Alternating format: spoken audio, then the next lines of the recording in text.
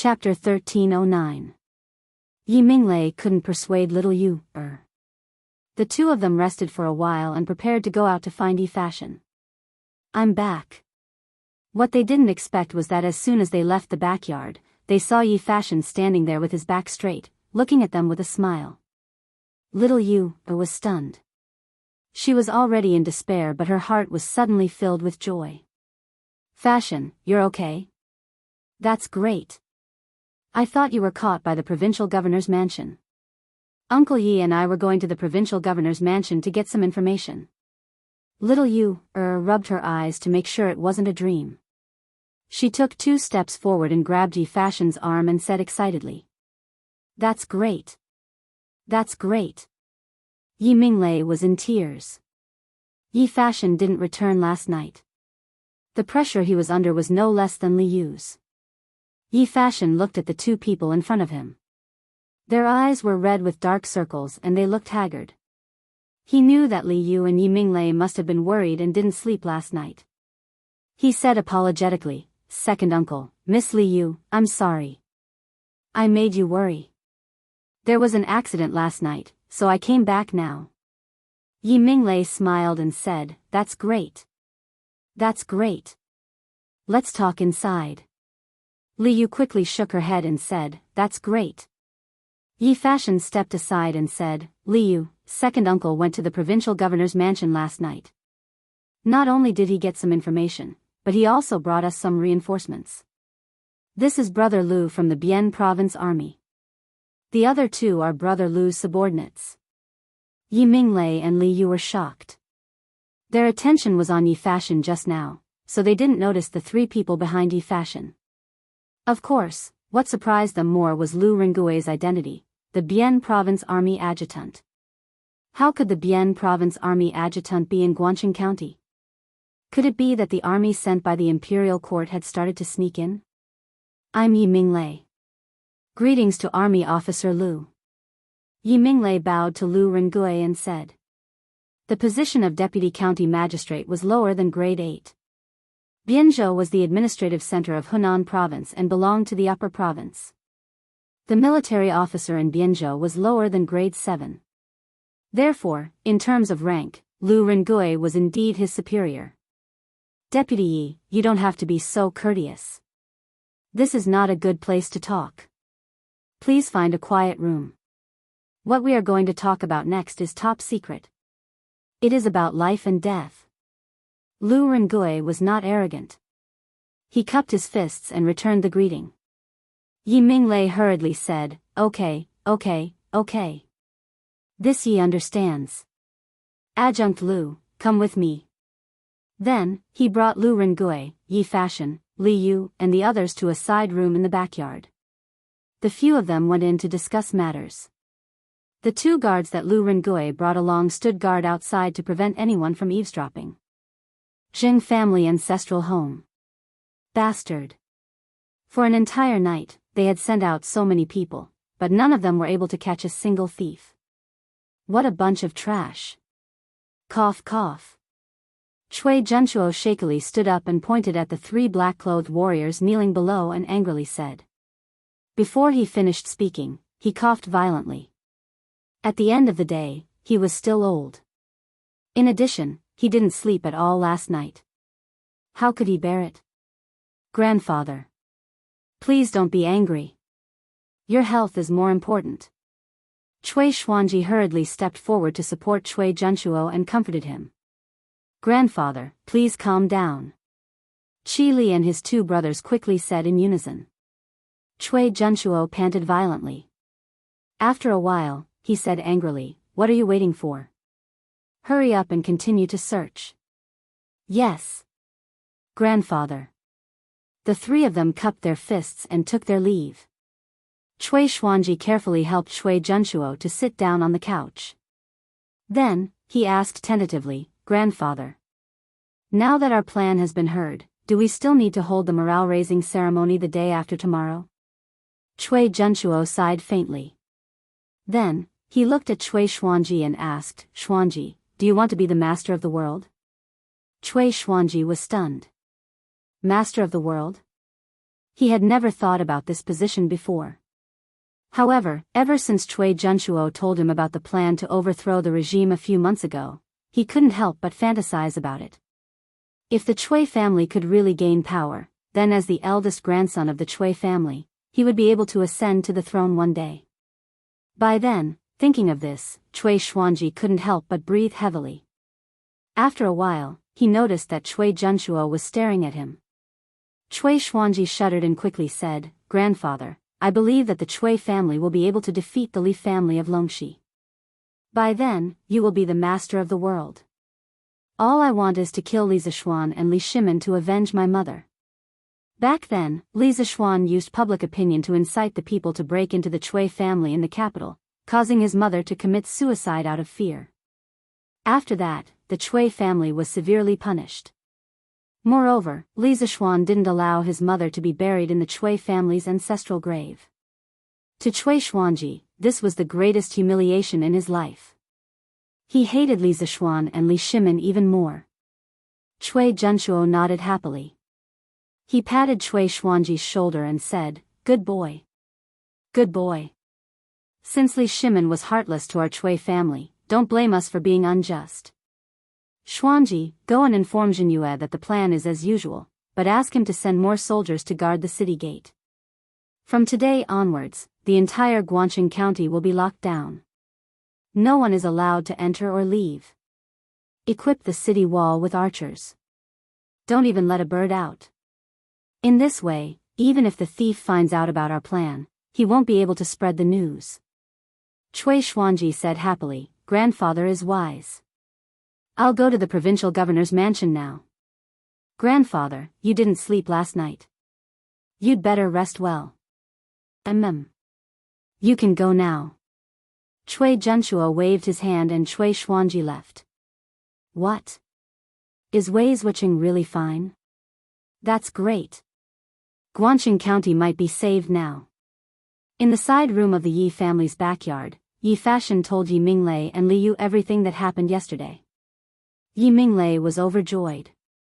At this moment, his mood could only be described with a poem: "Mountains and rivers, there is no road, but there is light at the end of the tunnel." Li Yu's eyes lit up. She looked at Lu Rengui and asked, "Adjunct Lu, I heard from Fashion that you have soldiers who are good at digging tunnels." Lu Rengui knew that Li Yu and Li Zishuan had a close relationship. He did not dare to be negligent. He cupped his fist and said, "That's right. What can I do for you, Miss Li Yu?"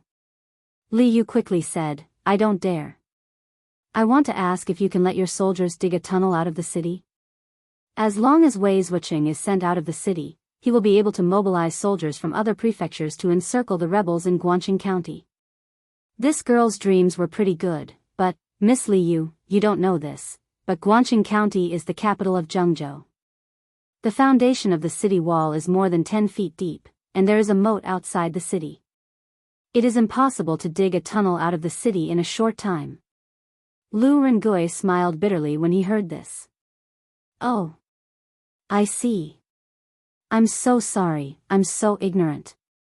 Li Yu was a little embarrassed as she repeatedly apologized. Lu Rengui waved his hand and said, "Haha. It's okay. In fact, if I had anticipated today's situation, would have ordered them to dig a tunnel in advance. Perhaps they would have been able to dig a tunnel out of the city. But now, it's obviously too late." Yi Fashion then said, "There's no point in talking about this now. Second uncle, according to Cui Junshuo, they will gather the people's will and lead the soldiers to revolt.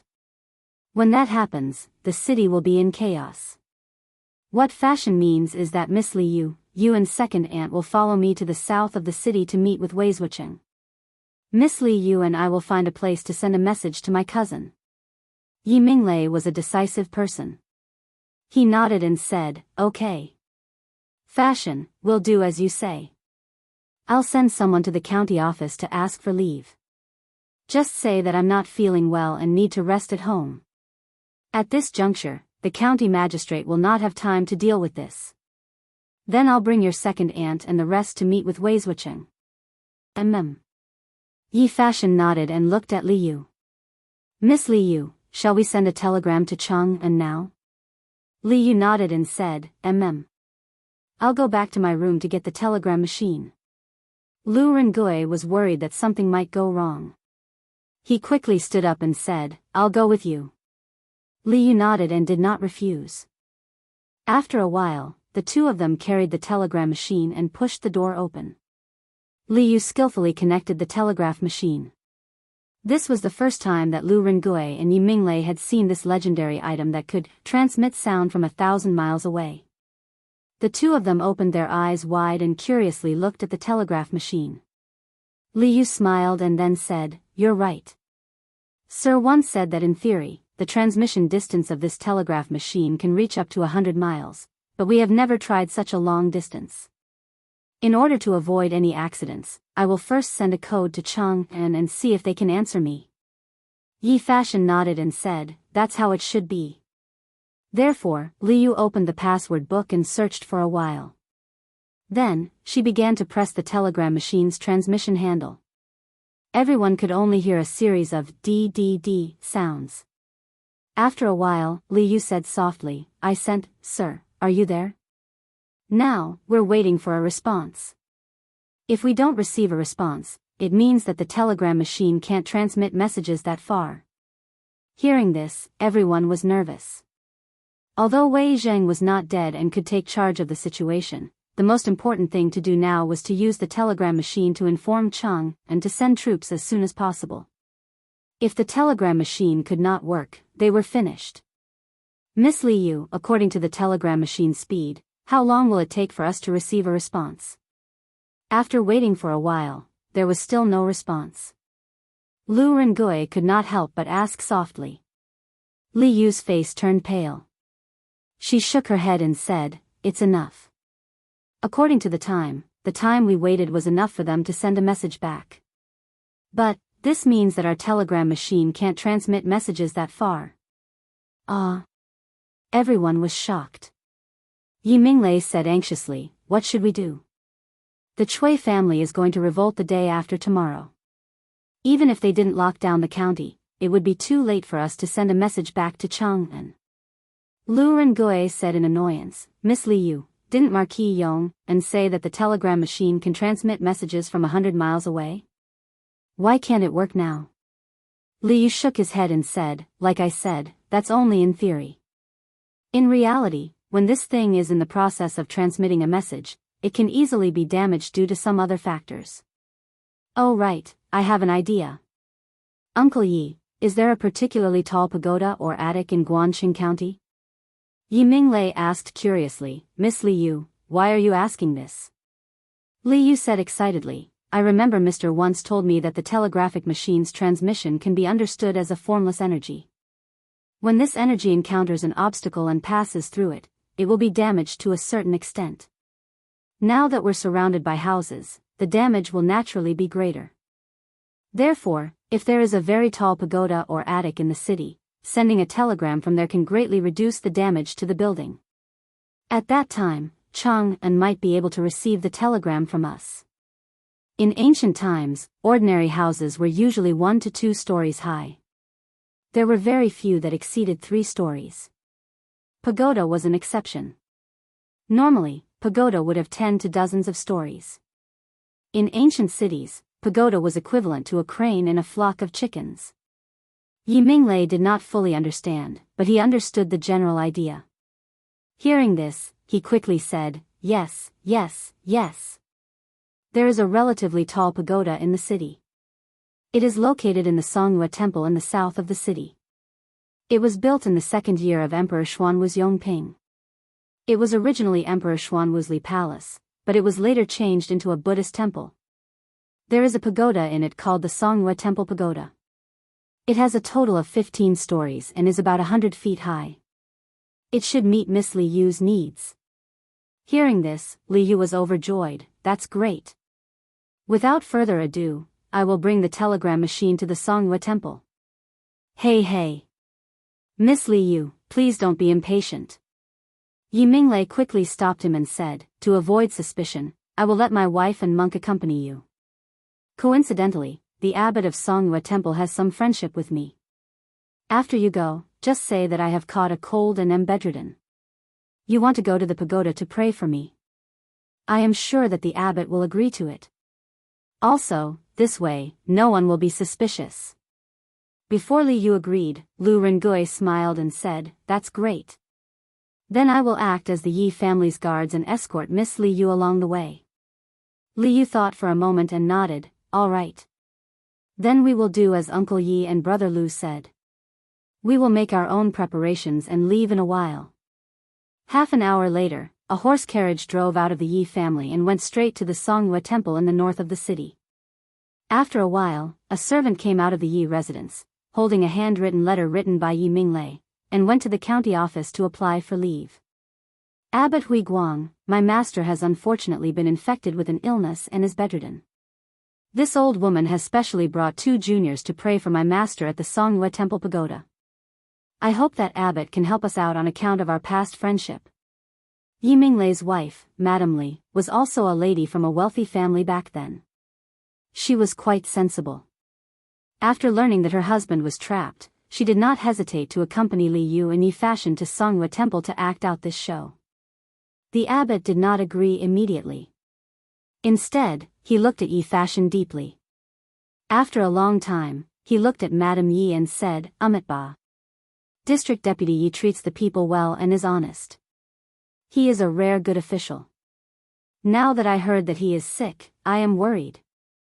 Since Madame Yi wants to pray for District Deputy Yi in the temple, I have no reason to refuse. Hui En, quickly bring Madame Yi and the others to the Buddhist pagoda." At this moment, a young monk stood out from the side. He put his palms together and said, "Yes, abbot." Then, he said to Madame Yi, "Benefactors, please follow me." Chapter 13:10.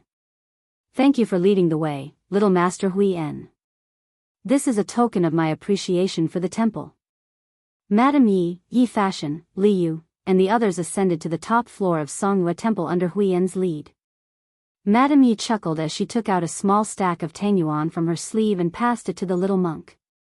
The little monk stole a glance at the tangyuan in Madame Ye's hand and was stunned. All of them were in the denomination of 10 tangyuan. Adding them all together, it was at least 100 tangyuan. This was really a big deal.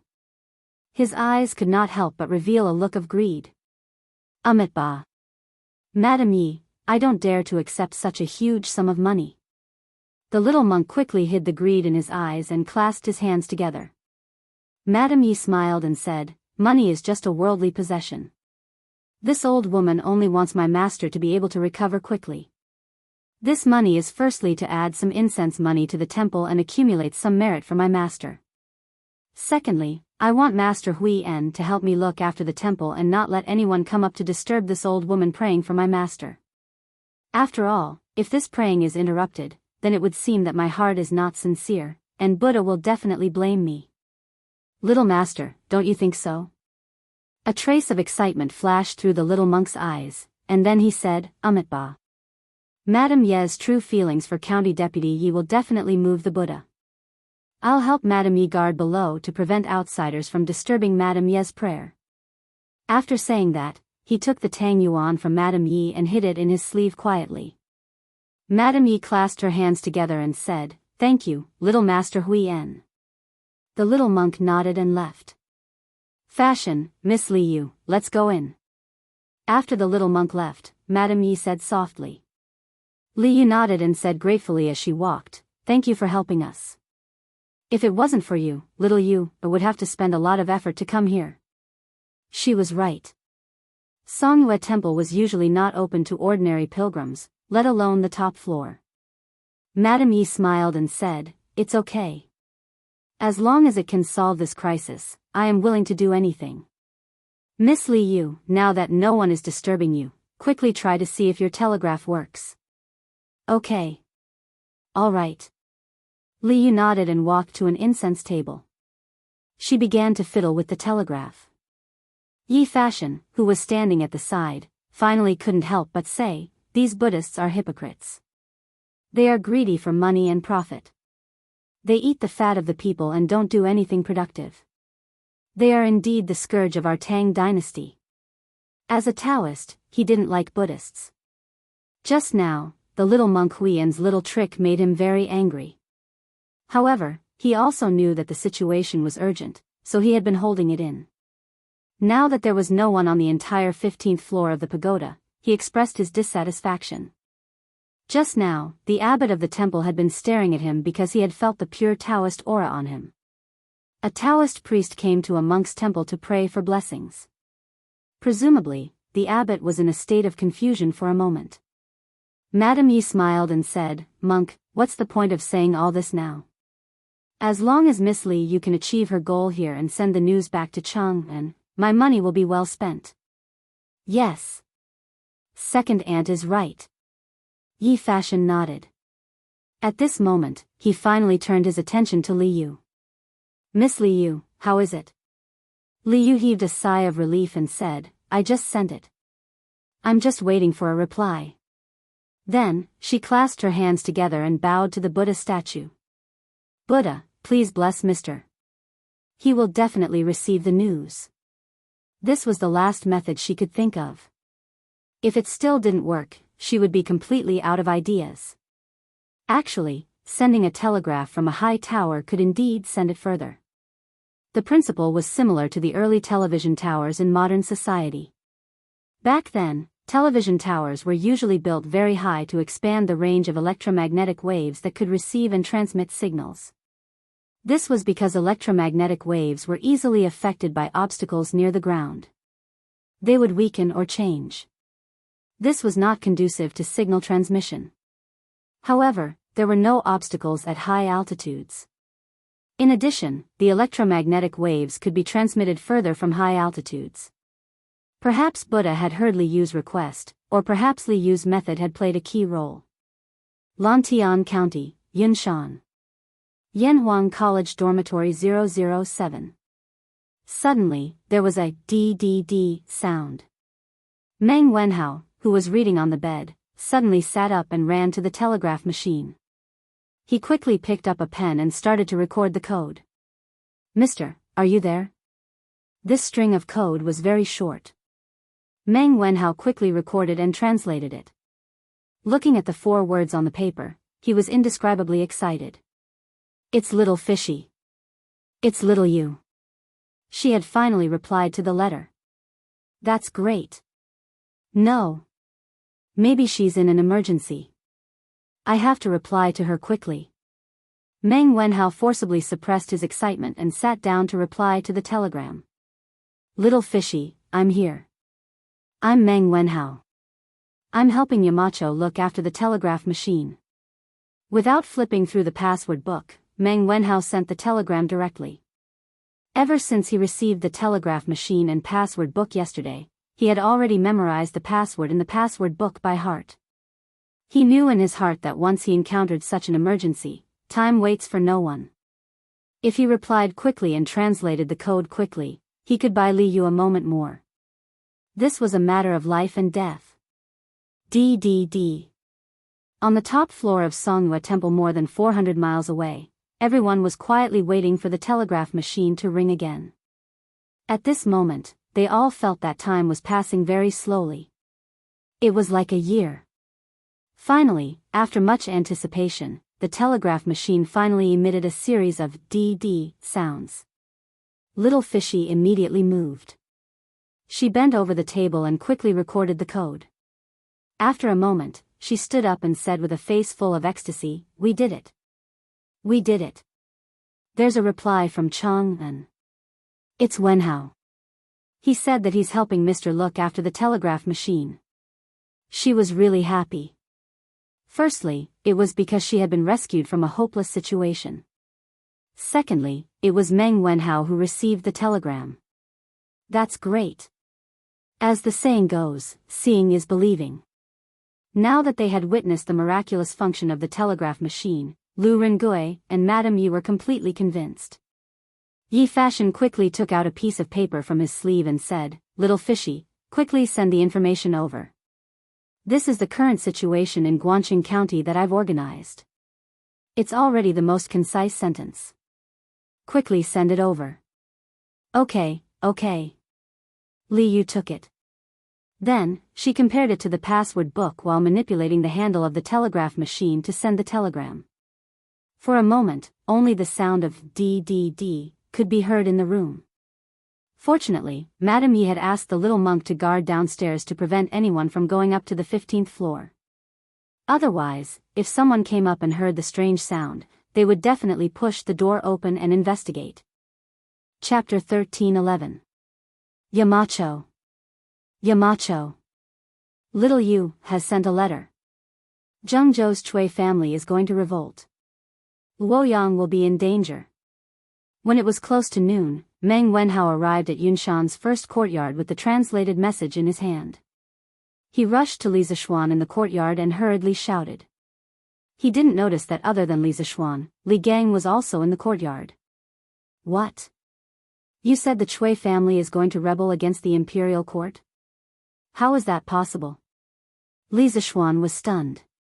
Just as he was about to speak, Li Gang stood up and said in shock. Oh. Greetings, Mr. Li. Meng Wenhao finally noticed Li Gang in the courtyard and quickly went forward to greet him. Li Gang waved his hand and asked with a serious face, Wenhao, is what you said just now true? Meng Wenhao quickly handed the message in his hand to Li Gang and said, Mr. Li, it is absolutely true. This is the message sent by Li Yu in Zhengzhou through the telegraph. Please take a look at it with Yamacho. Li Gang took the message and read it seriously. Li Zishuan was already standing behind Li Gang and also read it. In the second month of the second year of Jingguan, Guangqing County was attacked by bandits. Wei Zhuqing's whereabouts are unknown. In the third month of the second year of Jingguan, Zhengzhou Daily appeared in Zhengzhou. The content criticized the imperial court and His Majesty. The Chui family's intention to rebel is clear as day. Last night, Yi Fashion risked his life to sneak into the provincial governor's mansion and found out that the provincial governor of Zhengzhou had colluded with Chui Zhenchuo. Furthermore, the Chui family has joined forces with the Zheng family of Xingyang and the Chui family of Bowling to launch a rebellion the day after tomorrow. They are going to attack Luoyang directly. The Chui family wants to take down Luoyang and rule the world with the imperial court. The situation is urgent. Please make a decision and send an army to eliminate the rebels. The message wasn't long, only about 300 words in total. It could be seen that the message had been condensed before it was sent out. However, the amount of information contained in the message was far more than 300 words. Zhengzhou was about to undergo a great change. Hunan province is going to change. If this matter wasn't handled properly, the Great Tang would undergo a major change. How would the Chui family dare? This is treason and heresy, destroying the integrity of my court. Yamacho, we must report this to His Majesty as soon as possible. After Li Gang finished reading, his face was full of anger.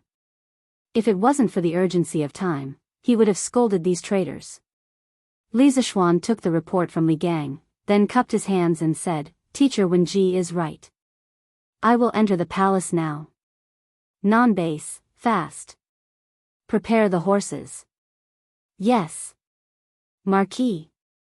After a while, Li Zishuan and Pang Feiji rode down the Cloud Mountain and headed straight for Chang'an City. In the Imperial Palace, the morning court session had just ended. Li Er was resting in the Suite Du Hall. After all, the morning court session every day was extremely exhausting for an emperor like him. Your Majesty. The Marquis of Yong and is requesting an audience outside the hall, saying that it's an extremely urgent matter. At this moment, an attendant came in from outside the hall and reported with a bow. An extremely urgent matter? Li Er, who was leaning on the couch, narrowed his eyes and said, Send it in quickly. Yes. The chamberlain retreated, and not long after, Li Zishuan walked in. Without waiting for him to bow, Li Er asked, Speak. What exactly is so urgent that you're willing to leave the Cloud Mountain? Li Zishuan took out the report, raised it above his head and said, Your Majesty, there is an urgent report from Zhengzhou. The Chui family wants to oppose them. What? As soon as the last 3 words were spoken, the atmosphere in the hall suddenly stagnated. Even Zhao Song, who was standing below Li Er, could not help but reveal a trace of shock in his eyes. After being stunned for a moment, Zhao Song hurriedly came down, took the report from Li Zishuan, and handed it to Li Er. After Li Er scanned the contents of the report with a serious expression, he ordered, quickly summon Zhang Sun Wuji, Fang Xianling, Du Ruhui, Li Jing, Qing Jijia, Qin Xiong, Yuqi Jingda, Niu Jinda, and Duan Jishuan for a meeting. Zhao Song's expression turned serious as he bowed and said, "Yes, Your Majesty." Speaking of which, the officials were probably still on their way home after court. If he wanted to summon them back, he would probably have to send someone to look for them on the road. Marquis of Yongmen, where did this report come from?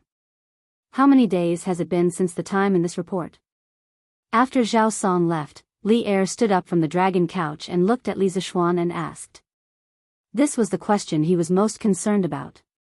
After all, the report said that the Cui family would start an uprising the day after tomorrow, but who knew if the day after tomorrow had already passed? This was the problem of the timeliness of information that the ancient people often encountered. Your Majesty, this report was just sent from Zhengzhou through the telegraph. It was less than 2 hours ago, and the Cui family's uprising date is the day after tomorrow. Li Zishuan bowed and said.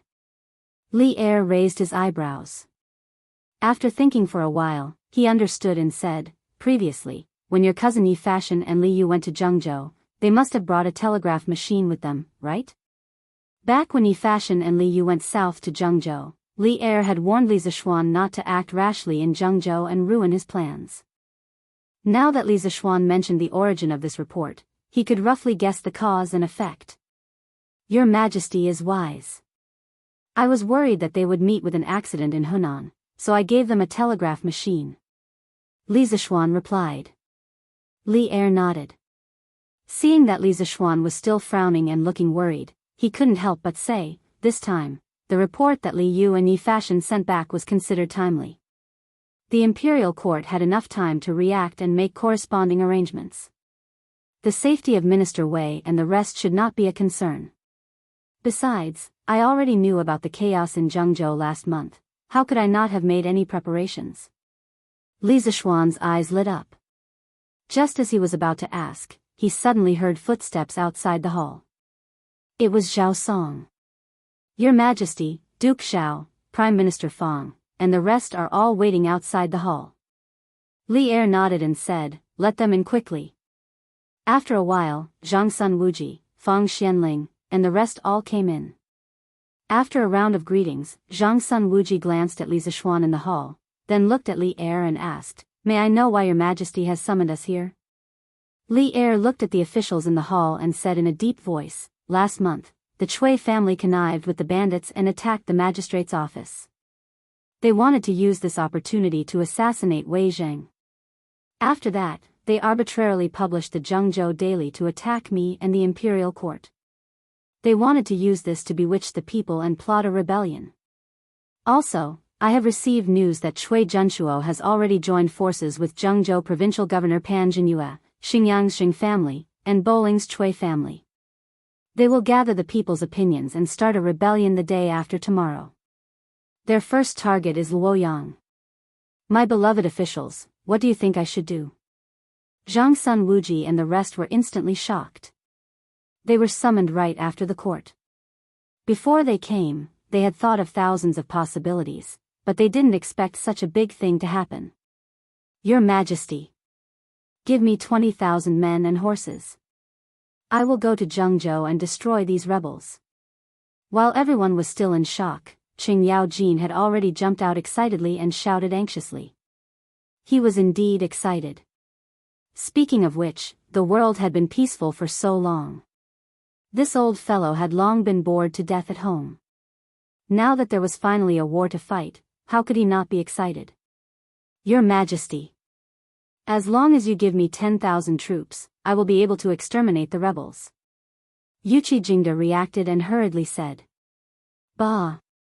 Yuqi old hey, what do you mean? Qing Yaojin immediately lost it. He was the one who said it first, but wasn't Yuqi Jingda trying to cut him off?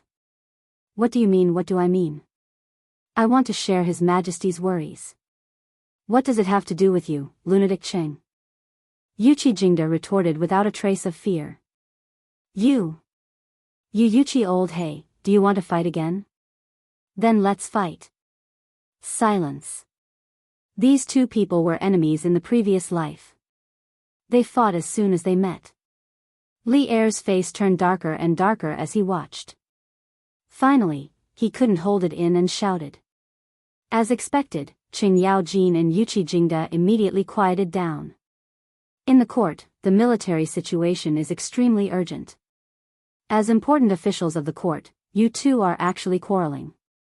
Where is the propriety? Aren't you afraid of being laughed at by the younger generation? Li Er criticized in annoyance. Then, he looked at Li Jing and said, Apothecary, what do you think of the Chui family's rebellion? In the end, there were many people in the court who were suitable to be generals. However, there was only one person who was most suitable to be the commander of an army, and that was Li Jing. In terms of foresight, military strategy, and strategy, almost no one could compare to him. Li Jing cupped his hands and said, Your Majesty, I think that the most important thing right now is to send people 800 li to inform Luoyang's magistrate to strengthen the city's defense. Luoyang has Hanjiatsang, and there is enough food for 500,000 soldiers to eat for a year. We must not let Luoyang fall into the hands of the rebels. Luoyang's Hanjiatsang was the world's largest granary. At its peak, the amount of food stored was close to 6 million dan. This was also the main reason why Chui Junshuo wanted to take down Luoyang as soon as possible. In addition, I think that Your Majesty should issue an edict to mobilize the available provincial troops around Zhengzhou to first resist the rebel army. Then, from Chang'an, we will mobilize the army to Hunan province. Zhengzhou is only 400 li away from Chang'an. If we rush, we can reach it in 5 days. In other words, as long as Luoyang's guards and the other provincial troops can delay it for 3 to 4 days, Luoyang will not fall into the hands of the enemy. Only then can the court deal with the rebel army with the least loss. In addition, before the army sets off, we have to figure out the number of rebels so that we can deal with them. Qinghe Chui clan, Xingyang Zhengzhou clan, and Boling Chui clan are all large clans that have existed for thousands of years. They have tens of thousands of disciples, and countless scholars, officials, and generals that rely on them. This time, Chui Junshuo used Zhengzhou daily to criticize Your Majesty and incite the people to join the rebel army. Therefore, according to my estimation, the number of rebels is definitely not less than 200,000. No matter who Your Majesty sends to quell the rebellion, I hope that he will not underestimate the enemy. Li Jing was indeed Li Jing. Once he said this, the officials in the hall stopped arguing. Li Er nodded and said, Zhao Song, immediately issue an edict. Order Luozhou's governor Chu Tudong to strengthen the city's defenses. Prepare rolling stones, crossbows, and other defensive tools in advance. We must defend the city. Order Hunan Province's Anfu ambassador Ren Kan to immediately mobilize the troops of Qinzhou, Shuzhou, Songzhou, Chaozhou, Haozhou, Qizhou, Qingzhou, Bianzhou, and Suzhou to quell the rebellion in Zhengzhou. Also, order Wang Yu, who is hiding in Dengzhou, to immediately lead the army to Zhengzhou. Li Er's arrangement at the beginning was still considered normal, but the last sentence was earth-shattering. Chapter 13:12. On the 13th day of the 6th month of the 9th year of Wuda, Li Shimin abolished the Xingtai system and set up a governor's office in Luozhou, Luoyang. In the first year of Zhengguan, Li Shimin appointed Chu Tudong as the governor of Luozhou. In the same year, Li Er divided the world into 10 daos. Luoyang and Zhengzhou both belonged to Hunan daos. At that time, the imperial court did not set up fixed officials and offices in each daos. They only temporarily sent officials and ambassadors to patrol. At first, they were called pacifiers. It was not until the second year of Ruizong Jingyun that the imperial court set up judici in each daos. The Enlushan rebellion at the end of the Tang dynasty was caused by the military power of the judici. Speaking of the current pacifier of Hunan daos, Ren Kan, his brother Ren Gui was also the pacifier of Hunan daos in the first year of Wuda. Lu Rengui was indebted to him. At that time, Rengui was drafting memorials to discuss state affairs. Lu Rengui saw the draft and helped him edit a few lines. Rengui was amazed by his talent and learning, and as a result, she appointed him as the Shi province army commander. In the Suite du Hall, Zhao Song received the order and left. He had to draft the imperial edict and send it out. After all, time waits for no one. At the same time, Li Er's last sentence attracted the attention of everyone. Fang Xuanling's eyes flashed, and he cupped his hands and asked, "Your Majesty, Provincial Governor Wang should be in Suizhou. Why is he in Dengzhou?" According to the Tang dynasty's laws, the governors of each province should be in charge of their own affairs.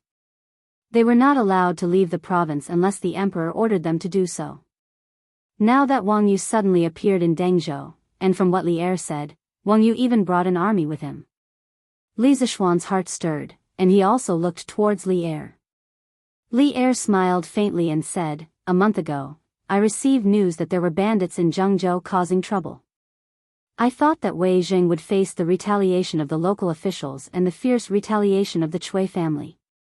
To prevent some people from acting out of desperation, I ordered Ren Kan to choose 200 elites to sneak into Guangqing County to protect Wei Zhang in the dark. I also ordered Sui Province's Governor Wang Yu to lead 20,000 troops to hide in Dengzhou and be ready to assist Wei Zhang. Now, it seems that some people will always take risks and commit treacherous acts. Therefore, Wang Yu's troops can also be put to use."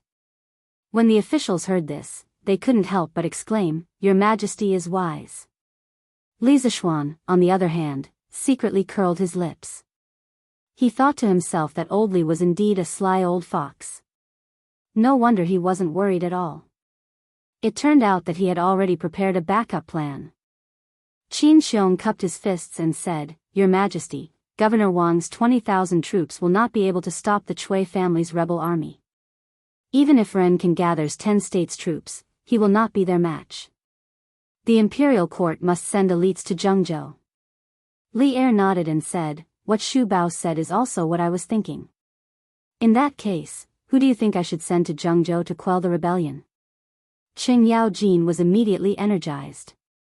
He stepped forward and said, "Your Majesty, this old subject requests permission to lead the right guard to Zhengzhou. Your Majesty, this old subject requests battle. I am willing to lead the right Marshal Marquis to Zhengzhou. Your Majesty, this old subject is willing to lead Zhua Xiao Wei to Zhengzhou." Yuqi Jingda and Niu Jinda did not want to be left behind. They also stepped forward and asked for battle. Li Zishuan was not interested in war.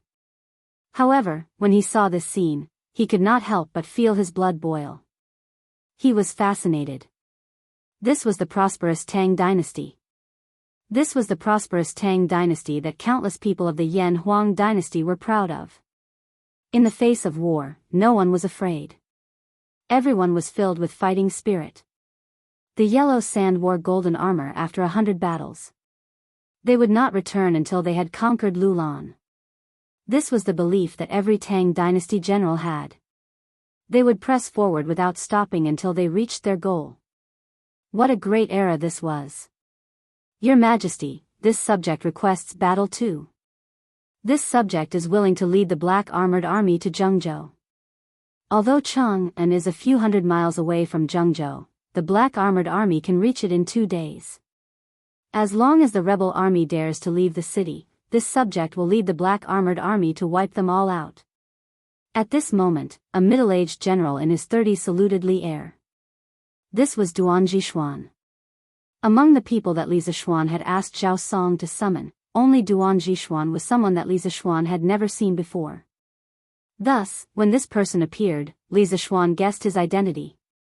Good. Seeing the emotions of the officials below, Li Er shouted, "Everyone, listen to the decree." The faces of the officials in the hall turned serious as they saluted. "This subject awaits the decree." Li Er said, "Chui Junshuo from the Chui family of Qinghe ignored the grace of the emperor and did not repent.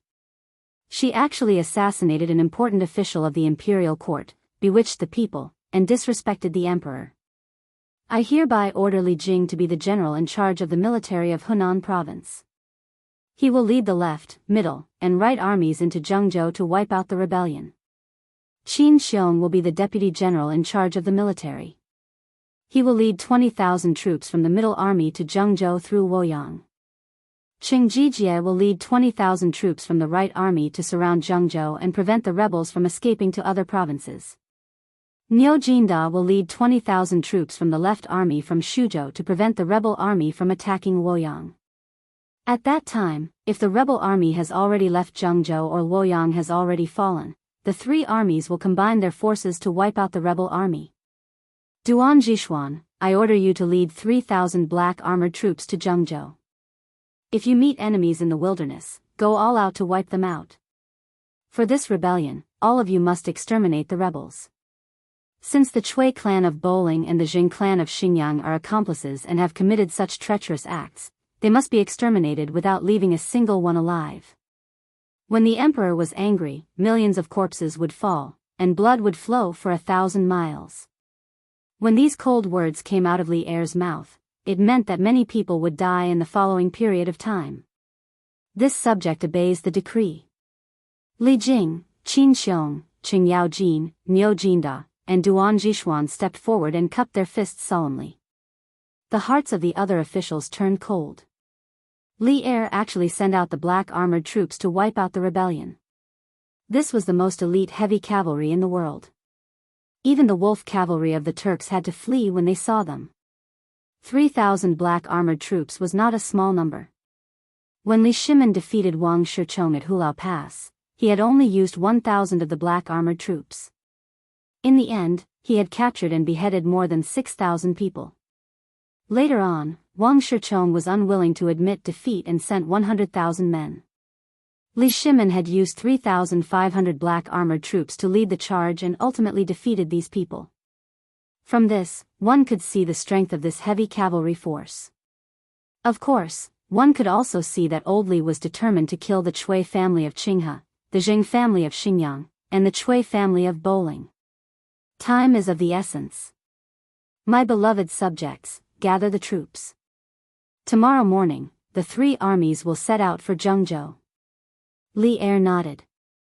There was a saying that a cannon shot was worth 10,000 taels of gold. Although there were no cannons in this era, fighting wars was still rather expensive. However, the Great Tang's treasury was filled with grain and fodder, so Li Er had the confidence to start this rebellion. Yes. The officials cupped their fists and left. Marquis Yong and, you stay. Li Zishuan also wanted to take the opportunity to slip away, but Li Er's words forced him to face this cruel reality. Chapter 1313. Marquis Yong and, we will have official Fang, official Du, and the others write a few articles and send them to the editorial department of the Great Tang Daily. We will use this opportunity to let the people of the world see the true colors of the Chui clan and Jing clan. They were the ones who were unjust, so they can't blame us for being ruthless. In the Sweet Du Hall. After Zhang Sun Wuji, Fang Xianling, and Qing Yaojin left, Li Er looked at Li Zishuan and instructed. Li Zishuan was slightly stunned. He didn't expect old Li to know how to make use of public opinion. This time, the Chui family used public opinion to attack Li Er to incite the people to rebel against the imperial court. Now, old Li wanted to use the same method to gain the people's trust and support. Only a ruler who valued the people's trust would be a successful ruler. Yes, Your Majesty. In the next few days, the Tang Daily will cooperate with the imperial court to announce the Chui family's rebellion to the world. As the saying goes, those who are righteous get more support while those who are unrighteous get little support. Chui Junqiao has no regard for the emperor's grace and is not a subject.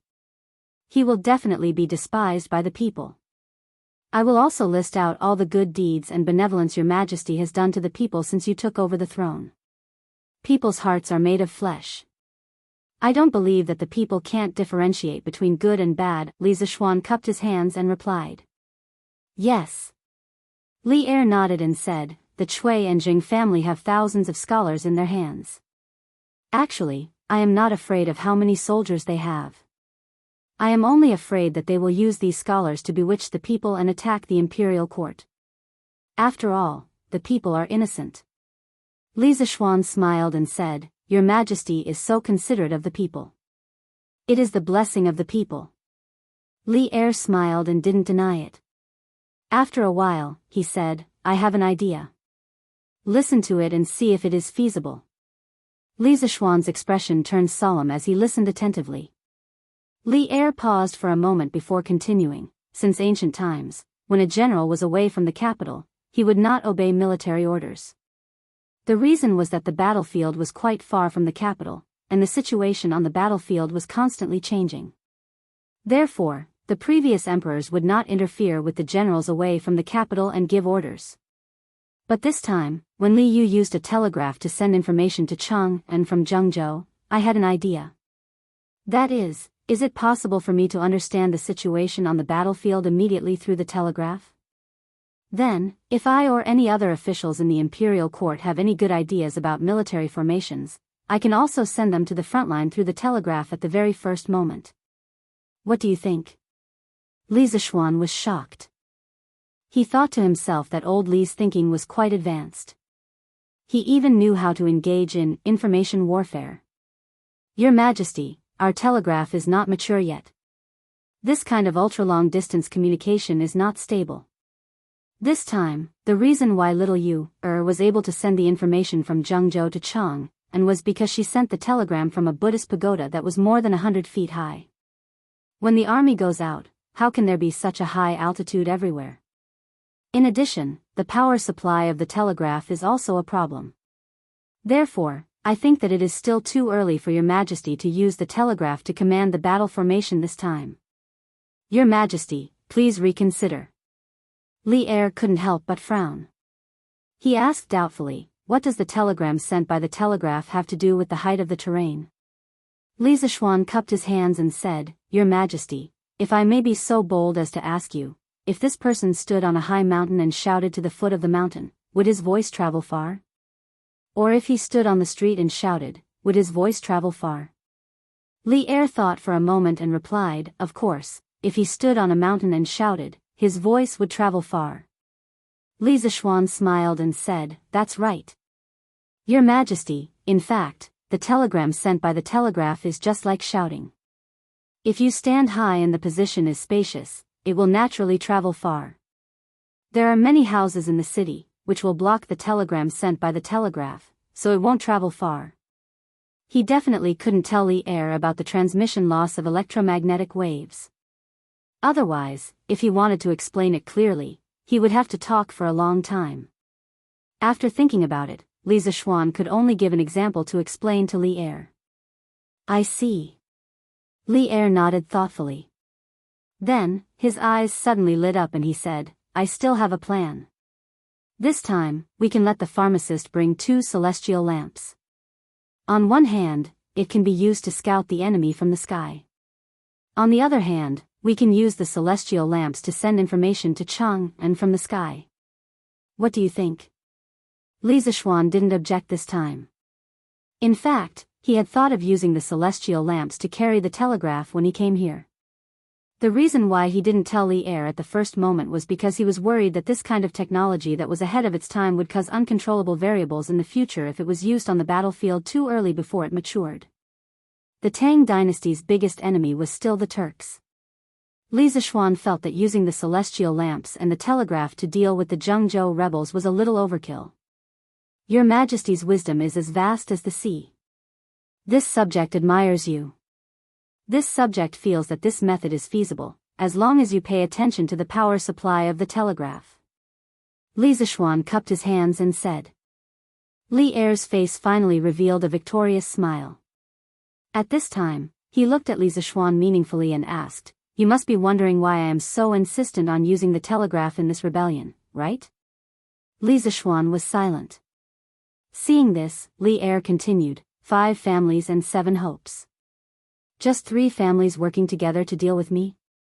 What a joke. I don't put Chui Junshuo in my eyes. However, using the blood of the Chui family and the Jing family to sharpen the blades of my army seems to be a good choice. I won't hide it from you, I long for war. In the 9th year of Wuda, the Turks attacked the city and I was forced to sign the treaty. This is the greatest shame of my life. At the latest next year, I will send troops to the Turks and fight it out with Shili. I can't wait to go to the battlefield and kill them with my own hands. However, as the emperor of the Tang dynasty, how can I casually go to the battlefield? And the telegraph that you, Marquis Yong, built just happens to solve this worry of mine. Although I can't go to the battlefield, I can control the situation through the telegraph. And now, the Chui family's rebellion can be used to train my troops. Your telegraph must be used this time. Even if there are problems along the way, I don't care. Li Zishuan was silent. Although Li Er was just over 30 years old, he had been on the battlefield for more than 10 years. He was a real emperor on horseback. Such a strong Li Er was attacked by the Turks back then. How could he not be angry? However, Li Er was now the emperor of a country. Even if he wanted to take revenge, he couldn't personally go to the battlefield. For a former world hero, this was also a kind of grievance and suffering. This subject obeys your majesty. Currently, this subject has a total of 3 telegraph machines. One of them was given to Li Yu. Since your majesty wants to arrange it this way, then when the army sets out tomorrow, this subject will send a student from the academy who knows how to use the telegraph to bring 1 telegraph machine and 2 celestial lamps with the army. This subject will send the last telegraph machine to the palace. At that time, your majesty can let His Highness, Prince of Wei, teach the people in the palace how to use the telegraph machine. Since Li Er had put it this way, Li Zishuan naturally had no reason to refuse. After thinking for a moment, he cupped his hands and said. Li Er was finally satisfied and said, "So kind. After this rebellion is quelled, I will remember your merit. This subject does not ask for a reward. If there is merit, it should be the contribution of the student from the academy who went to Zhengzhou." In the afternoon, Chang'an City suddenly became busy. In the Ministry of War and the Ministry of Revenue, officials went in and out, all of them in a hurry. They were all busy. In the city, teams of soldiers were constantly escorting carts of grain and fodder out of the city. Since ancient times, grain and fodder had always been the first to move. This time, the imperial court's army of more than 60,000 was going to Hunan province. The amount of grain and fodder they needed was not a small amount. However, they would not bring all the grain and fodder at once. They only needed to bring about 10 days' worth of rations. When they arrived at Hunan province, they could either exchange the grain from the local government or transfer it directly from Luoyang. In Chang'an City, the old people who had experienced the great chaos in the early years were all worried when they saw this scene. Where did this war break out? There is going to be a war. The imperial court is going to war. I just don't know where it will be this time. Did the Turks start to harass the border of the Tang Empire again? At present, the imperial court had not officially issued a notice, so even if the people felt that something was wrong, they could only make wild guesses in private. However, those in the officialdom basically knew the cause and effect. The Chui family had rebelled and the world was going to change. Wenhao, Iron Egg, I won't force you. In fact, I don't want you to take risks. So, whether you go or not, it's all up to you. On the way back to Cloud Mountain, Li Zishuan had been considering the candidates from the academy who would go south with the army. First of all, he definitely could not go. It was not that he was afraid of death and did not dare to go on the battlefield. With his current martial arts cultivation, as long as he was not alone on the battlefield and was not surrounded by thousands of people, he would not die. The main reason why he could not go was that the construction of the dam at Bar River had reached the most critical stage. Recently, Yan Xiaoning and Mo Huai had often encountered this and that kind of problems. He had to find a way to solve the problems. If he really could not leave, then the dam would really be ruined. He had spent too much money and effort on this dam. He really could not bear to give it up halfway.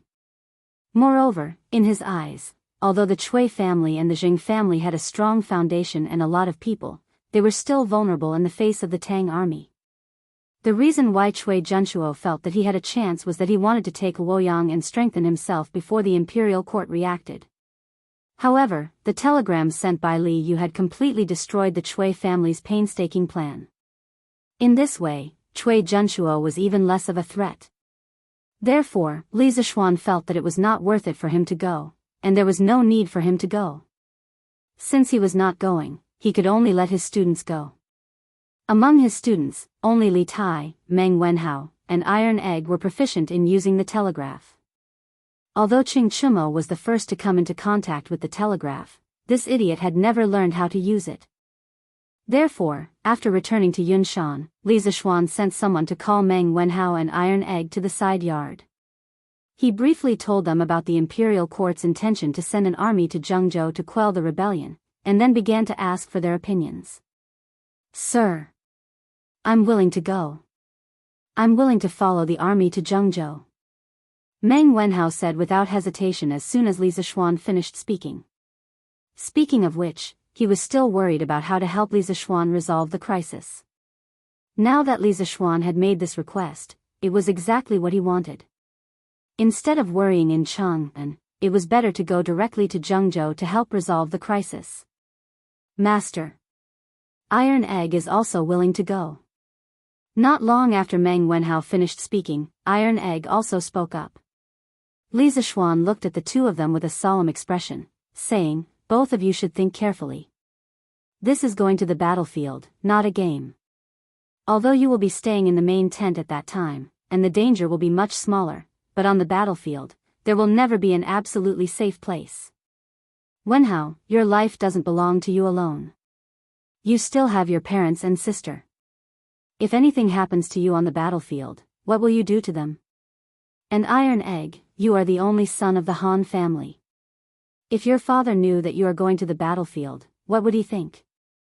To be honest, Li Zishuan was quite conflicted. Strictly speaking, following the army to the south was a good opportunity for the students of the academy to gain experience.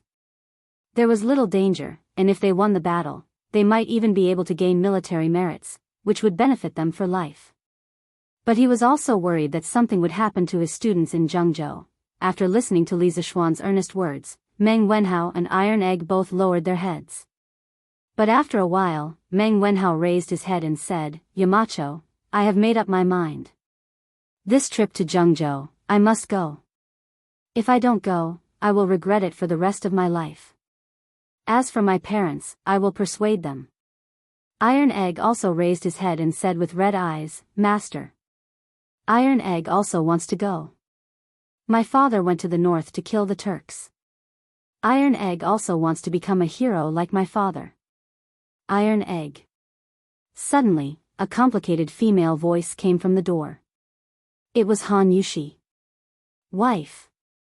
Li Zishuan hurriedly got up and greeted her with a guilty conscience. Because he didn't have time to discuss this matter with his wife. "Sister, can you not stop Iron Egg?" Iron Egg stood up and looked at Han Yushi, his eyes full of persistence. Han Yushi stared at Iron Egg in front of her in a daze, looking at her brother who she had personally raised. After a long while, she walked forward and patted Iron Egg's shoulder, saying with a complicated tone, "Iron Egg, you have grown up. I don't have the right to make decisions for you anymore. If you've decided on something, then go ahead and do it. Sister only wants you to be safe." Seeing Han Yushi like this, Iron Egg felt an inexplicable sadness in his heart. He held back his tears and said, "Sister, don't worry. Iron Egg will definitely make himself safe. Iron Egg will definitely become a hero like my father. Husband, you two continue to talk. I will go out and see Lan, Han Yushi quickly turned around and gently wiped the corner of her eyes with her sleeve. She said to Li Zishuan and hurriedly went out. The room was silent. After a while, Li Zishuan forced himself to be spirited and asked, "Both of you want to go?" "Yes. Yes." Meng Wenhao and Iron Egg nodded solemnly at the same time. Li Zishuan sighed softly and said, "That's good. Since that's the case, then let's both go. We can take care of each other on the way. Go back and pack up immediately. Tomorrow morning, I will send you to Uncle Li. In the future, you will listen to his orders. As for the academy, you don't have to worry. I will ask for leave for you first. When you come back, I will arrange for someone to make up lessons for you. Yes. Yamacho. Yes. Master. Chapter 13-14. Oh. Isn't this Madame Yi? Are you here to pray for blessings at Songhua Temple? I heard this morning that County Deputy Yi was sick. Could it be true? Guangxing County, at the entrance of Songhua Temple. Madame Yi brought Liu, Yi Fashion, and a few others out of the temple.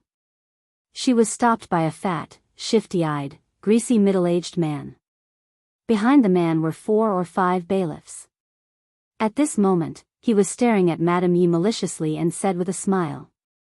Registrar Wang, what do you mean by this? My husband is sick in bed. As a colleague, it's fine if you don't care about him, but you're actually making sarcastic remarks here. Has your sense of propriety been eaten by dogs? Hearing this, Madame Wang's face was filled with anger and she scolded mercilessly. She looked exactly like a wife who was eager to protect her husband. Registrar Wang saw this and his eyes flashed. Then, he said with a smile, hee hee. Madame Yi, please don't be angry. Who said that I don't care about County Deputy Yi? I even sent people to send County Deputy Yi a lot of ginseng, bird's nest, and other precious tonics. As a person, what I value the most is the righteousness between friends and colleagues. Madame Yi glared at Registrar Wang coldly and didn't continue to say anything. Registrar Wang rolled his eyes and pretended to be depressed. He patted his head and said, Aya, look at this official's memory. I brought people here to catch the rebels. Why did I mention this to Madame Yi? Rebels? Madame Yi, Yi Fashion, Liu, and the others were all shocked. Finally, Madame Yi forced herself to look calmly at Registrar Wang and said, What rebels? When did Guangxing County have rebels? Moreover, Registrar Wang, why did you catch the rebels at Songhua Temple? Registrar Wang didn't answer. He turned his gaze to Yi Fashion and Liu behind Madame Yi. Then, he went forward and asked, Madame Yi, who are this young master and this young lady? I've known County Deputy Yi for many years. How come I've never seen them before? Don't tell me they're your long-lost children. Shut up. Upon hearing this, Madame Yi's eyes were filled with anger as she said, Don't talk nonsense, Registrar Wang. They are my master's niece and nephew. They entered the city a few days ago. If Registrar Wang continues to talk nonsense, don't blame me for being rude. Yi Fashion and Liu were also furious. If it weren't for the special situation, they would have beaten Registrar Wang up a long time ago. Don't be angry. Madame Yi, please don't be angry. Registrar Wang waved his hand fearfully and said, I'm just asking casually, there's no need for Madame Yi to be angry. Oh, right. Were this young master and this young lady at home last night? Yi Fashion's heart skipped a beat. He thought to himself, what should come has finally come. Just as he was about to speak, he saw Madame Yi standing in front of him. With a look of disdain, she said, Nonsense. If they're not at home, where else could they have gone? Registrar Wang crossed his arms and asked lightly, Is there anyone who can testify? Madame Yi panicked, but she knew that she couldn't panic at this moment. She took 2 deep breaths and glared at him. What? Registrar Wang wants to testify? Fine, when we return to the Yi residence, I'll ask all the servants and maids to testify. Our Yi family has never done anything wrong, why would we be afraid of your investigation? But you, Registrar Wang, without any evidence, what right do you have to interrogate our Yi family members? You're offending your superiors. When my master recovers, I'll go to the county office to find the county magistrate to judge. Registrar Wang's eyes flashed with an unnatural look.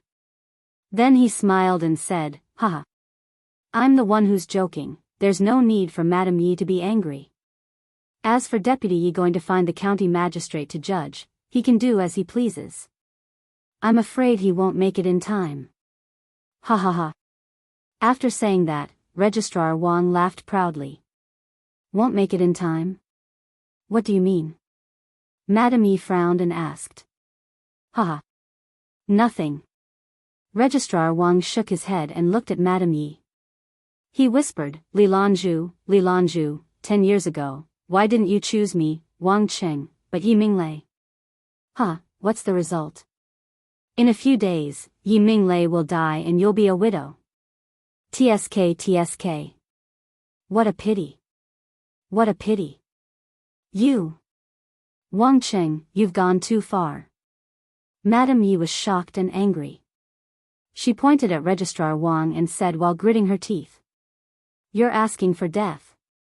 Yi Fashion looked at Registrar Wang with a gloomy look. His heart was filled with murderous intent.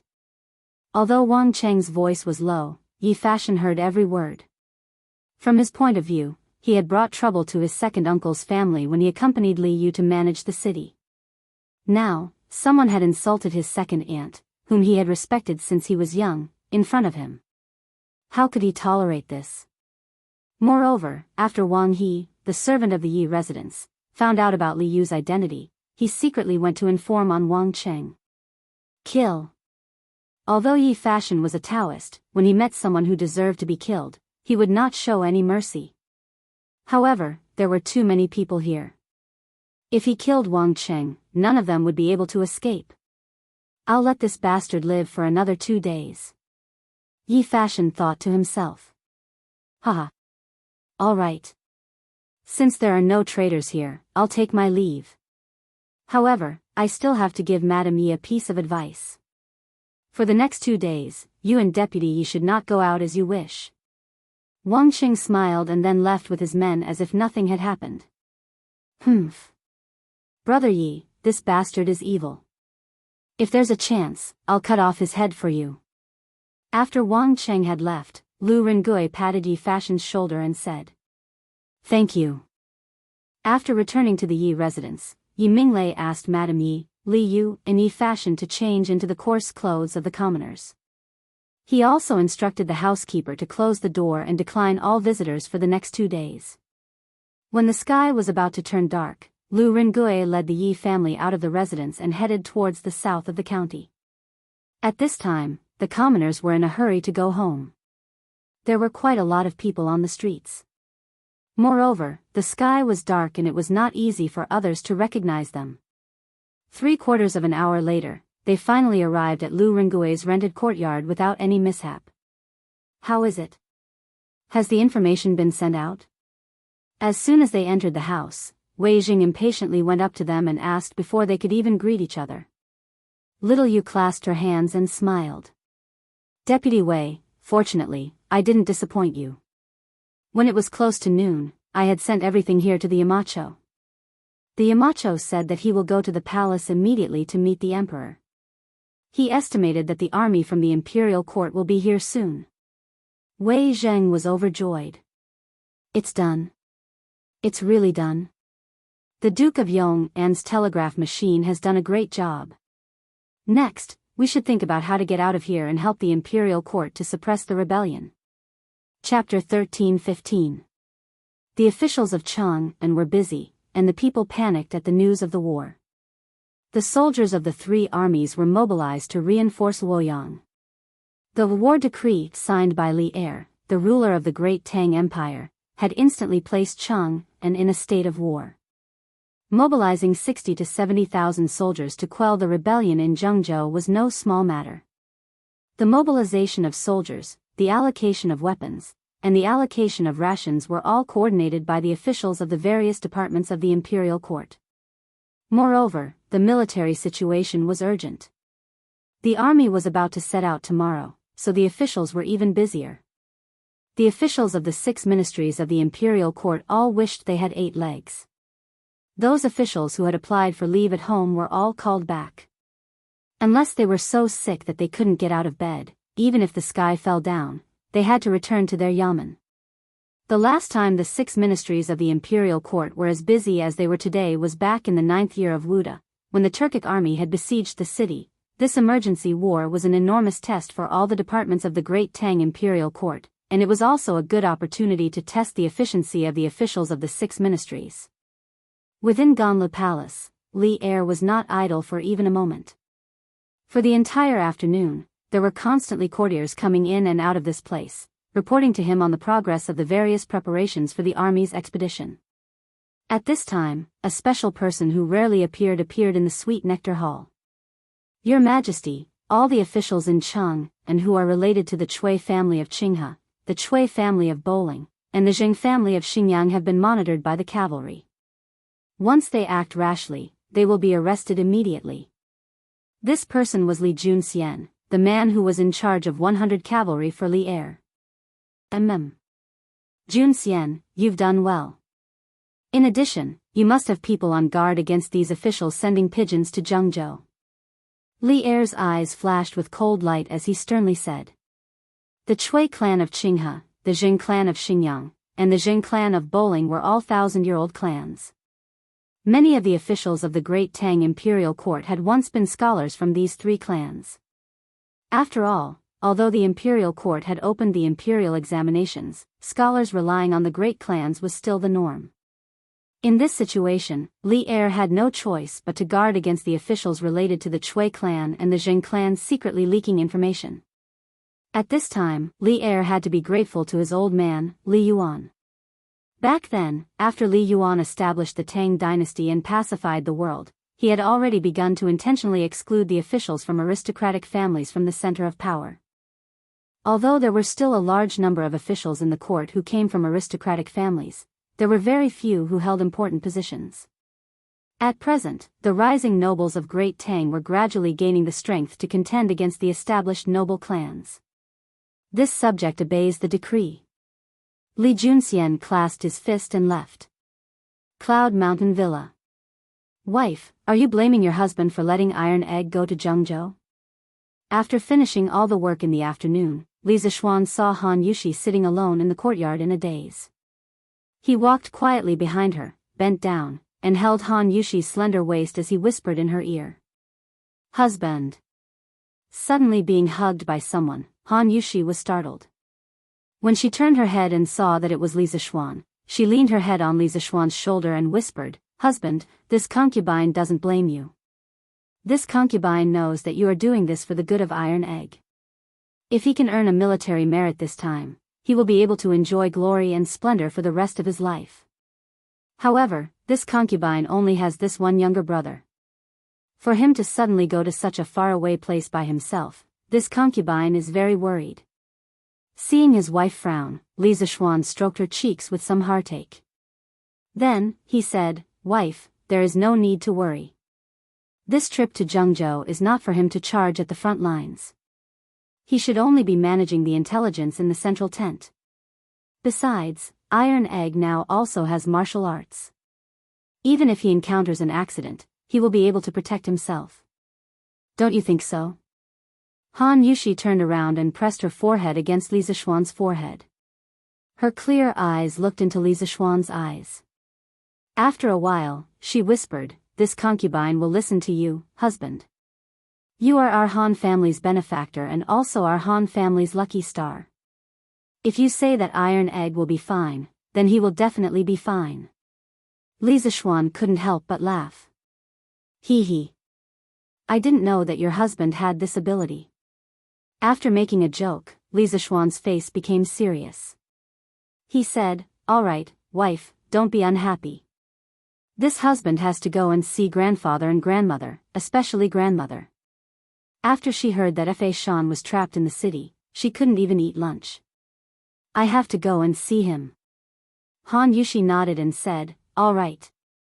This concubine will go with you, husband. All right.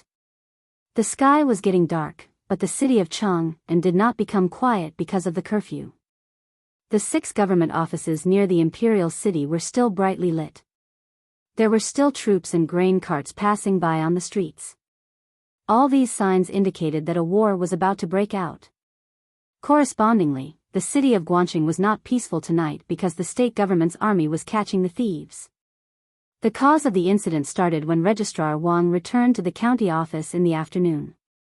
County Magistrate, Old Master Chui will start a rebellion the day after tomorrow. Before that, we have to get rid of the spies in the county office. Otherwise, if we ruin Old Master Chui's plan, I'm afraid we will lose our lives. Registrar Wang came to the back office and found Chui Yong, the county magistrate of Guangxing County, who was drinking tea and listening to music. He was a distant relative of the Chui family. Hearing this, Chui Yong narrowed his eyes and said, What does Registrar Wang mean? There is a spy in the county office? Who is it? Registrar Wang looked around.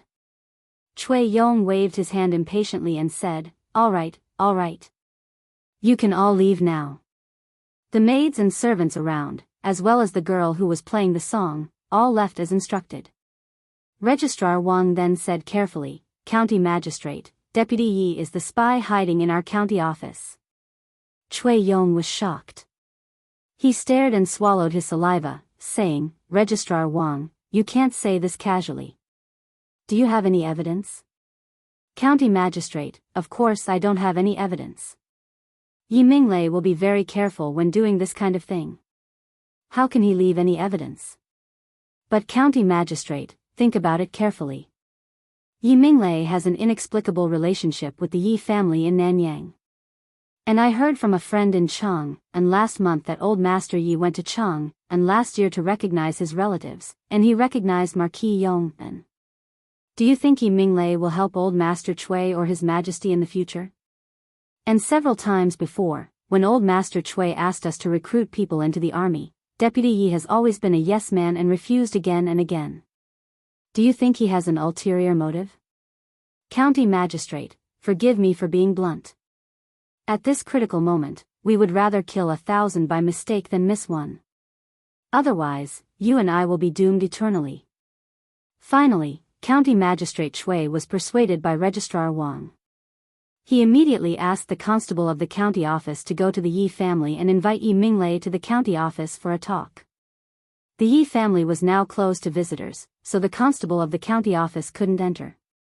Later, Registrar Wang personally led the Yamen runners and forced their way into the Yi family's mansion, only to find that Yi Minglei and his family were all gone.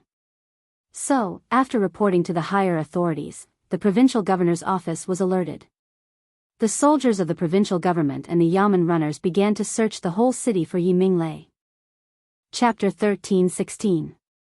Brother Dainyu? Are you at home?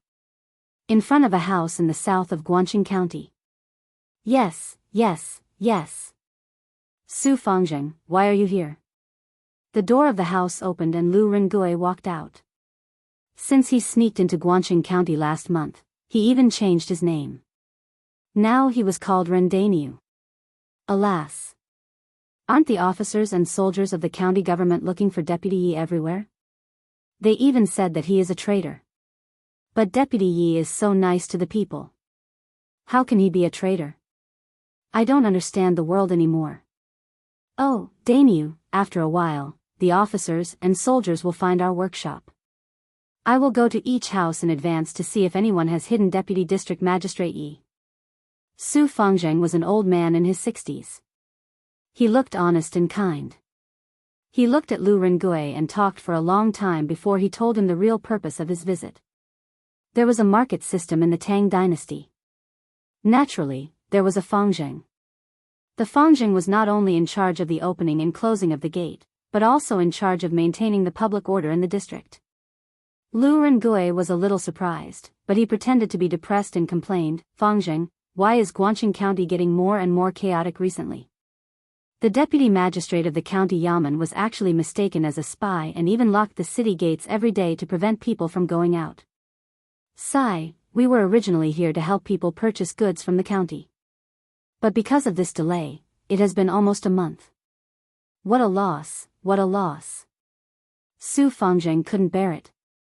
He had heard about Lu Rengui's experience before. Now he was trapped in Guangxing County. He sympathized with him. So Su Fangzheng comforted him, Dainyu, it's all because of the government. I don't want to see you lose money. For now, all of you can rest assured and stay here. When the city gates open, this old man will come over to inform you. Lu Rengui said gratefully, alas. Thank you, Su Fangzheng. Oh, Fangzheng, since you are here to find a spy, come in and have a look. Su Fangzheng nodded slightly and said, okay, I will go in and have a look. Then he walked into the yard with his hands behind his back. Alas! Su Fangzheng is here. Su Fangzheng. In the courtyard, Lu Rengui's brothers saw Su Fangzheng come in and quickly came over to greet him. Su Fangzheng nodded and then walked straight into the inner room. In the end, he didn't even see a single outsider. Su Fangzheng, have you finished your investigation? Other than us rough men, who else would come here? A quarter of an hour later, Lu Rengui saw Su Fang coming out of the courtyard. He hurriedly went up to him and asked. Yes. There are no outsiders in the house. Then, little brother Dainu, this old man will not disturb you any further. Goodbye. Su Fangzheng cupped his hands and took his leave. Su Fangzheng, take care. Lu Rengui watched him leave. Then he turned to the several big men behind him and said, Old Feng, later when the people from the county government come, you help to deal with them. During the day, I met Registrar Wang. If he leads a team to search tonight, he may recognize me. I will go to the underground tunnel to accompany Minister Wei and the others tonight. All right. Don't worry, General. I, Old Feng, will be careful. A slightly older middle-aged man cupped his fists and replied. Lu Rengui nodded and went into the house to tidy up. Then, he jumped into the well. Half an hour later, the house was slapped once again. Bang, bang, bang. Open the door, the government is investigating. Old Feng, who had promised Lu Rengui to deal with the soldiers, hurriedly went to open the door. Coming, coming. Hey, officers, come in and have some tea. Old Feng said with a big smile. Because he saw that among this group of people, there were all constables from the county government. No one was wearing an official's uniform, which meant that Registrar Wang didn't come in person. Since the King of Hell didn't come, these little devils could be dealt with some benefits. Humph. I heard from Su Fangzheng that you are not locals. Tell me, where are you from? Are there any other unidentified people staying here today? The head of the constables said arrogantly. Speaking of which, as low-level officials, if they didn't think of ways to plunder the wealth of the people, how would they live their lives? Old Feng was very perceptive. He stuffed a few notes of Tang Yuan and said, Officer, we came to Guangqing County to buy goods for a boss in Shuzhou. We didn't expect that Guangqing County didn't allow people to go out of the city. So, we temporarily live here. This house has always belonged to us, and there has never been an outsider coming here. The constable nodded with satisfaction and said, Well, whether there are outsiders or not, we will know after checking. Go in and search. Be gentle, don't break other people's things. As the saying goes, if you eat someone's food, you have to be soft-hearted. The constable was also a smart person. Yes. 5 constables entered the house, and the constable was invited to the front hall to drink tea. Half an hour later, a group of people went out and left. Naturally, they didn't find Yi Minglei inside. It was a close call but not dangerous. Chang'an, Lantian County, Yunshan No. 1 Courtyard. It was late at night, but the light in the study was still on. Lu Rengui. I wonder if this Lu Rengui is the same Lu Rengui from history. Li Zishuan leaned on the chair and looked at the information sent by Li Yu in the morning. He was in a daze. During the day, he focused on the Chui family's rebellion and didn't pay attention to the other key person in this matter, Lu Rengui. If he remembered correctly, Lu Rengui was an extremely famous general in Tang dynasty. In the 3rd year of Gaozong Longshua's reign, Wennian became stronger and stronger. At that time, Emperor Tenzi of Japan wanted to occupy the Korean peninsula and then the mainland. Therefore, he supported Beech to fight against Silla. He sent nearly 50,000 soldiers and thousands of warships to fight against Tang dynasty. At that time, Lu Rengui of the Tang dynasty only brought 7,000 soldiers and encountered the main force of Wennian at Baijianku. After a big battle, the Wennian army was almost completely wiped out. In the Battle of Baijianku, the Tang dynasty navy fully utilized their advantage and defeated the Wennian navy, which had several times more soldiers and warships. It could be said to be a classic naval battle where the few won against the many. This battle was also the first battle between China and Japan as national entities. It was also one of the earliest known international battles in Northeast Asia. The final result of the victory of the Tang dynasty and the Xinhua alliance army basically established the political, economic, and cultural structure of Northeast Asia for more than 1,000 years.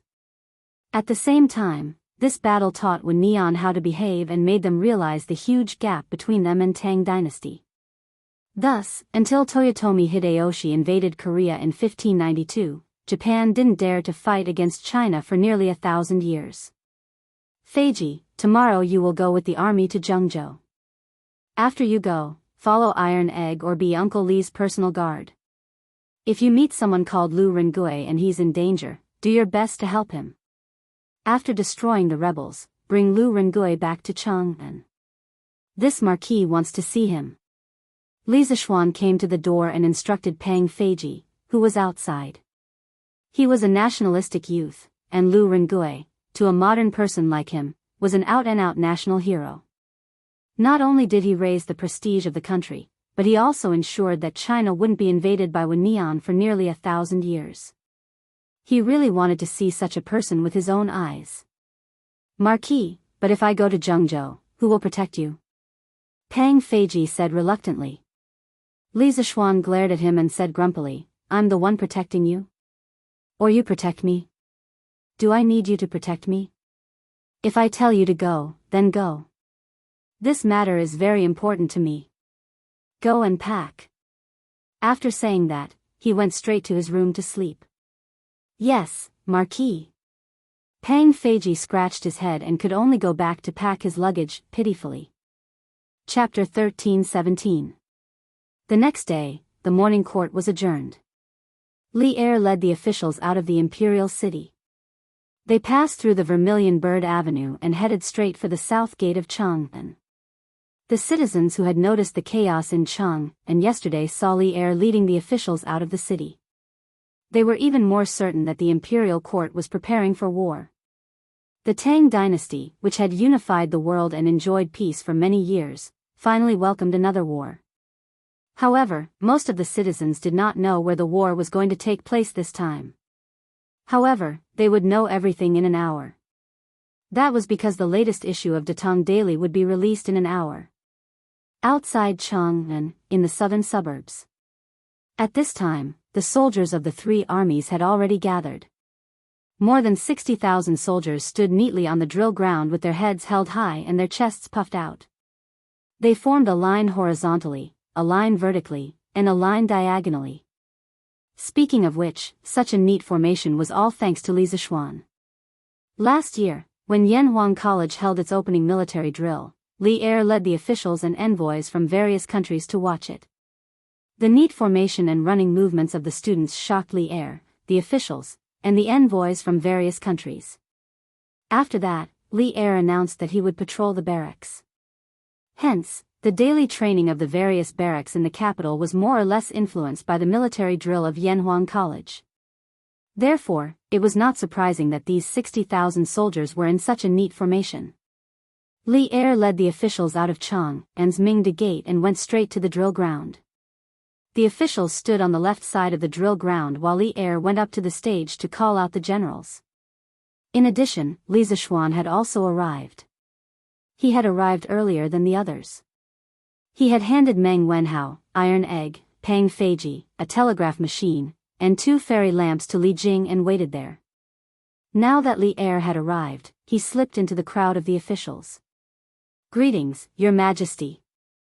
After Li Er ascended the stage, the civil and military officials, as well as the 60,000 soldiers below the stage, bowed and saluted him. Their voices were like a great bell, and their auras were majestic. Rise. Looking at the mighty and majestic army in front of him, Li Er could not help but feel agitated. The battlefield was the place he, Li Shimin, yearned for. After a moment of silence, Li Erhong said, Ever since I ascended the throne, I have worked hard every day and night. I have only one goal, and that is to let the people of the Tang Empire live and work in peace and contentment. After more than a year of hard work, I have almost achieved it. Especially last winter, no one in Chang'an froze to death. I believe all of you know this. However, there are some people who have evil intentions and want to overturn my country. Let the people, let your family, elders, and fellow villagers live a bitter life again, and let the world become chaotic again. I ask you, do you agree or not? No. I don't agree. As soon as Li Er's words fell, the 60,000 soldiers on the drill ground all roared at the top of their lungs. Their shouts shook the sky, and the clouds above everyone's heads disappeared at this moment. It was as if they were scattered by this earth-shattering roar. After a few breaths, Li Er pressed his hand down, and the soldiers of the three armies immediately became quiet. Then he said, "Good. Today, Cui Junshuo of the Cui family of Qing had disregarded the emperor's grace and cooperated with the Cui family of Bowling, the Jing family of Xinjiang, and the provincial governor of Zhengzhou to rebel against the emperor, destroy our country, and subvert the country. I order you to go to Zhengzhou immediately to suppress the rebellion. Where is Li Jing, the general officer of the army of Hunan province?" Li Jing, dressed in armor, stepped forward and saluted, "I am here." Li Er raised the long sword in his hand and said, "This is my sword, and also the emperor's sword. When you go to Zhengzhou, the 28 states of Hunan province will be under your control. If anyone dares to disobey, you can directly kill him with this sword. I give you the right to kill first and report later. Come forward and receive the sword." After that, all the officials looked sideways. Li Jing's body and mind were shocked.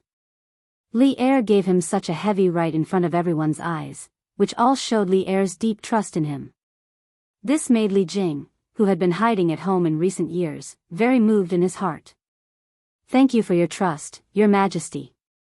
Li Jing will go and eliminate the rebels for the imperial court." Li Jing saluted and said solemnly, "Yes. I believe you." Li Er nodded and gestured for Li Jing to go on stage to accept the emperor's sword. Li Jing went on stage and respectfully received it with both hands. Right at this moment, a red sun rose from the east, and instantly, it shone brightly onto the drill ground. Li Er suddenly had a feeling of lofty ambition, and he shouted, "Beat the drums, soldiers of the three armies, set out. Destroy the rebels and reinforce Luoyang." Dong, dong, dong, dong, dong. The four bare-chested strongmen on the stage began to beat the drums at the same time. The drum beats went from slow to fast, as if they were beating on everyone's hearts. Everyone on the drill ground couldn't help but feel a surge of emotion. Li Jing, who was on the stage, hurriedly cupped his hands and stepped down to command the army to set off. What was interesting was that the Tang army's turning and running movements were very similar to the military training of Yanhuang College's students. Their movements were very uniform. However, in comparison, the movements of these soldiers had more iron and blood. One could feel the killing intent emitted by the army from afar. Bang, bang, bang. More than 60,000 soldiers, led by their generals, left the drill ground in an orderly manner. Only the sound of their neat footsteps and shouts could be heard in the world. "Destroy the rebels and reinforce Luoyang. Destroy the rebels and reinforce Luoyang." The army gradually moved away. The civil and military officials on the drill ground looked in the direction of the army and could not help but feel agitated. At this moment, Fang Xianling stood behind Li Er and said with emotion, "Your Majesty, with such a powerful army, there is no need to worry about the rebels and the Tang Empire not prospering." Li Er turned to the officials and faintly smiled. "If the great Tang wants to prosper, it still has a long way to go. Now that the internal problems have arisen, there are still external problems. In the future, my beloved officials, only by working diligently can you help us build a prosperous great Tang. Your subjects will definitely do our best until the day we die." The officials heard this and bowed in unison. "Haha. Good. Prepare the carriage and return to the city." Li Er waved his sleeves and turned to leave. The mobilization meeting before the war finally came to an end. Li Zishuan looked to the south again. Among the 60,000 soldiers, there were his personal guards, students, and apprentices. He would not believe it if he said that he was not worried. However, the army of the imperial court this time was unprecedentedly strong. With Li Zishuan as the commander, Qing Yaojin, Niu Jinda, and Qin Xiong as the generals, not to mention the rebels of the Chui family, they could even fight against the Turks. It was because of this that Li Zishuan dared to let Iron Egg and Meng Wenhao go south with the army. The officials returned to the city while Li Zishuan returned to Yunshan. The people of Chang'an only heard the sound of drums and deafening shouts from outside the city. However, for them, a lively day had just begun. Chapter 13:18. Newspapers are being sold. Newspapers are being sold. The freshly printed Datong Daily. Today's headline: Chui family of Qinghe rebelled against the imperial court. Li Jing, the Minister of War, led troops into Zhengzhou to quell the rebellion. The commotion outside the city had just subsided. Inside Chang'an City and the surrounding counties began to bustle with noise and excitement. The manservants at the newsstands and the paperboys on the streets were hawking as usual. However, the content that came out of their mouths today was earth-shattering. What? The Chui family rebelled? Quick! Give me a copy of the newspaper. Give me one too. When the people heard this, combined with yesterday's rumors and the commotion outside the city this morning, they instantly believed 90% of it. Everyone rushed to the newsstands or the paperboys, wanting to buy a copy of Datong Daily to find out what was going on. In today's Datong Daily, the articles on the interaction of literati and current news sections were all talking about the same thing: the Chui family's rebellion. Many of the authors of the articles were big shots in the imperial court, such as Zhang Sun Wuji, Fang Xianling, Du Ruhui, and so on. These big shots had never appeared in Datong Daily before. Now, because of the Chui family's rebellion, all of them appeared at once. It was really a feast for the eyes of the literati. Under the condemnation of the big shots in the imperial court and the reporters in the editorial department of Tang Daily, the numerous crimes committed by the Chui family in the early years, the conspiracy to rebel in Zhengzhou this year, and the instigation of the people to rebel, were all exposed in front of everyone's eyes. Ghastly, it could only be described as ghastly. Last year, Li Zishuan had used the unjustly dead maid Ninyu to ignite the anger of the people in Chang'an City.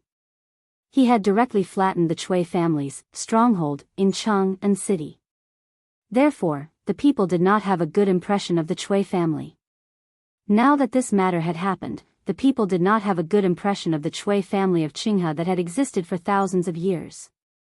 How dare they? The Chui family actually dared to privately recruit soldiers and rebel against the imperial court? To think that they are from the 5 surnames and 7 nobles. How dare they do such a disgraceful thing? What? The Chui family colluded with bandits to assassinate Minister Wei in Zhengzhou? Who gave them the guts? Tisk. Isn't it because Wei Zwiqing found out too much about the Chui family's illegal activities in Zhengzhou that they became anxious? What? Wei Zwiqing was assassinated? How is he now? Oh. This is not clear. Datong Daily only said that last month, Zhengzhou Guangqing County was attacked by a group of bandits. This group of bandits also collided with the provincial government office. Wei Zwiqing's whereabouts are unknown. Datong Daily's reporters suspect that all of this is the Chui family's doing. Wei Zwiqing was harmed by the Chui clan? Damn the Chui family. Left Minister Wei is a rare good official in our great Tang. Nothing must happen to him. After a few years of peace, the Chui family wants to start a war again. The ones who will suffer are the local people. Humph. The Chui family has committed all kinds of evil deeds and should be punished by both humans and gods. I want to join the army and quell the rebellion for His Majesty. Although the aristocratic families of today had won over many scholars, there was still a considerable number of scholars from humble backgrounds who were biased towards the imperial court. Once they heard that the Chui family had plotted against Wei Zheng and plotted a rebellion, many scholars rolled up their sleeves and prepared to give up their brushes to join the army and rush to the battlefield. Perhaps this was the spirit of a scholar. Scholar Zhang, you should save your breath. With your delicate skin and tender flesh, how can you endure the hardships of the battlefield? You should study hard and obtain scholarly honors. Uncle Hu, you're wrong to say that. If I can endure the hardships of studying, why can't I endure the hardships of the battlefield? Hee hee. Say whatever you want. Even if you want to join the army to quell the rebellion, it's already too late. Because when this old man entered the city this morning, I saw that the army outside the city had already set off. What? The army has already set off? So soon? Of course. If it were any later, wouldn't the Chui family have done even more evil? Yunshan, Yanhuang College. The news of the Chui family's rebellion caused a huge uproar among the students. Of course, what shocked the students even more was that Iron Egg and Meng Wenhao had also set off with the army this time. This was quite incredible to them. Since ancient times, the dreams of scholars were nothing more than self-cultivation, ruling the country, and pacifying the world. Now, Iron Egg and Meng Wenhao were leading everyone on the path of pacifying the world. This made the students very envious and yearned for it. Damn! Why can Iron Egg and Meng Wenhao go, but Bao Lin and I can't? With our martial arts skills, if we go to Zhengzhou, won't we be able to kill 7 times in and 7 times out of the rebel army? When Qing Chimo heard the news, he couldn't help but pat his thigh and gloomily said. Speaking of this rebellion, his father Qing Yaojin directly led the army. He should be the one who went the most. In the end, the people who went were Meng Wenhao and Iron Egg. It would be strange if he wasn't depressed. Chimo, I want to go too, but my father definitely won't let me go. You too. Yuchi Bao Lin thought about it and shook his head. Why? My martial arts skills are so good, I can definitely make a name for myself if I go. Qing Chimo stared at him and shamelessly said. Yuchi Bao Lin pursed his lips and hesitated. After a while, he said, Cho Nyo, I think Yamacho is right. Next year, on Arbor Day, I should plant a tree in your heart. Damn, Bao Lin, are you asking for a beating? Qing Chimo almost choked to death. Just as he was about to hit him, a light cough came from behind him. Ahem. Qing Chimo turned around and saw Li Zishuan. He quickly stopped. Li Zishuan glanced at him, then ignored him and went straight to the podium. In Class 1, the students suddenly quieted down.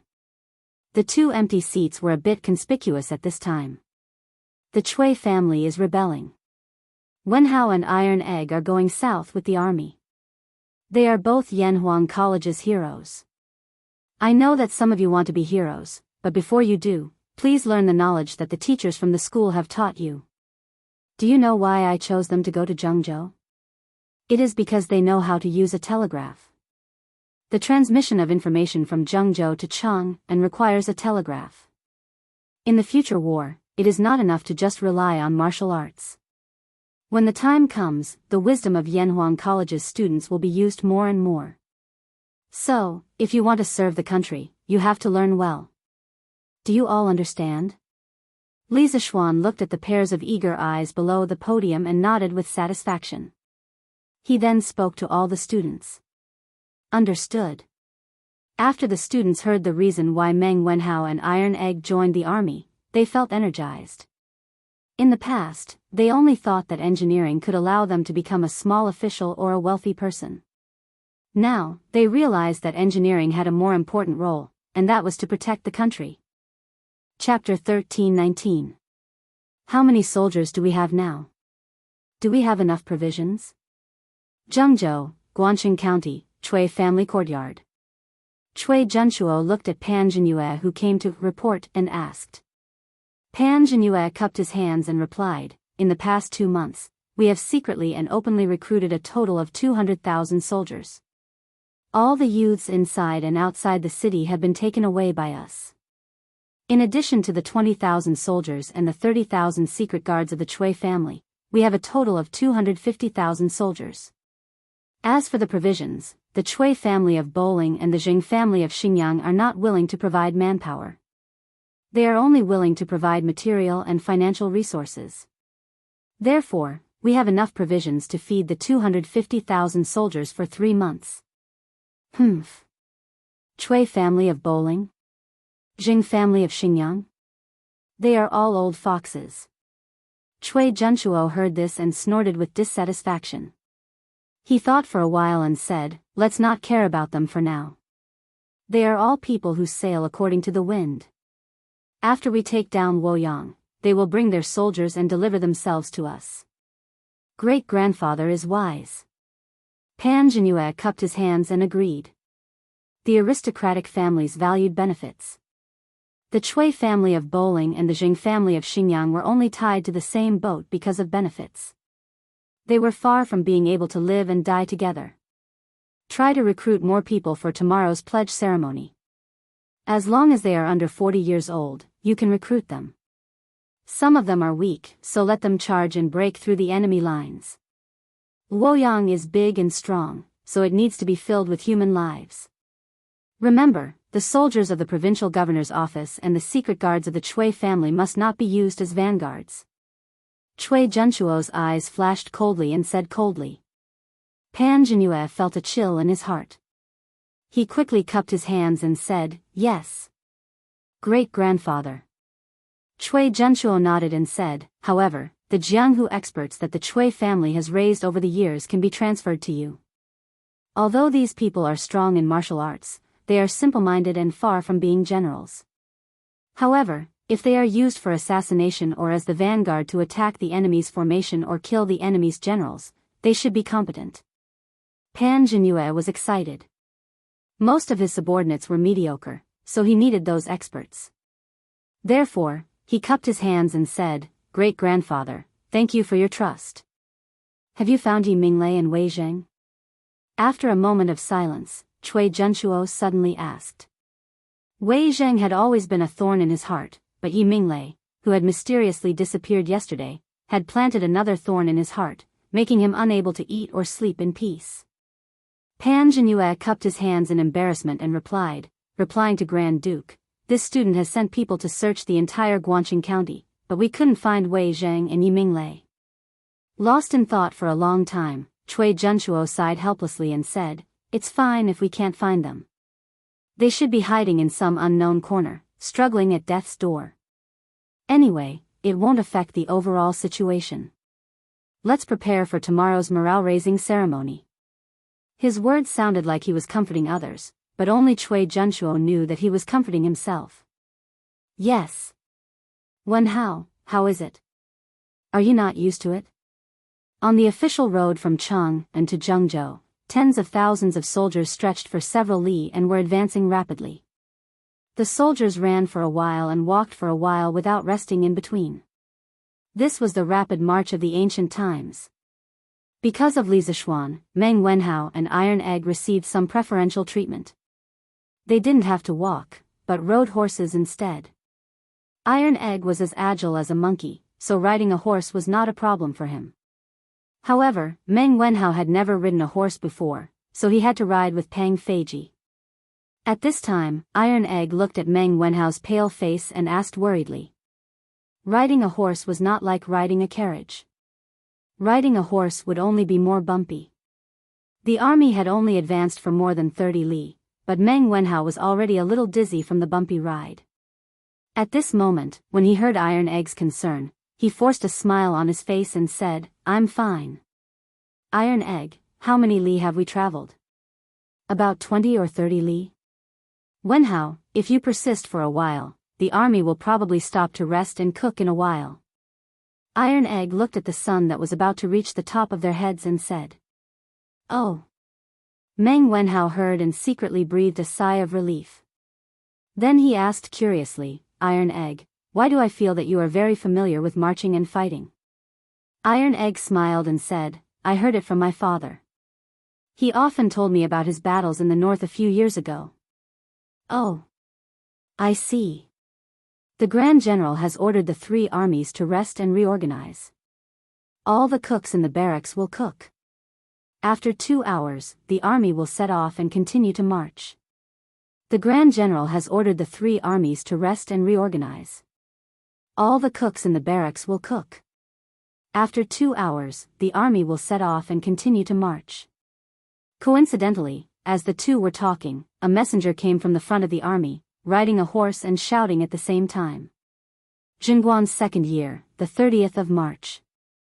Henan Province, Zhengzhou, Guangxing County. Early in the morning, the soldiers of the government office knocked on every door and asked all the people to gather at the drill ground in the east. No matter men or women, old or young, everyone must go.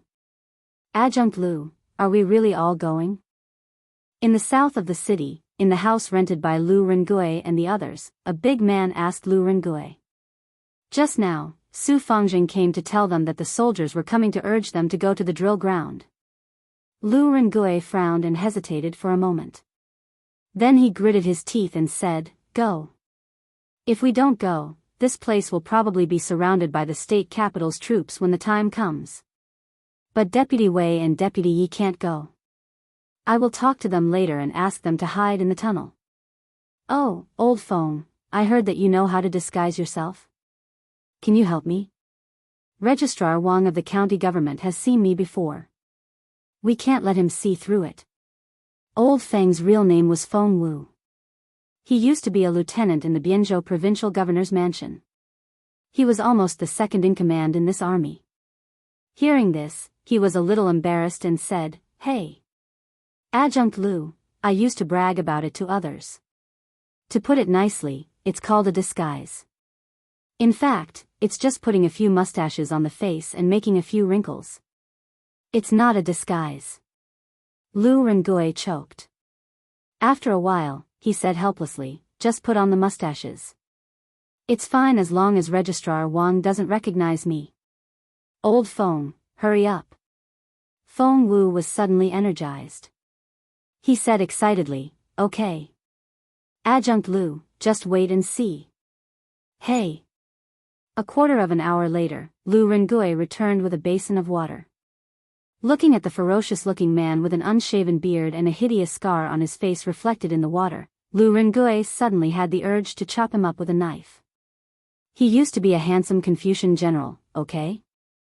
How could he meet people like this? "Adjunct Lu? Adjunct Lu? How's my skill? Look, this scar looks like a real one. I'm sure your mother won't recognize you." Old Feng didn't have good eyesight. He was still complacent. "Get out." Lu Rengui was furious. He suddenly raised his head and roared.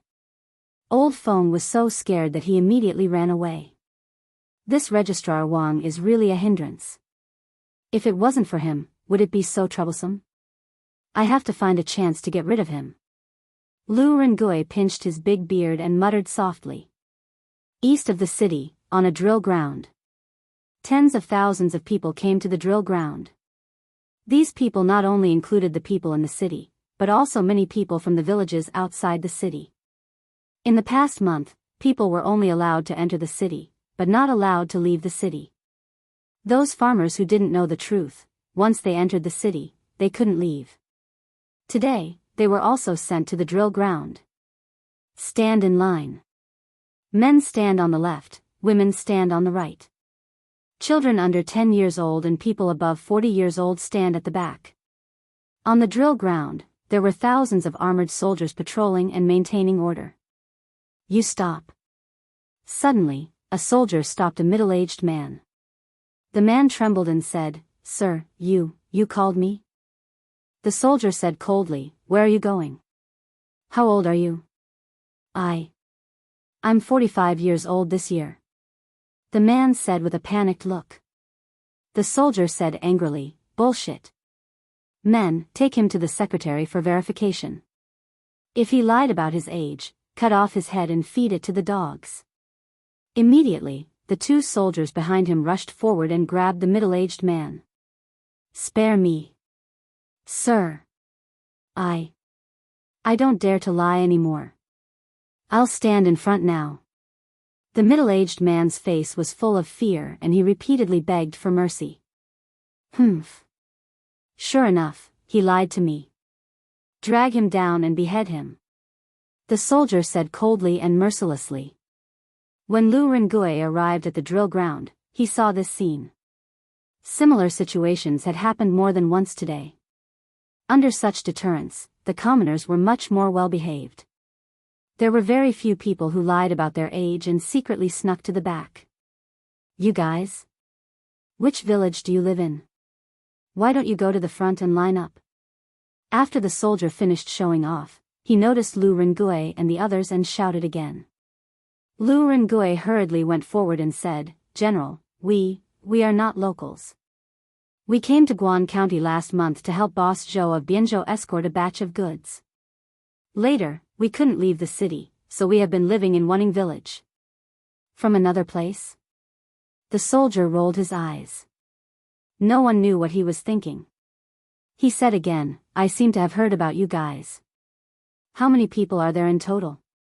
Lu Rengui had a bad premonition, but he still braced himself and answered, we have a total of 200 people.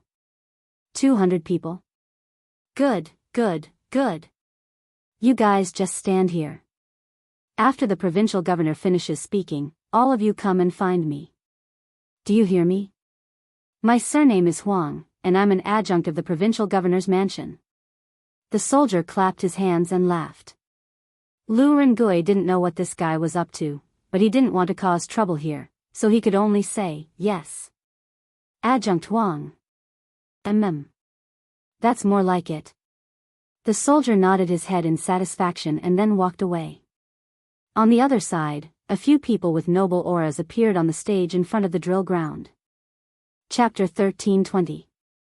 Guangxing County, on the drill ground in the east of the city. Zhengzhou Provincial Governor Pan Jinyue, Cui Junshuo of the Cui clan of Qinghe, Cui Wenji of the Cui clan of Bowling, and Jing Shuwu, Cui Shuwu of the Cui clan of Xingyang, the four of them led the officials of the state government up the stage. The soldiers below quickly maintained order and calmed the commoners down. Pan Jinyue looked at the hundreds of thousands of people in front of him, and a sense of heroism rose in his heart. The speech he had carefully prepared last night floated through his mind word by word.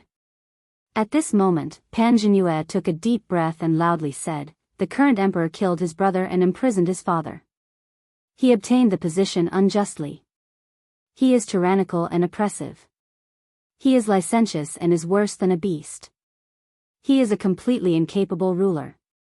The commoners of Zhengzhou, ever since the imperial court sent Wei Xuanqing to Zhengzhou, countless good officials have been dismissed, causing the people's livelihood to wither and local law and order to fall into chaos. Last month, bandits even entered the city to burn and rob. This is the imperial court that you worship. Do you think it is worth it? Not worth it. Not worth it. Not worth it. As Pan Jinyue's voice fell, the state government soldiers on the drill ground took the lead to shout loudly. Slowly, some commoners also began to shout. After all, in the past half a month, those reactionary articles in the Zhengzhou Daily had brainwashed many commoners, making them feel that Li Er was an incapable ruler. They felt that if they wanted to live a good life, they could only rely on Pan Jinyue, this great and honest official. Those commoners who were not brainwashed, although they did not believe Pan Jinyue's nonsense, the state government soldiers were watching them from the side. They had no choice but to follow suit. Pan Jinyue was very satisfied with the enthusiastic response given by the commoners. After the commoners quieted down, he continued to shout at the top of his voice, the Cui clan has been entrenched in Zhengzhou for hundreds of years. In these hundreds of years, how many poor commoners have the Cui clan raised in Zhengzhou? How many talents have they cultivated? Cui Junshuo wholeheartedly served the people. Last year in Chang'an City, he was harmed by scoundrels and was demoted back to Zhengzhou. He, Li Shimin, was known as a wise ruler, but he appointed traitorous officials and killed the loyal. Such an incapable ruler, yet he seized the country's important weapon. As long as he is alive, the commoners of Tang will not have a good life. This official is the Zhengzhou provincial governor, Pan Jinyue. In order to let all of you live a good life, this official has decided to rise up today and lead all of you to overthrow the tyrant. I hereby promise that as long as Li Shimin can be overthrown, all the common people in the world will be given a share of the hereditary Yongye fields, and all the gentry will not have to pay taxes. I will take out all the treasures in the Chang, an imperial palace, and distribute them to the generals and soldiers who have rendered meritorious service. From today onwards, all the males in Zhengzhou who were above the age of 10 and below the age of 40 would have to join the army. They wouldn't be joining the army for free. Every soldier would receive a monthly salary of 200 copper coins. If they were able to kill the enemy, the reward would be even greater. Other than monetary rewards, they will also be rewarded with official positions. As for the soldiers who have rendered great service, they will be rewarded with official positions according to their discretion. After we overthrow Li Shimin, these people will become the founding ministers of the country. Being conferred the title of Marquis and Prime Minister will not be a problem. Of course, with rewards comes punishment. As for those traitors who fled and secretly colluded with the imperial court, once discovered, they were all killed without mercy. Their family members were also implicated in the crime. Therefore, fellow villagers, if you want to live a good life in the future, then let the men in your family join the army. Together, we will destroy the tyrant and enforce justice on behalf of the heavens. Disgraceful, Pan Jinyue's words could only be described as disgraceful. Lu Rengui frowned as he listened to what Pan Jinyue had said. If there were no guards on the drill ground, he would have rushed up to the stage and killed Pan Jinyue. Destroy the tyrant and enforce justice on behalf of the heavens. Destroy the tyrant and enforce justice on behalf of the heavens. The soldiers on the drill ground were elated. Many common people also followed and shouted crazily. Especially the scholars and gentry who were standing at the front. They shouted the most fiercely because according to what Pan Jinyue had said, if they could overthrow Li Er, then they, the top people, in Zhengzhou, would be the biggest beneficiaries. The gentry did not need to pay taxes. The country had just been established, so there would be many vacancies. The scholars and gentry would undoubtedly have the greatest opportunity. After a full quarter of an hour, the drill ground finally quieted down. Pan Jinyue's eyes darkened as he said, "As for the old, weak, women, and children, although you cannot participate in the war, the logistics of the army, such as cooking, transporting rations, and tailoring, will be your responsibility in the future." Where is the provincial governor's commandant Chui Quan?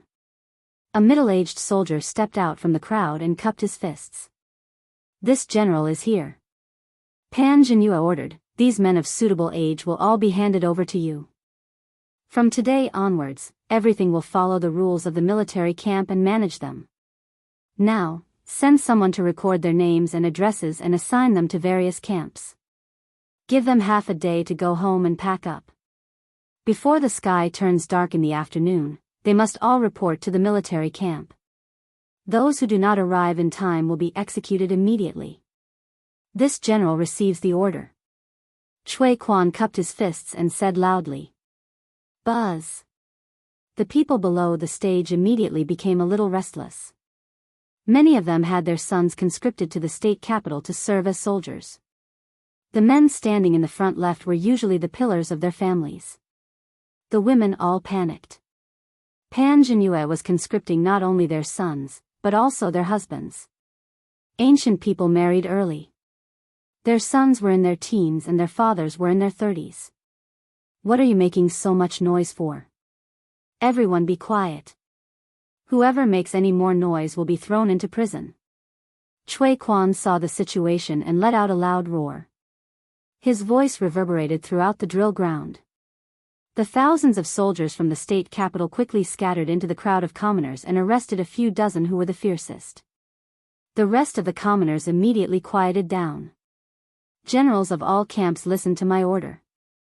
Bring your men and horses and register these men. Whichever camp they are registered in, that will be where they will be placed in the end. Before the sky turns dark today, all generals of all camps must report all the deserters. Tomorrow, I will send people to arrest them." Chui Quan ordered loudly.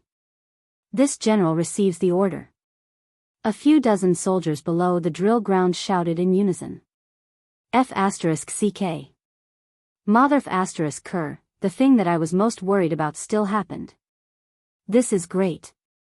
I have to serve the rebel army. Lu Rengui felt a little bitter. When he came, he had this worry. After all, according to the information that Yi Fashion received, the Chui family would be holding a pledge ceremony today. Therefore, he estimated that if he went, he would be kept as a strong man. But could he not go? Of course not. If he did not go, he could only hide in the tunnel. After all, Guangxing County was only so big. There was nowhere else to hide.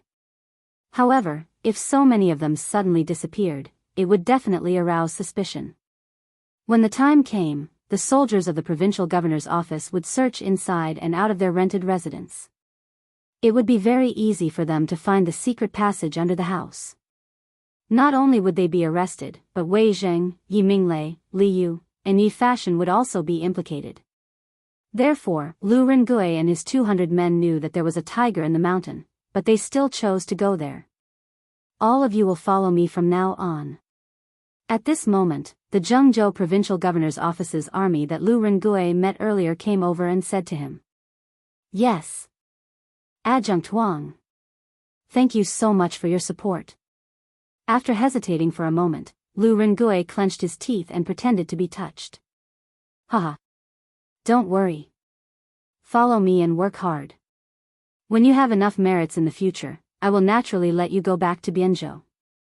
Don't think about escaping, because once you are caught, the consequences are not something that you can bear. Adjunct Wang patted Lu Rengui's shoulder and smiled meaningfully. His full name was Huang Cheng. Now that Pan Zhenyue had raised the flag of rebellion, as an adjunct of the provincial governor's office, he naturally wanted to follow behind and make contributions. Lu Rengui and his men were all strong men, and they seemed to have good combat strength. If these people were placed under his command, they would definitely help him make a lot of contributions. Therefore, he took advantage of the fact that the other officers were not paying attention to him and came to snatch them away. Yes, yes, yes. Adjunct Wang is right. I understand. People under the eaves had to bow their heads. Lu Rengui completely acted like a grandson. Huang Qing nodded with satisfaction and said, Good. What's your name? Adjunct Wang, my name is Rendainu. Good.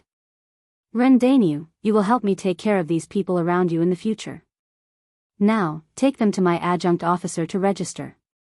After registration, go back and pack some luggage and come to the barracks.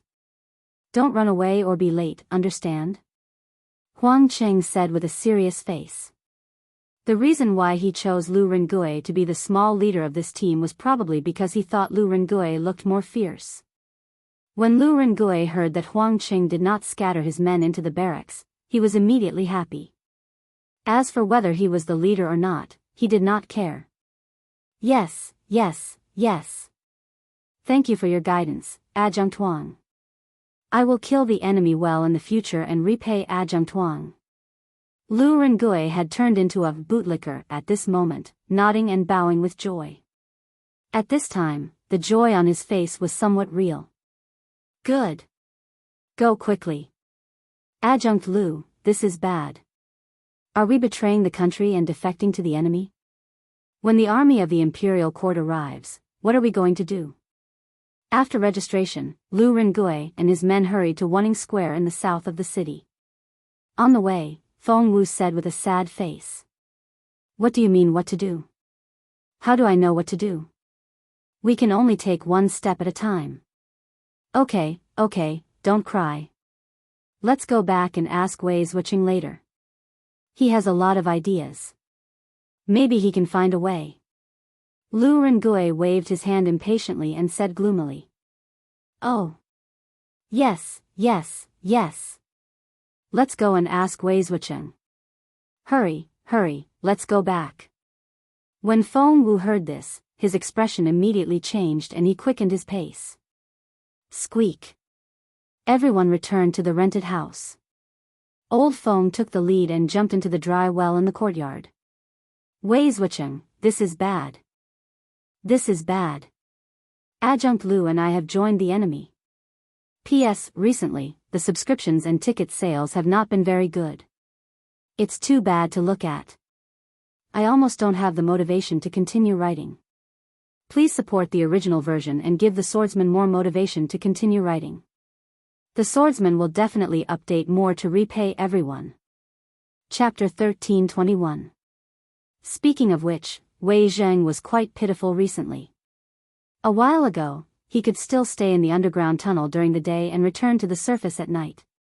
However, in recent days, the situation in the city had become more and more tense. He had to stay in the underground tunnel 24 hours a day, living a life without seeing the light of day. It was really depressing. What was worse was that Yi Fashion, Li Yu, and Yi Minglei's family also stayed in the underground tunnel yesterday. Wei Zheng suddenly felt that the air down there was more suffocating. At this moment, Wei Zheng felt a little dizzy. This old man was short of oxygen. Suddenly, he heard Feng Wu yelling at the entrance of the underground tunnel, which was the dry well in the yard. Wei Zheng was shocked at first, then he was furious. He walked to the well angrily and said righteously, "How dare you? You are greatly indebted to the country. How can you betray the country and join the enemy?" When he heard that Feng Wu had betrayed the country, the first thing that came to his mind was not to run for his life, but to persuade Feng Wu to change his ways.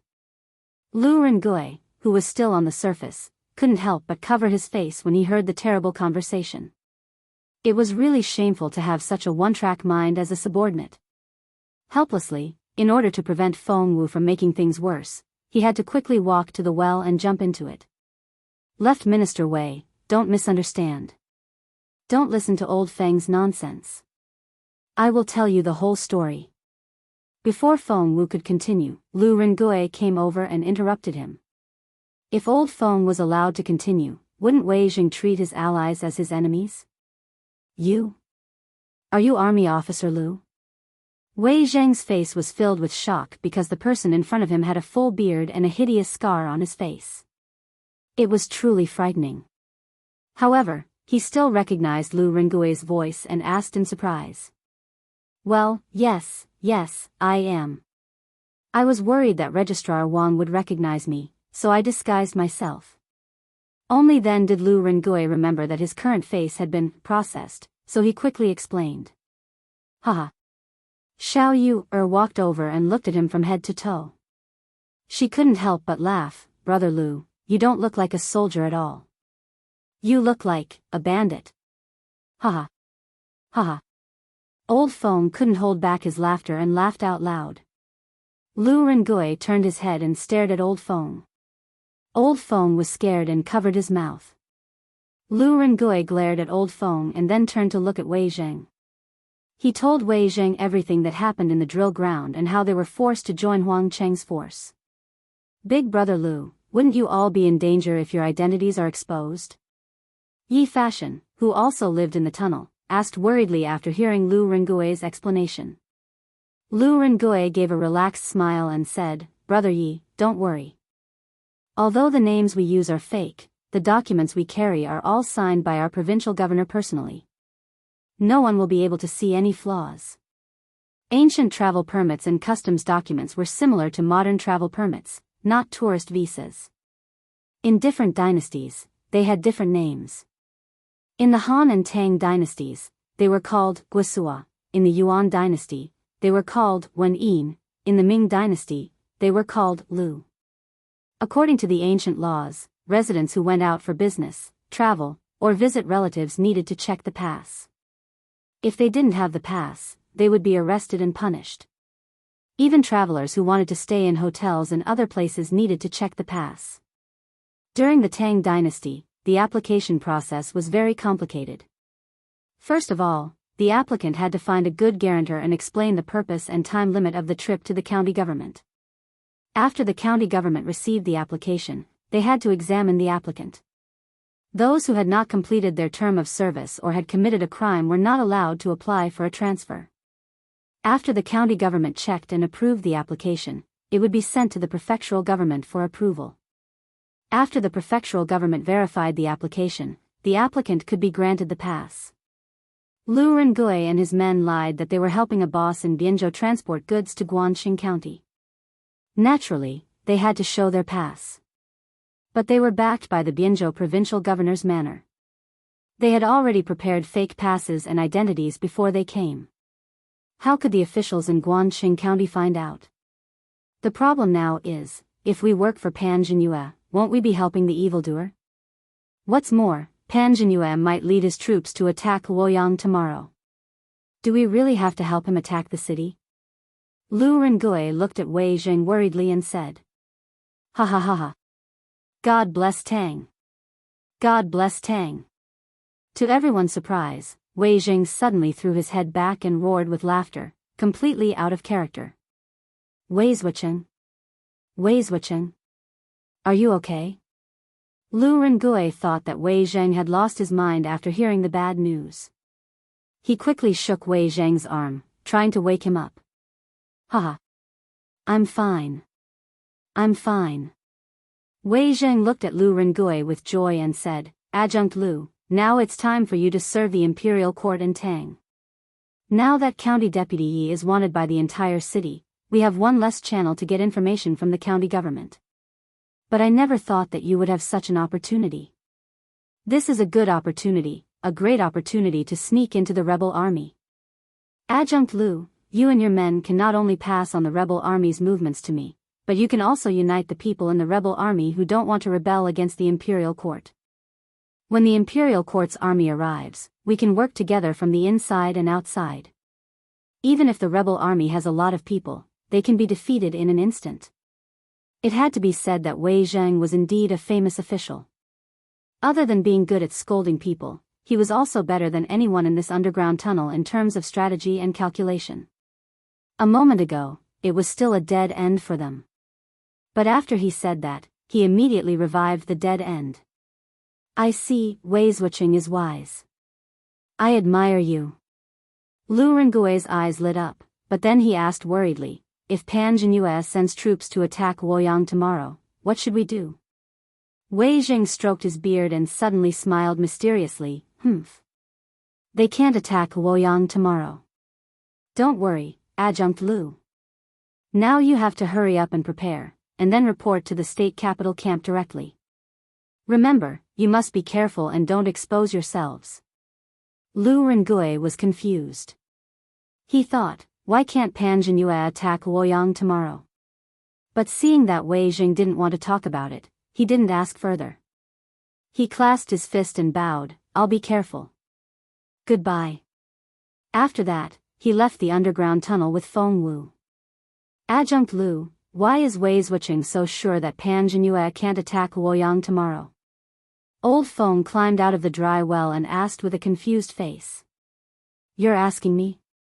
Who should I ask? And, Old Feng, why were you laughing just now? Lu Rengui turned to look at Feng Wu and said in an unfriendly tone. Well, Adjunct Lu, why don't I go down and stay for a while? It's cooler down there. Feng Wu swallowed his saliva and couldn't help but sneak his feet towards the mouth of the well. Get back here. Go back to your room and pack up. We're going to the camp in a while. Lu Rengui knew that now wasn't the time to make a fuss. He said in a bad mood and then left. Oh. Old Feng was relieved and quickly followed him. We're Adjunct Huang's soldiers. We're here to report. Although there was still a long time before the sky turned dark, Lu Rengui had already brought 200 men to report to the camp. The guards at the gate stopped them, and Lu Rengui explained to them. What's your name? A guard asked expressionlessly. Sir, my name is Rendaniu. These people all came with me. Lu Rengui said with a flattering smile. Another guard next to him flipped open a booklet. After searching for a moment, he said, Rendaniu, I've heard Adjunct Huang mention you guys. All of you belong to the 9th camp. Quickly go in and report to Lieutenant Ji of the 9th camp. Yes. Thank you. Lu Rengui cupped his fists and thanked him. Then, he led Old Feng and the others into the camp. In the early days of the Tang dynasty, the army used the Fu army system. Based on the peasant households who used the equal field system, there were 634 military manors set up in the various Taoists, prefectures, and counties under the heavens, collectively known as the Zhichong manors. According to the size of the organization, they were divided into 3 ranks, upper, middle, and lower. The head of the manors was the Zhichong Dui, primary 4th rank. The deputy heads were the Zhua and Yugui Dui. Below the Due were the Zhangjun. Under the government, there were regiments, also known as battalions, with officers and captains. Under the regiments, there were squads, with captains. Under the squads, there were squads, with captains. Each battalion had 5 squads, and each squad led 3 groups. Cui Quan, who was at the pledging ceremony, was the commandant of the Zhichong House in Zhengzhou. He was the highest military officer in this camp. Greetings, Officer Ji. After coming to the 9th camp, Lu Rengui finally saw the captain of the 9th camp, Ji Zhongsheng, a middle-aged man with a small mustache and a cunning look. Oh. You are Ren Dainyu? Not bad, not bad. Looks like you guys can fight. Not bad, not bad. In the future, you guys will be the 5th group of the 9th camp. You will be the commander of the 5th group. When you fight in the future, be brave. That will be good for you and good for me. Do you understand? Ji Zhongxing stood up and walked in front of Lu Rengui. He looked at him from head to toe and then shouted. Lu Rengui frowned inwardly. This Officer Ji in front of him reeked of alcohol. It was obvious that he had drunk a lot before Lu Rengui arrived. Drinking was prohibited in the army. However, this person was an officer and yet he dared to be so unscrupulous. From this, it could be seen how lax the military discipline of the Zhichong House was. Thank you, officer, for your support. This lowly one knows many rich merchants in Bianzhou. In the future, I will definitely offer you 2 jars of pure immortal drunken wine as repayment for your support. Since this fellow liked to drink, Lu Rengui naturally had to cater to his taste. As for whether the military discipline was lax or not, what did it have to do with him? He couldn't wait for the entire camp to be lax and unorganized. Chapter 13:22. Good. Good. Good. You're very good. When our army passes by Bian province in the future, you have to send your 2 jars of immortal drunken wine to me. Zhengzhou's Jitsong Residence's camp. Lieutenant Ji of the 9th camp was immediately energized when he heard Lu Rengui mention immortal drunken wine. His eyes lit up as he looked at Lu Rengui with admiration. Although the immortal drunken wine was commonly seen in Chang and city, it was priceless in the local counties. Generally, only high-ranking officials and wealthy families had the right to enjoy it. Therefore, Officer Ji couldn't help but be tempted by it. Of course. I only hope that Lieutenant Ji can let us take a look at it when the time comes. I'm not afraid that you'll laugh at me, but I haven't seen my wife for almost 2 months after the curfew in Guan County. Lu Rengui said with a hoarse voice. This was where he was smart. If he blindly flattered Ji Zhongxing without asking for anything, it would be easy for Ji Zhongxing to feel that he had a bigger scheme in mind. Now that he made such a reasonable request, Ji Zhongxing felt that he could only flatter Ji Zhongxing because of Gu Nianji's family, but it wouldn't make things too difficult for Ji Zhongxing. Haha. Small matter, small matter. Ren Dainyu, I've heard about your matter from the military governor. As long as the army passes by Bian province in the future, I'll give you half a day off to visit your family. Once you've made enough contributions, the military governor will let you go back. Ji Zhongxing patted Lu Rengui's shoulder and laughed. Lu Rengui cupped his hands and said, hee hee. Thank you, Lieutenant Ji. However, my brothers and I have changed our minds. We won't leave even if we make great contributions. We want to follow behind the provincial governor to make contributions and be conferred the title of Marquis. We hope that Lieutenant Ji can guide us in the future. Ji Zhongxing burped and then gave a thumbs up. Haha. Good. Good job. You have the same thoughts as me. Why can't we be conferred the title of Marquis and enter the imperial court? Burp. Yes. Lieutenant Ji. Lu Rengui cupped his fists in response, then left the room. Just like that, they settled down in the camp of the House of Subjugation. But when he thought of Ji Zhongxing's words, we should be leaving the city tomorrow morning, Lu Rengui couldn't help but worry. Leaving the city meant going to war, and war meant going to war with allies.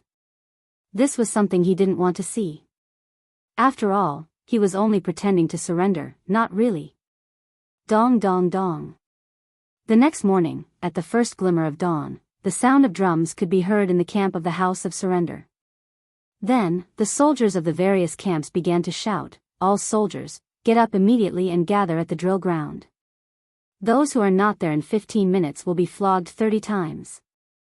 All soldiers, get up immediately and gather at the drill ground. Those who don't arrive within a quarter of an hour will be flogged 30 times."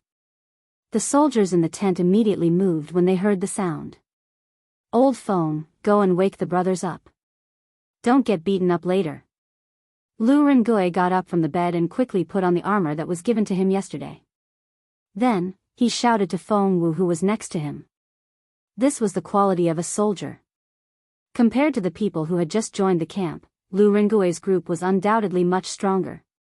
A quarter of an hour later, at the drill ground on the east side of the camp, the 50,000 new recruits who joined yesterday and the 20,000 veterans who were in the camp before this gathered here. Of course, there were also many who came late and were being beaten at the side. Since you are in the camp, all of you have to follow the rules. Whatever the higher-ups tell you to do, you have to do it. The next time there is someone who is late, the punishment will be doubled. The House of Subjugation's Lieutenant Shui Quan stood on the podium and said with a gloomy face. The new soldiers were hard to lead. This was within his expectations. Although he didn't expect the new soldiers to have much fighting power, as soldiers, they had to listen to orders. The 70,000 soldiers on the drill ground suddenly became silent. Shui Quan paused for a moment and then said, "Generals of the various camps, today we are going to march into Luoyang.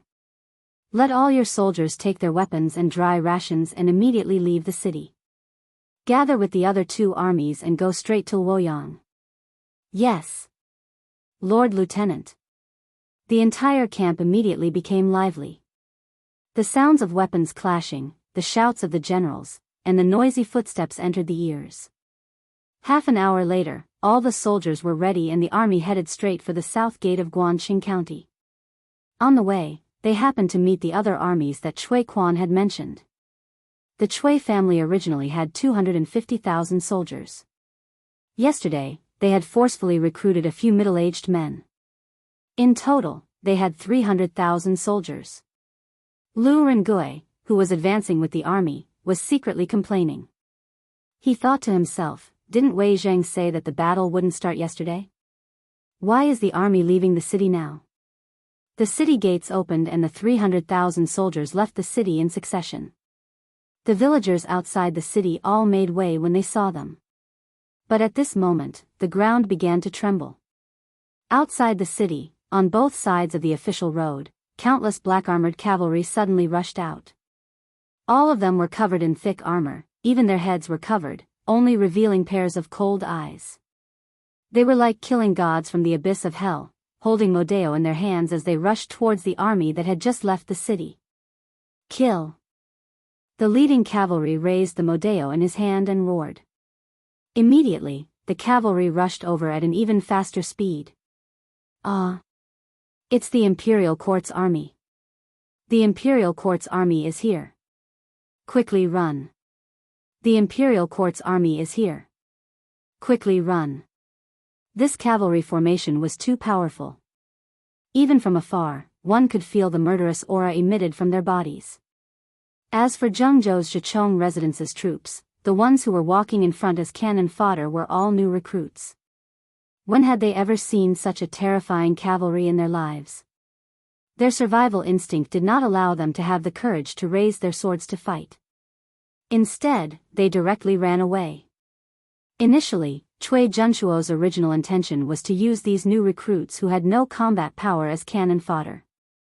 After all, since ancient times, attacking a city required the sacrifice of human lives. However, Cui Junshuo did not expect that once the battle went south, the first to collapse and flee would be these new recruits with weak willpower and low military literacy. And their collapse would not only disrupt their formation, it would also greatly affect the morale of the army. Do not flee. Those who flee before battle will be killed without mercy. The generals of the various battalions were all veterans. When they saw the situation, they drew their swords from their waists and cut down a few fleeing soldiers as they roared loudly. But this did not stop the soldiers in front from fleeing. This was because the black armored cavalry brought even greater fear to them. If they were asked to fight, they would rather die. This was not an army of the human world. In the blink of an eye. In the blink of an eye, the black armored cavalry had already charged into the midst of Zhichong Residence's army. Puff puff puff. When wolves entered a flock of sheep, their warhorses first sent countless soldiers flying. Then, with a swing of their swords, heads fell from the sky. To the black armored cavalry, no one was a match for them. It was like chopping vegetables.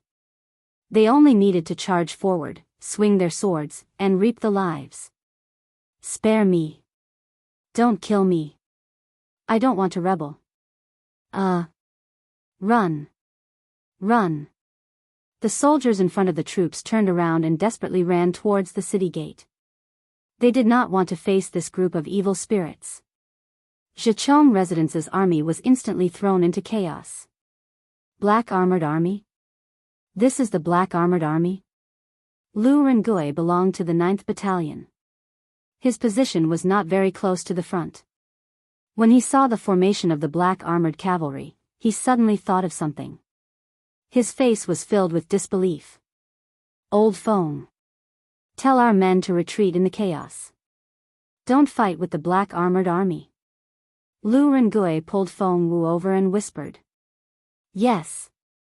Old Feng replied and quickly went to pass down the order. Zhichong's commandant, Cui Quan, happened to be 30 feet away from the city gate. He sat on his warhorse and looked up. He could tell that the cavalry in front of him was the unparalleled Black Armored Army. He quickly exclaimed, Quick! Adjutant Wang, order all the soldiers to retreat immediately. Retreat into the city. Commandant, although these cavalrymen are fierce, there are at most 3,000 to 5,000 of them. We have more than 300,000 soldiers. What is there to be afraid of? Huang Cheng had never left Zhengzhou in his life. He did not know that they were facing the Black Armored Army. Therefore, he was very confused by Cui Quan's order. What do you know? They are the Black Armored Army. Retreat now. Cui Quan was not stupid.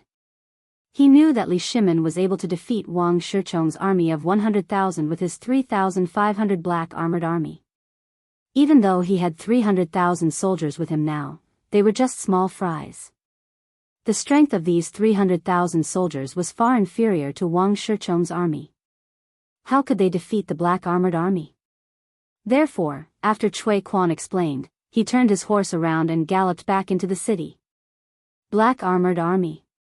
They are the Black Armored Army. Huang Cheng's heart skipped a beat. Although he had never seen the Black Armored Army with his own eyes, how could he not have heard of them?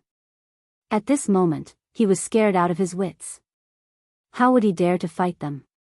He quickly shouted at the messenger, Retreat, and took the lead to escape. Retreat! Retreat! The Zhe Residence's army outside the city gate changed from the rear to the front and ran into the city.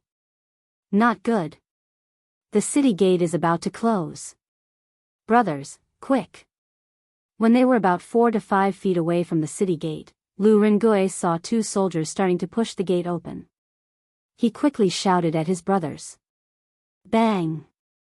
Bang! Bang! More than 200 men used all their strength and ran towards the city gate. At the last moment, they finally managed to rush into the city before the gate closed. The 1,000 soldiers who had not entered the city in time put down their weapons and knelt down to surrender when they saw that the city gate was closed. Chapter 13:23.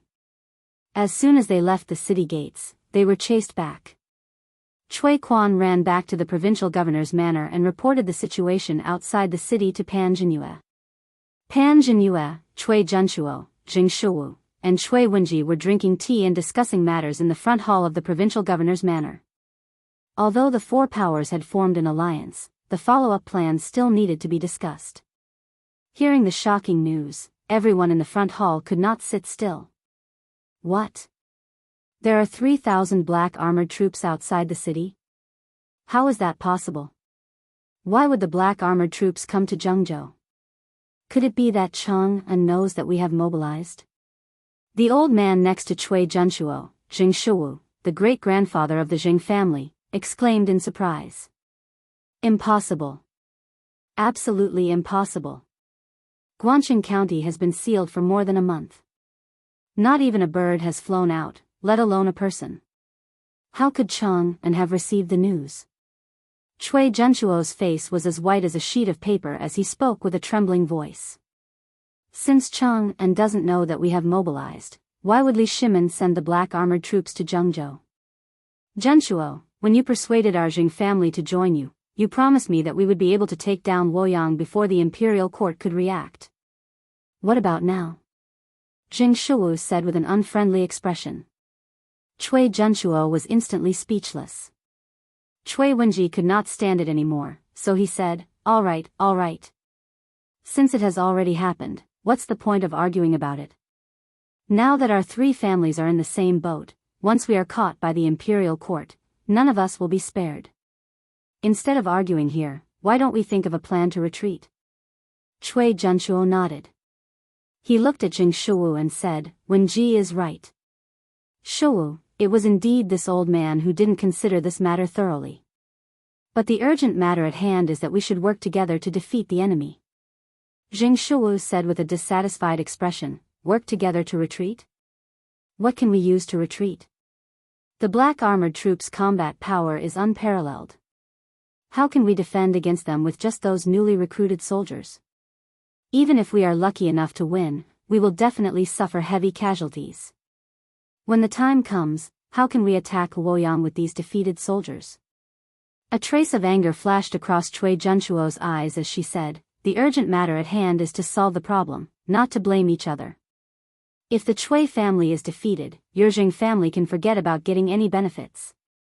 Shu Wu, if you really want to defeat the enemy, then send out your Cui family's 30,000 secret guards as well. Our three families together have a total of 80,000 secret guards. Only then can we have the power to fight against the imperial court. Cui Junshuo, what do you mean? Are you blaming my Jing family for not doing our best? Aren't the provisions and armors of 300,000 soldiers supported by our Jing family? If you're thinking about my Jing family's shadow guards, then why are your Cui family's shadow guards cowering in the back and not daring to make a move? Everyone is well aware of what you're planning. Stop pretending to be selfless. Hearing the hidden meaning in Cui Junshuo's words, Jing Shuwu was instantly enraged. His Jing family had been living well in Guan City, but after Cui Junshuo returned to Zhengzhou, the Jing family was dragged into this mess. Now, if things went wrong, the entire Jing family would be wiped out. How could Jing Shuwu not be angry? Three Grand Dukes, we can't go through the south gate. Can we go to the other gates? Pan Jinhua interrupted. Yes. Then let's go to the east gate. They only have 3,000 cavalrymen. It's impossible for them to set up an ambush at every gate. Cui Junshuo suppressed her anger and ordered. When the other two old men heard this, they did not express any objections. Seeing this, Cui Quan bowed and said, yes. Grand Duke. This general will lead the army out of the east gate and take a detour to attack Luoyang. With that, he cupped his fists and turned to leave. He was truly convinced by the quarrel between the three old men in the room. At this time, he felt a trace of regret for choosing to rebel with Pan Jinhua. The aristocratic families were already rotten. Half an hour later, Cui Quan reorganized the army and went out of the east gate of Guan City. However, as soon as he went out of the gate, he was stunned. He saw at least tens of thousands of soldiers waiting outside the city. Cui Quan, where are you? Quickly get off your horse and surrender. At this time, in the army camp outside the city, an old general came out and shouted at the army outside the city gate. So it's the pacifier. Sir, you are really fast. Cui Quan came out and was shocked when he saw the person.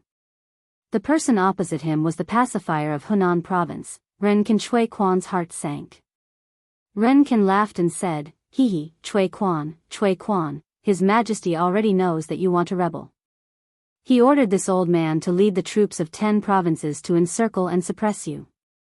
Now that things have come to this, if you can put down your weapons and turn to the light, perhaps His Majesty will spare your lives. If you continue to follow behind the Chui family and do treacherous things, only death will await you. This official hopes that you will think carefully. As soon as these words were spoken, the soldiers in Zhengzhou were immediately thrown into chaos. The soldiers all panicked. Since ancient times, the common people had a natural fear of the imperial court. Now that they heard that the imperial court already knew that they were going to rebel and even sent a large army to encircle them, these people, especially the new recruits, immediately wanted to kneel down and surrender. Silence. Cui Quan saw that the morale of the army was in chaos and quickly shouted, "Since you have joined the camp of the House of Subjugation, you have already betrayed the imperial court. If you fall into the hands of the imperial court, only death will await you. What you can do now is to resist with the Cui family to the end." After that, he looked at Ren Kan and said angrily, "The pacifier really has a good tongue. With just a few words, you have disturbed the morale of my army. If you have the guts, let's fight face to face." Ren Kan waved his hand and said, This official is old and not good at fighting and killing. If Commandant Chui wants to lead the army into battle, this official's 100,000 soldiers are more than welcome to join. Ha! Kill! Kill! Kill! As soon as he finished speaking, the 100,000 soldiers behind Ren Kan shouted, "Kill!" in unison. Their voices shook the sky and their momentum was like a rainbow. Cui Quan's expression changed. After a long silence, he waved his hand and said, "Retreat. Return to the city. Adjunct Wang, lead 50,000 soldiers and guard the east gate." Yes. Cui Quan did not dare to take the risk. The soldiers led by Ren Kan were all seasoned soldiers. If they fought face to face, his 300,000 soldiers might not be able to win. He decided to send someone to the provincial governor's office to report the situation here. At the same time, he planned to lead the army to the west gate. There were people at the south and east gates, but there should not be anyone at the west gate, right? The gate opened and Cui Quan led the army out. However, the black mass of the army that greeted him made him feel a sense of despair. "Where is Cui Quan? Come out and answer me." An old general shouted at Cui Quan. "Who are you?" Cui Quan said coldly as he rode out. I am the provincial governor of Sui province, Wang Yu. I am here under the imperial order to encircle you rebels. Cui Quan, you are greatly favored by the emperor. You are the commandant of a province, but instead of serving the imperial court, you have joined the rebels. I advise you to abandon the darkness and join the light before it is too late to regret." Wang Yu shouted. "Wang Yu?" Cui Quan's heart sank. Sui province was not far from Zhengzhou, but it was definitely not close. It would take at least 4 to 5 days to rush the army. However, Wang Yu was able to lead the army here. This meant that the imperial court had long been on guard against the Chui family's rebellion. At this moment, Cui Quan's heart sank completely. Wang Yu, does your Wang family of Taiyuan really want to go against the three of us?" Cui Quan said unwillingly. He could not understand why the Wang family would be willing to be a dog of the imperial court when they were all from the same family. Wang Yu said indifferently, "Go against?" This official's honor and disgrace were all bestowed by His Majesty. "Since you want to rebel, you are going against me, Wang Yu. There's nothing to say." Cui Quan said in exasperation, "Do you really think that you can stop me with just your army of tens of thousands?" "Then you can try, Commandant Chui." Wang Yui waved the sword in his hand and said with a murderous aura. Although he looked calm, he was actually panicking. He only had 20,000 some soldiers behind him. If they really fought, they were no match for Cui Quan's group. Cui Quan frowned, unable to understand where Wang Yu's confidence came from. He stretched out his hand and said, "All troops, attack. Every person killed will be rewarded with 5 strings of cash. Those who refuse to fight will be killed without mercy. Charge. Kill." At the eastern gate, Chui Quan had left 50,000 new soldiers behind to defend the city. Now, he had 250,000 soldiers under his command. Most of them were veterans, and their military training was quite good. The moment Chui Quan gave the order, the three armies charged at Wang Yu's army. Kill. The rebels might have the advantage in numbers, but our reinforcements will be here soon. Wang Yu braced himself and roared. The two armies quickly clashed. As the provincial governor of a province and the current head of the Wang family of Taiyuan, Wang Yu naturally would not personally charge into the fray. He was at the rear holding the fort. After seeing the situation on the battlefield, his face immediately darkened. In this situation, if reinforcements didn't arrive in half an hour, the 20,000-man army he brought with him would soon be wiped out. Bang! Bang! Bang!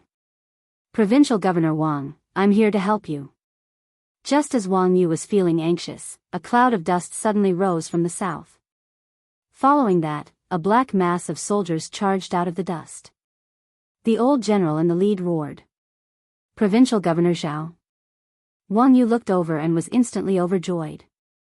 He hurriedly roared, the provincial governor of Bianzhou has led his army to reinforce us. All soldiers, listen up. Attack Guangqing County and capture the rebels. Kill. Wang Yu's army's morale was high, but Chui Quan's army was panicking. Retreat.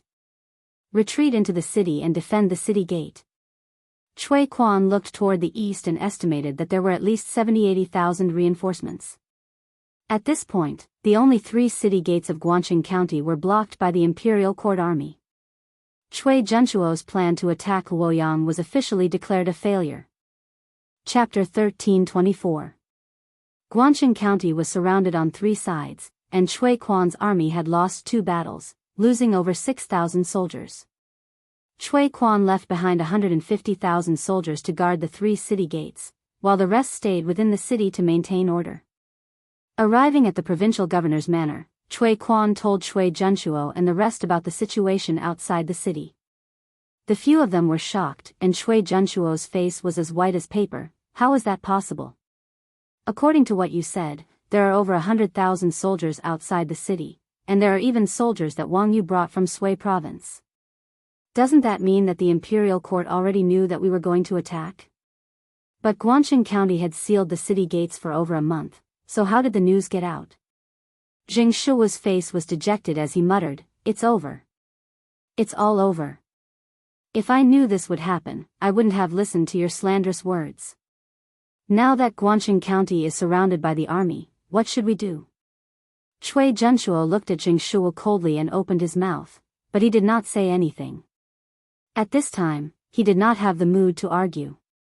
Chui Wenji was the oldest out of the 3, but because he took good care of himself, his body was the best. He stroked his beard and pondered for a moment before saying, "Now is not the time of life and death. There are only 100,000 soldiers outside the city, and we have 300,000. Furthermore, our Chui family and Xingyang family have not gone all out, and we can still mobilize 50,000 hidden guards and thousands of death warriors. Furthermore, our consecrators have not made a move, and with their martial arts, they can fight against 100. When the time comes, we can attack from the inside and outside, and we can definitely kill our way out. But at that time, Li Shimin will definitely not let us go. But our families can go to the Turks or live in seclusion in Southeast Asia, and when the time is right, we can return to the Central Plains." Hearing that, Chui Junchuo and Jing Shuo's eyes lit up, and Jing Shuo hurriedly said, "Then in Brother Chui's opinion, what should we do now?"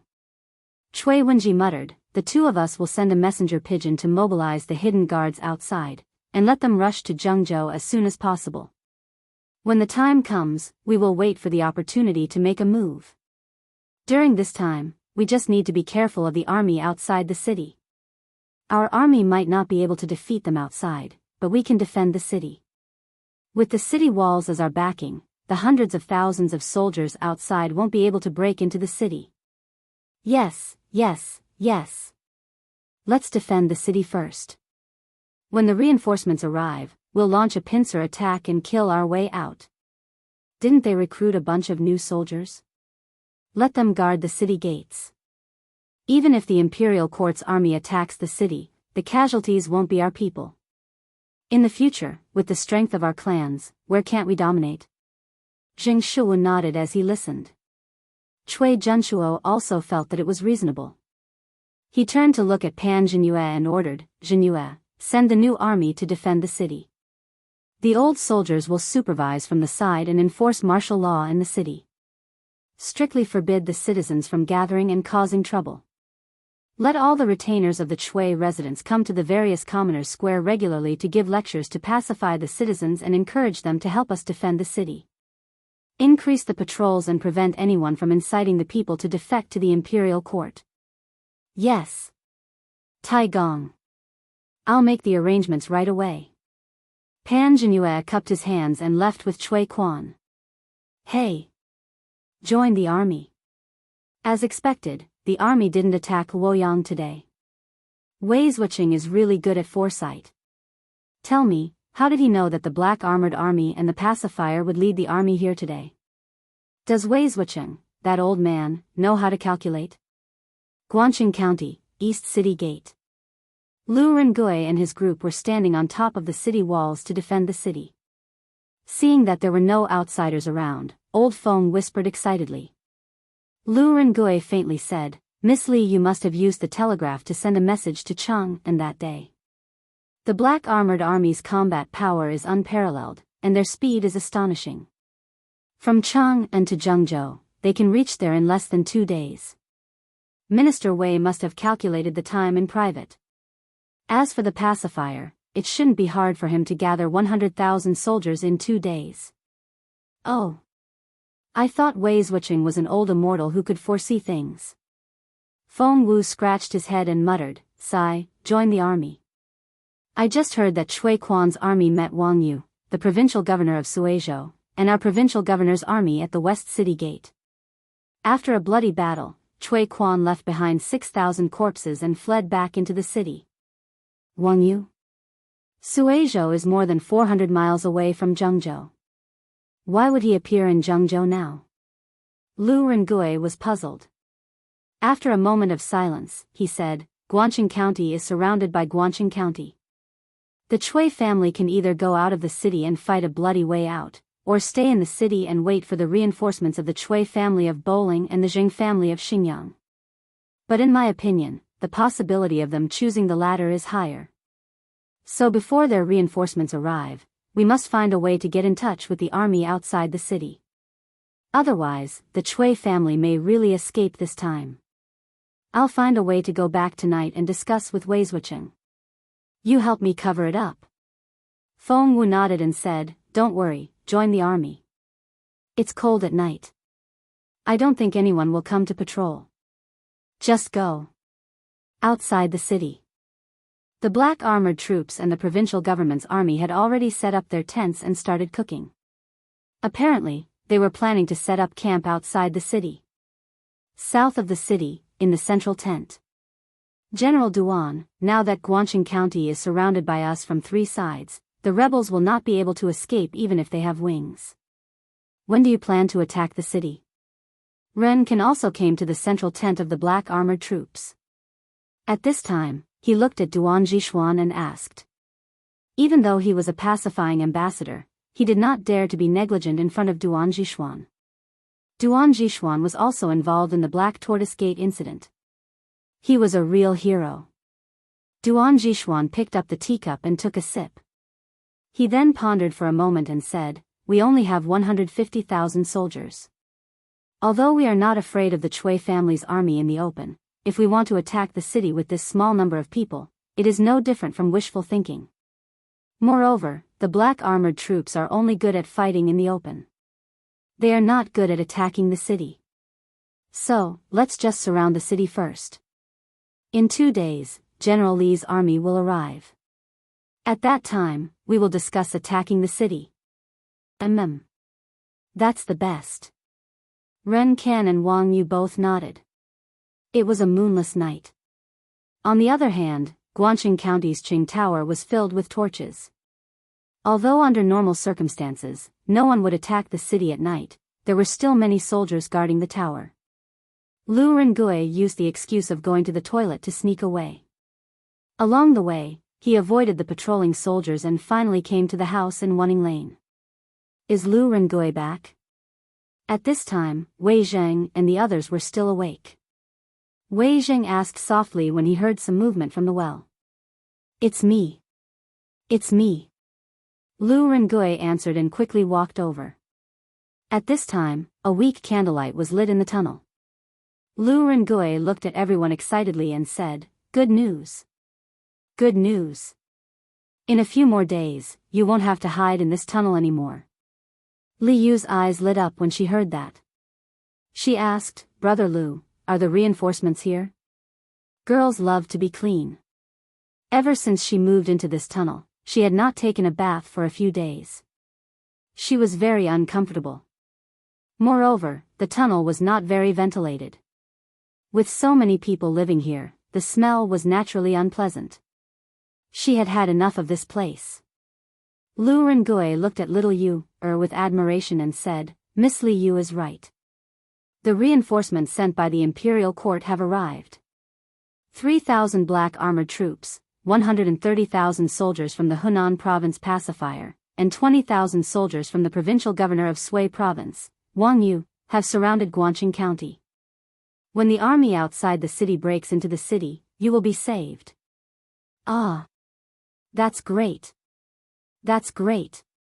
Finally, the army is here. We can finally see the light of day again." Little Yu cheered when she heard that. Wei Jing shook his head and said, "It's too early to say that. The army outside the city will not be able to break into the city. We have to wait for the reinforcements to arrive." "Reinforcements? How can Wei Zhuqing be so sure that there will be reinforcements?" Lu Rengui was puzzled. They had returned after sending the information to the imperial court at Songhua Temple. As for how the imperial court had arranged it, they had no idea. Wei Jing smiled and said, "Duan Jishuan's black armored troops are very mobile and fast. They are very suitable to be the vanguard. Since His Majesty has sent the black armored troops to be the vanguard, he will definitely send reinforcements. Let's wait." Wang Yu's appearance means that His Majesty has already taken precautions against the Cui family. In this battle, the armies sent by the imperial court cannot be underestimated. The Cui family cannot win. Wei Zhuqing is right. Lu Rengui nodded thoughtfully. Little Yu said, "Wei Zhuqing, since we have reinforcements behind us, do you think the Cui family will have reinforcements outside the city?" Wei Zheng's eyes darkened when he heard that. After a while, he looked at Lu Rengui and said, "You have to ask Lu Rengui this question." Lu Rengui quickly cupped his hands and said, "I think the Cui family will definitely have reinforcements." "Why do you say so?" "Wei Zhuqing, as far as I know, the 300,000 soldiers in the city, other than the young men recruited in the past few months, the rest are the state soldiers and the secret guards raised by the Cui family. The Cui family of Bowling and the Jing family of Xingyang did not send out a single soldier. Therefore, I guess that they must have some forces outside the city that they can mobilize. And today, they chose to guard the city instead of going out to fight. This confirms my guess." Lu Rengui cupped his hands and replied. The atmosphere in the tunnel became solemn again. Wei Jing stroked his beard and said in a deep voice, "Now, it depends on which side's reinforcements arrive first. If the Cui family's reinforcements arrive first, they will definitely go out to patrol the city. The situation will not be good if they are attacked from both sides." Chapter 13:25. Brother Lu, where are the reinforcements of the Jing family and the Cui family? Are they far from Guangqing? Inside the tunnel of Lu Rengui's rented house in Wanning Square. Little Yu asked after listening to Wei Zheng's analysis. Lu Rengui shook his head and said, "I don't know. Logically speaking, the Cui family's army should be in Dingzhou, and the Jing family's army should be in Guangqing. But since they decided to betray the imperial court with the Cui family of Qinghe, they must have set up an ambush in a county adjacent to Zhengzhou. We just don't know which county they are in." Yi Fashion frowned and said, "According to the time, the Imperial Court's army will need at least 2 more days to reach Guan City. As for the Zheng and Shui families' reinforcements, if Brother Lu's analysis is correct and they are hiding in a county near Zhengzhou, then their reinforcements will definitely reach Guan City first. Then what should we do? Little Yu was anxious. Lu Rengui suddenly asked, I wonder if the Imperial Court will bring along a telegraph machine with them when they send reinforcements? Little Yu's eyes lit up and said, we'll know if we try. The army must be closer to us than we are to Chang'an. Maybe we can send a message without going to Songhua Pagoda. That's right. Then Miss Liu, try using the telegraph machine. No. Using the telegraph machine underground will be very difficult to send messages. We should at least go to the surface. Liu shook her head. Lu Rengui thought for a while and said, the Chui family and the government are busy dealing with the army outside the city. They shouldn't be able to send people to patrol the houses. Also, Su Fengjing of Wanning Square knows that we have joined the army, so there must be no one in the house. Once the gate is locked, normal people won't be able to break in. So why don't you all disguise yourselves and stay in the backyard? But don't light candles at night, and don't go out during the day. Wei Jing frowned and said, no. If we all stay there, there will be too many targets. Once someone breaks in, we won't even be able to hide. Let Miss Liu stay there alone.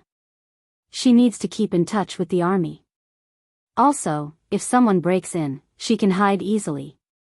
Although he also wanted to stay there, he didn't want to give himself away at such a crucial moment. Yes.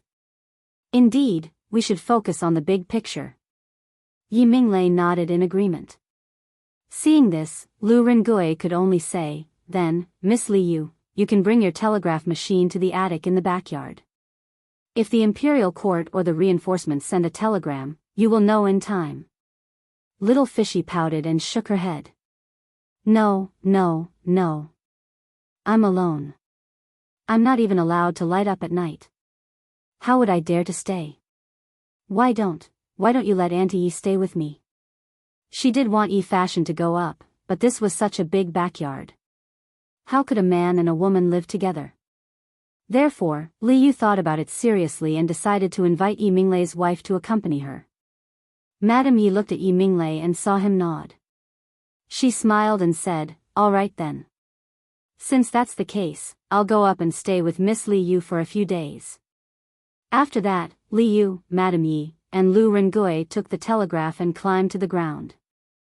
Then, the 3 of them walked towards the backyard. Beep beep beep. 15 minutes later, in the attic in the backyard, there was a soft beep sound. In the house, Liu used the weak candlelight to control the telegraph machine to send out a message. In order to prevent the candlelight from leaking out, she was surrounded by a screen. All right. I've sent it out. Let's see if anyone can receive and reply to me. After a while, Liu clapped her hands and said. Lu Rengui nodded and said, then we'll wait. Liu took the opportunity to ask, Brother Lu, how are you doing in the military camp? Did anyone from the higher-ups make things difficult for you? Lu Rengui shook his head and smiled. No. The lieutenant in our camp is a drunkard. I promised him 2 jars of immortal drunken wine. He treats me like a brother. Why would he make things difficult for me? Immortal drunken wine? Where can we get immortal drunken wine at this time? If I was in Chang'an, I could get some for Brother Lu. But now, I'm in charge of the city. Little Fishy frowned and said in a dilemma. Lu Rengui smiled. It's fine. I guess that lieutenant won't have the fortune to drink a sip of immortal drunken wine in his life. Hundreds of miles away, on an empty field, there were countless tents of various sizes. The campfire in the camp was brightly lit. There were also groups of soldiers patrolling the camp. Beep. Beep. Beep. Did Little Fishy send a message? Meng Wenhao reacted immediately. He quickly took out a pen and paper and laid on the ground to record. After a while, the beep stopped. Iron Egg asked curiously, Wenhao, what did the message say? To prevent more people from knowing about the telegraph machine, he, Meng Wenhao, and Pang Feiji stayed in a tent alone. At this time, Meng Wenhao had already translated the code. He looked up and said, "Nothing. This is just a test code sent by Little Fishy. She's not sure if I can receive her message. Wenhao, you should reply quickly." Iron Egg said hurriedly. "Okay." Meng Wenhao nodded and pressed the handle of the telegraph machine to reply the message. Beep. Beep. Beep. On the other side, Little Fishy was chatting with Lu Rengui about the battle during the day. Suddenly, the telegraph machine rang. "It's here." "There's a reply." Little Fishy exclaimed and quickly recorded the message. After a while, she stood up and said, "Brother Lu, it's the reinforcements sent by the Imperial Court. They are now 30 miles east of Luoyang in the wilderness. They should be about 100 miles away from us. The general manager this time is Duke Wei, Li Jing." Lu Rengui heard and frowned. "Duke Wei is leading the army? 100 miles?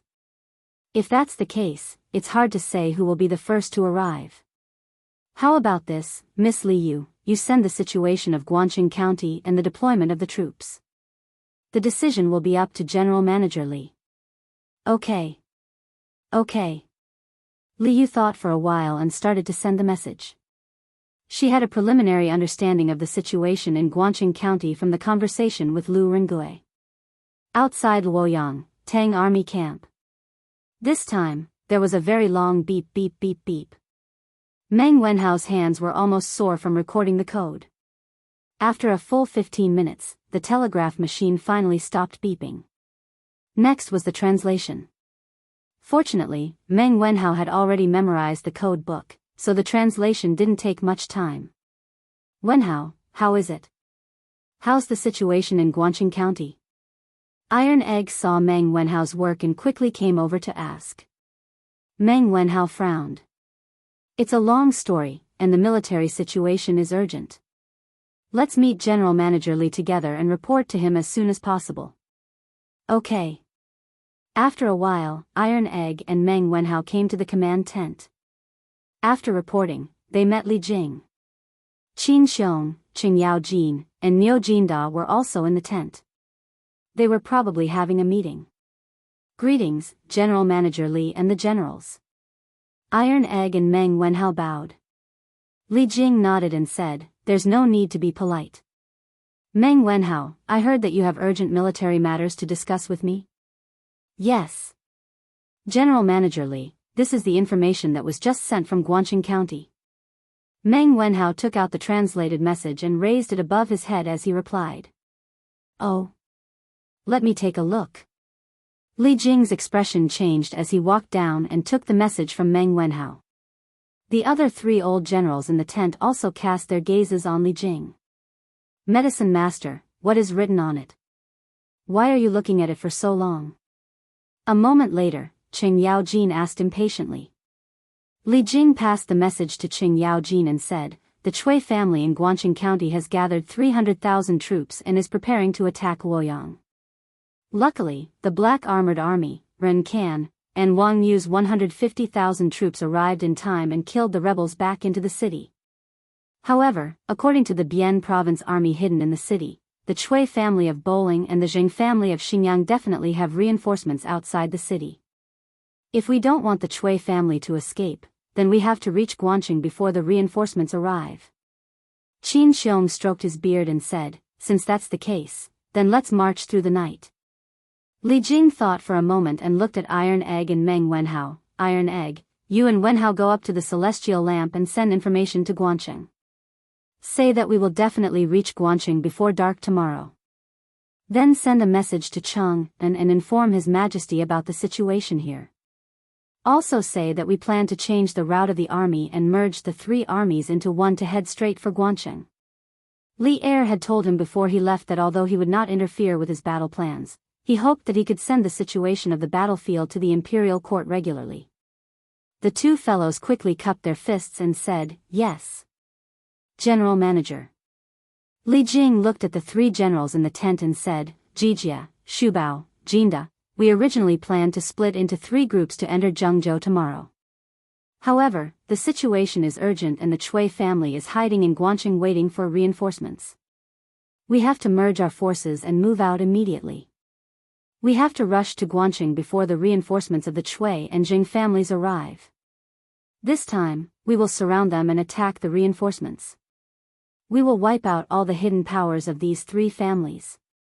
Good. Then I, old Cheng, will go clean up the army and set off immediately.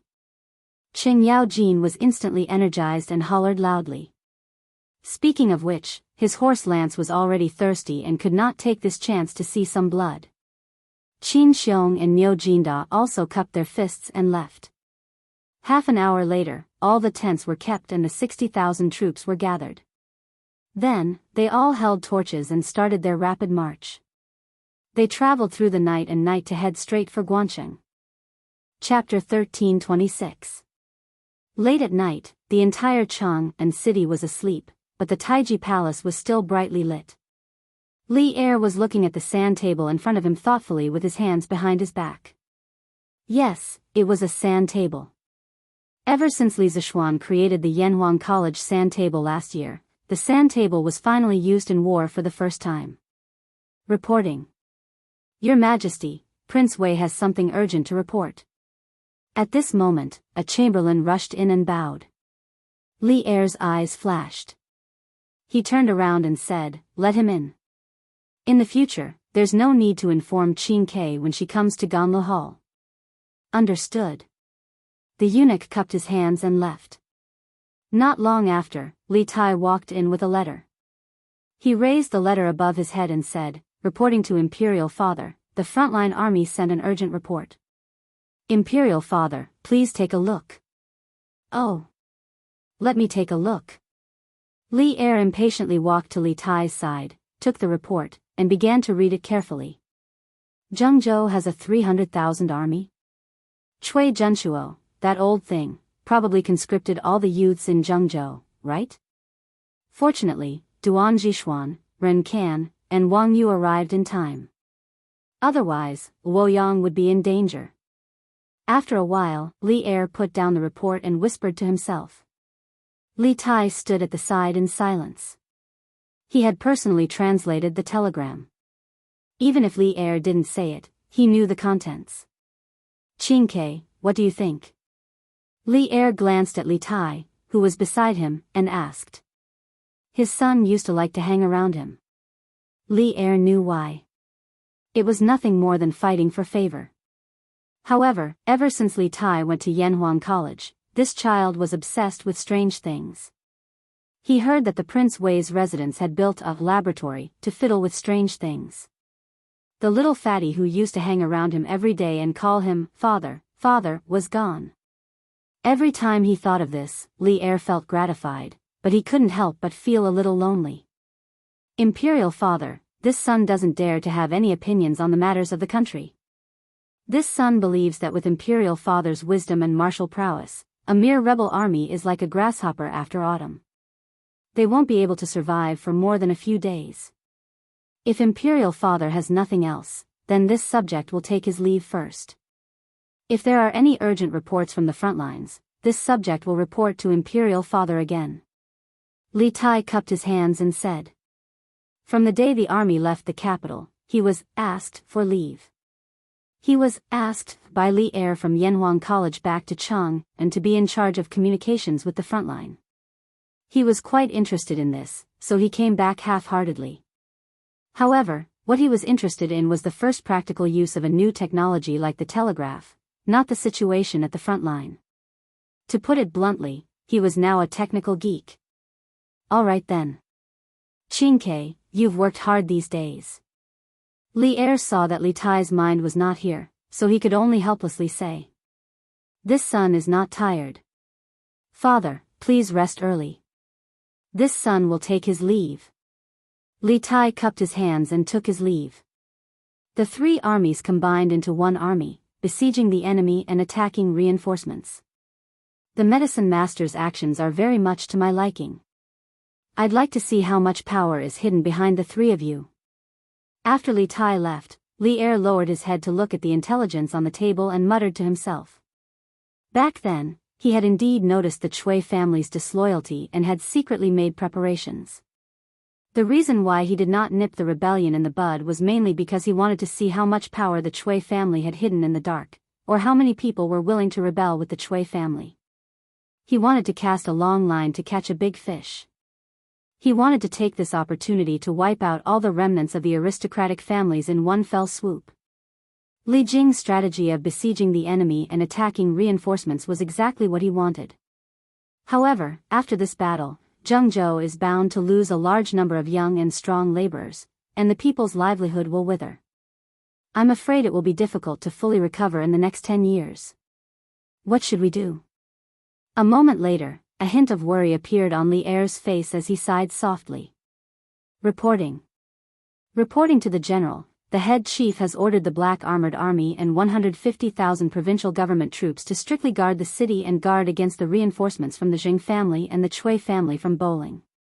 The head chief is leading 3 armies to travel through the night and will arrive before nightfall. The next day, a messenger rode a fast horse to the Black Armored Army's tent in the south of Guangqing County. He cupped his fists and reported to Duan Jishuan. When Duan Jishuan heard this, he suddenly stood up and said, "You said that the rebels in the city have reinforcements near Zhengzhou? Is the information accurate?" Obviously, he also realized that if the Chui family's rebels were to form a pincer attack, it would be extremely disadvantageous for them.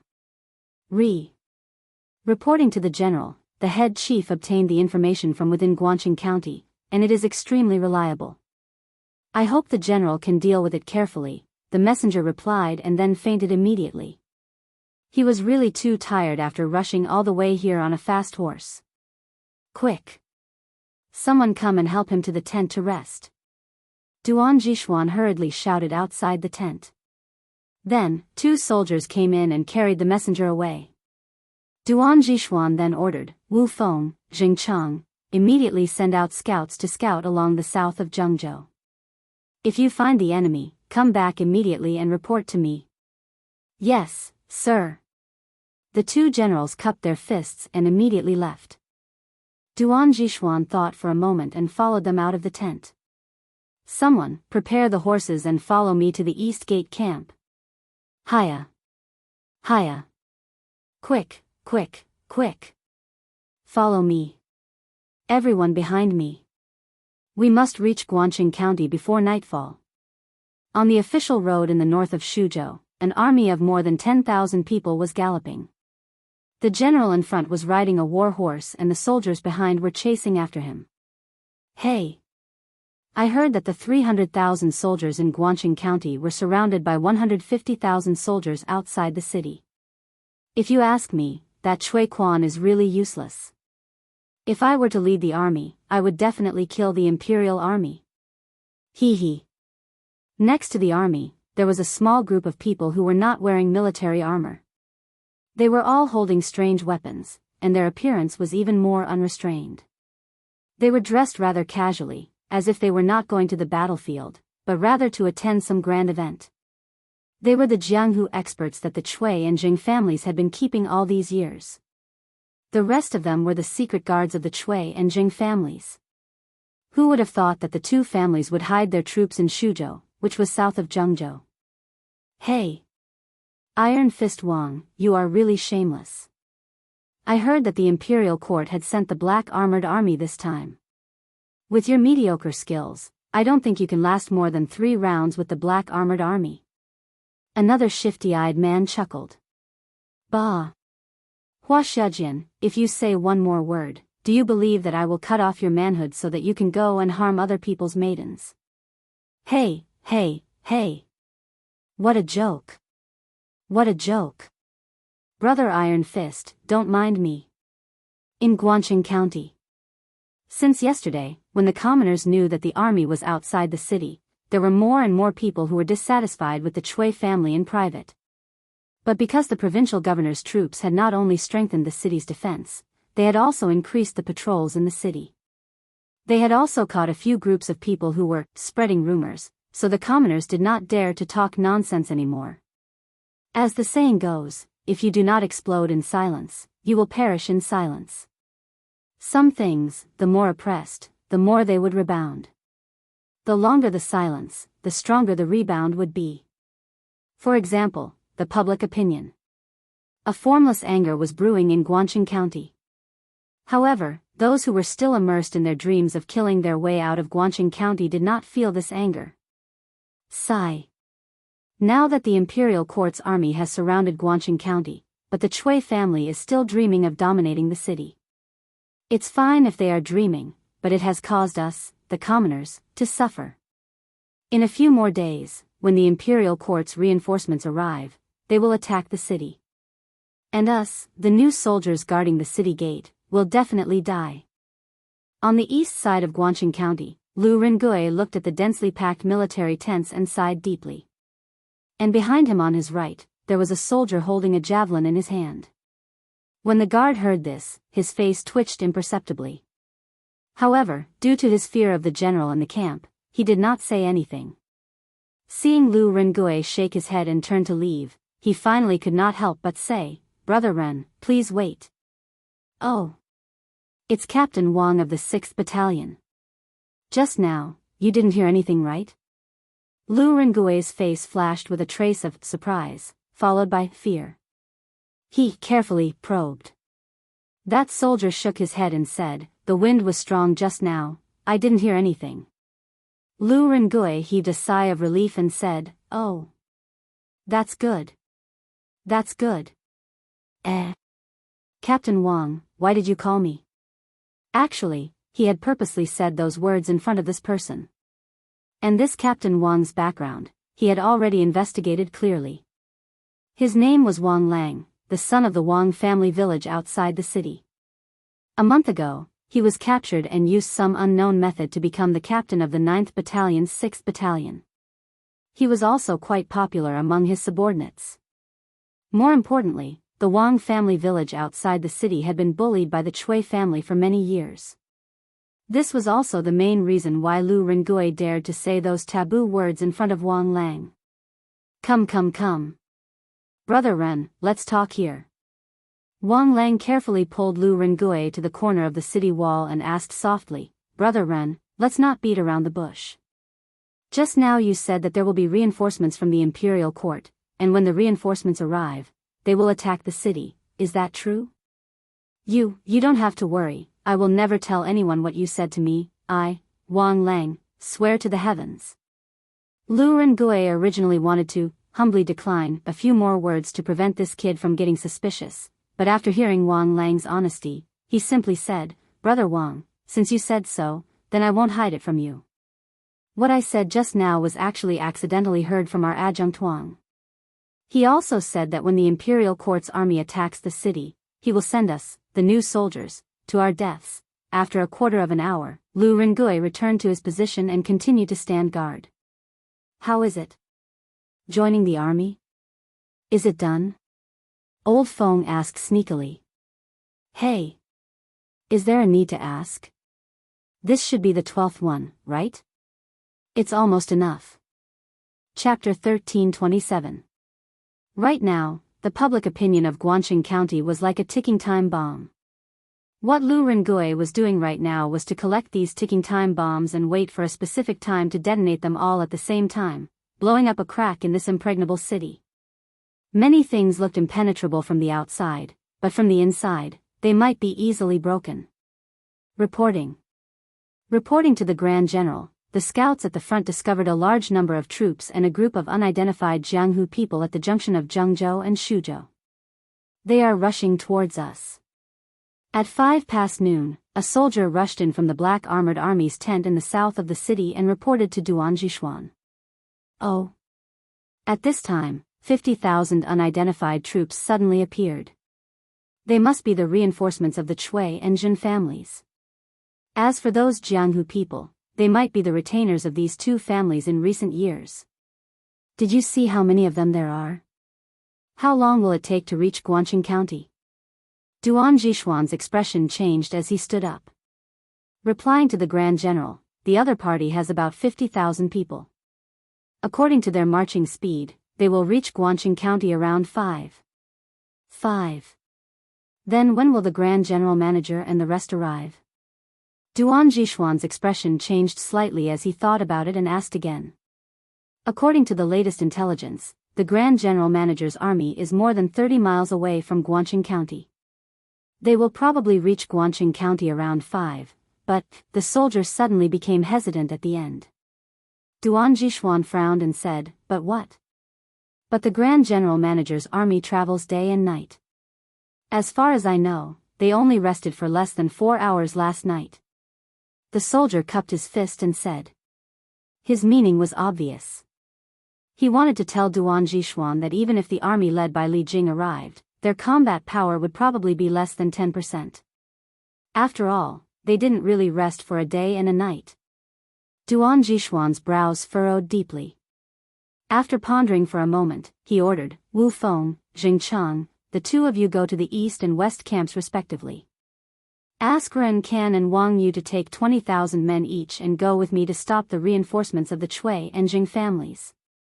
Then, Grand General, if the rebels in the city take the opportunity to escape from the south gate, what should we do?"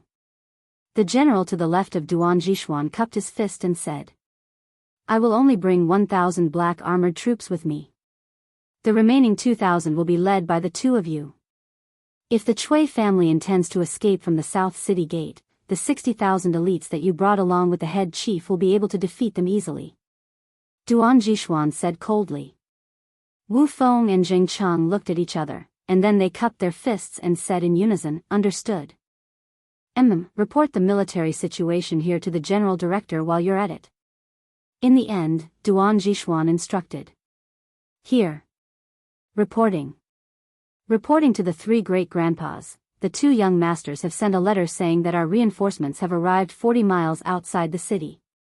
In another 4 hours, we will reach the south of the city. Guangqing County, Provincial Governor's Office." A soldier carrying a piece of paper hurriedly ran in and bowed. The reinforcements of the Chui and Jing families this time were personally led by Chui Wenji and Jing Shua's eldest grandsons, Chui Shen and Zheng Huijie. The troops carried carrier pigeons so that they could send messages into the city at any time. This message was, of course, directed in one direction. Chui Shen and Zheng Huijie could use carrier pigeons to send messages into the city, but Chui Wenji and Jing Shuo could not use carrier pigeons to send messages to Chui Shen and the rest. This was because the army was constantly on the move, and carrier pigeons would only return to the home in their memories. Compared to that, the superiority of telegraphic messages was obvious. Good. Good. When Shen and the rest arrive with their reinforcements, we will fight our way out from the south city gate. With a pincer attack, I don't believe that we can't fight our way out." Chui Wenji got up and laughed. Chui Junshuo hesitated and said, "Brother Wenji, the army has been on the move for a whole day. Why don't we let them rest for a night and fight again tomorrow?" Chui Wenji nodded and said, "Junshuo is right. Look at my brain, I'm probably old and confused.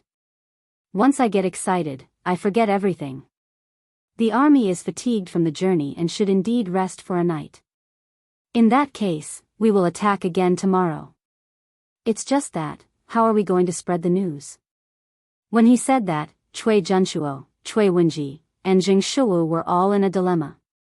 Previously, they had sealed the city so that Wei Zheng and Lu Rengui could not spread the news even if they wanted to. It was only after Li Yu came to manage the city that the situation changed. Now, Guangqing County was surrounded by the imperial court's army.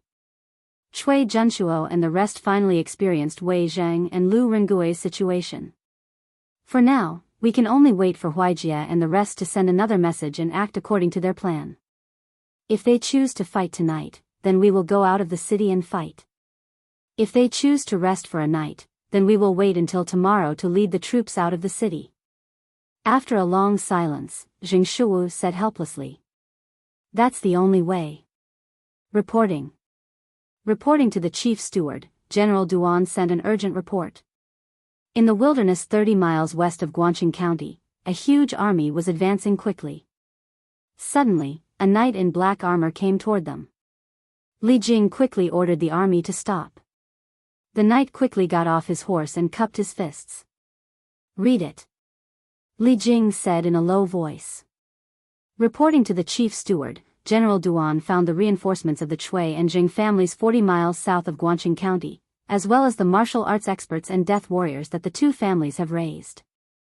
General Duan took 20,000 soldiers from the east and west gates and brought 1,000 black armored soldiers to ambush them. General Duan said that the chief steward and the rest must be tired after traveling through the night. When the time comes, we only need to help in the south of the city to stop the rebels from escaping. The black armored soldier cupped his fists and said, defense was always more energy efficient than taking the initiative to attack. Duan Jishuan's arrangement was reasonable and there was nothing wrong with it. Bastard. What does Duan Jishuan mean? What do you mean by tired? He is looking down on us old generals. Motherf asterisk Kerr, you want to steal old Cheng's credit?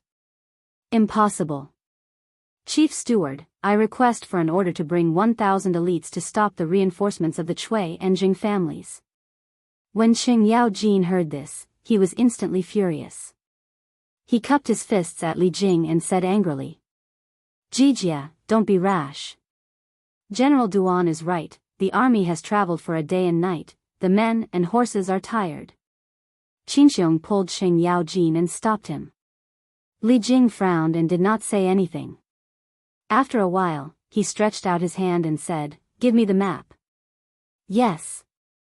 A soldier at the side quickly handed over the map.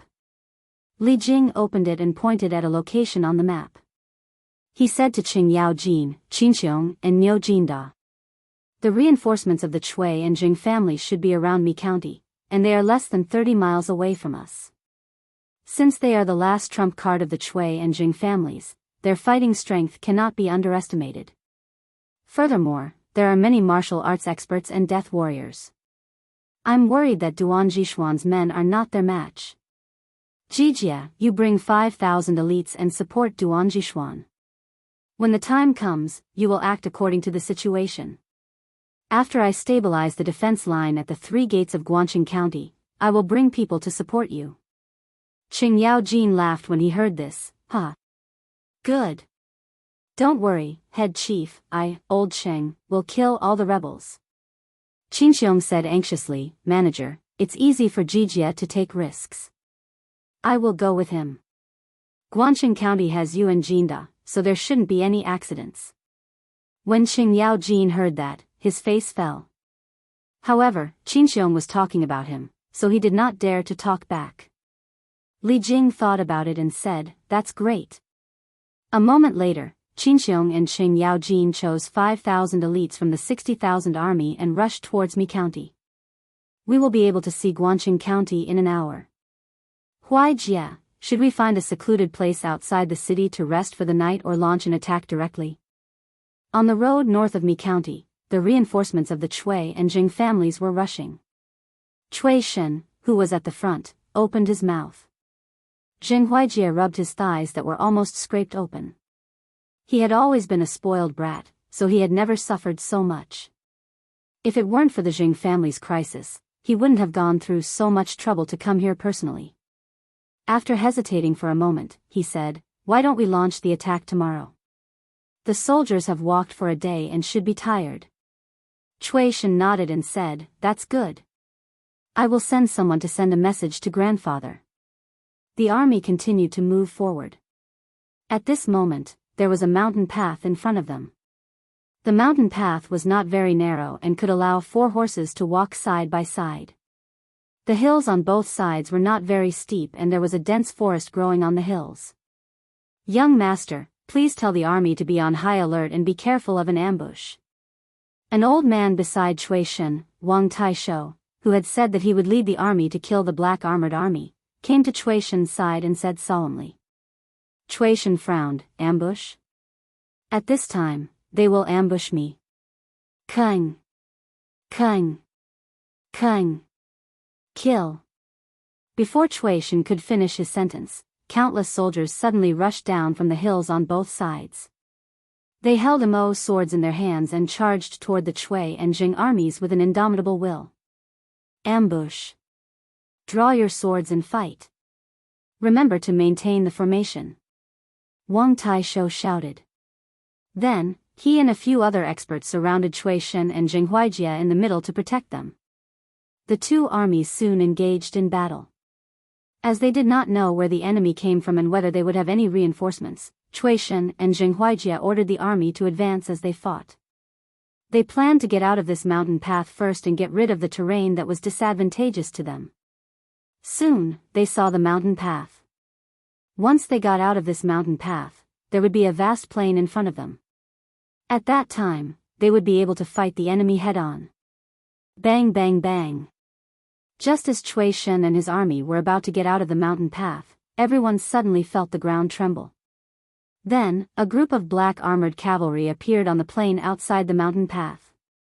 They were emitting a strong and cold murderous aura, like a group of death knights from hell. Black armored army?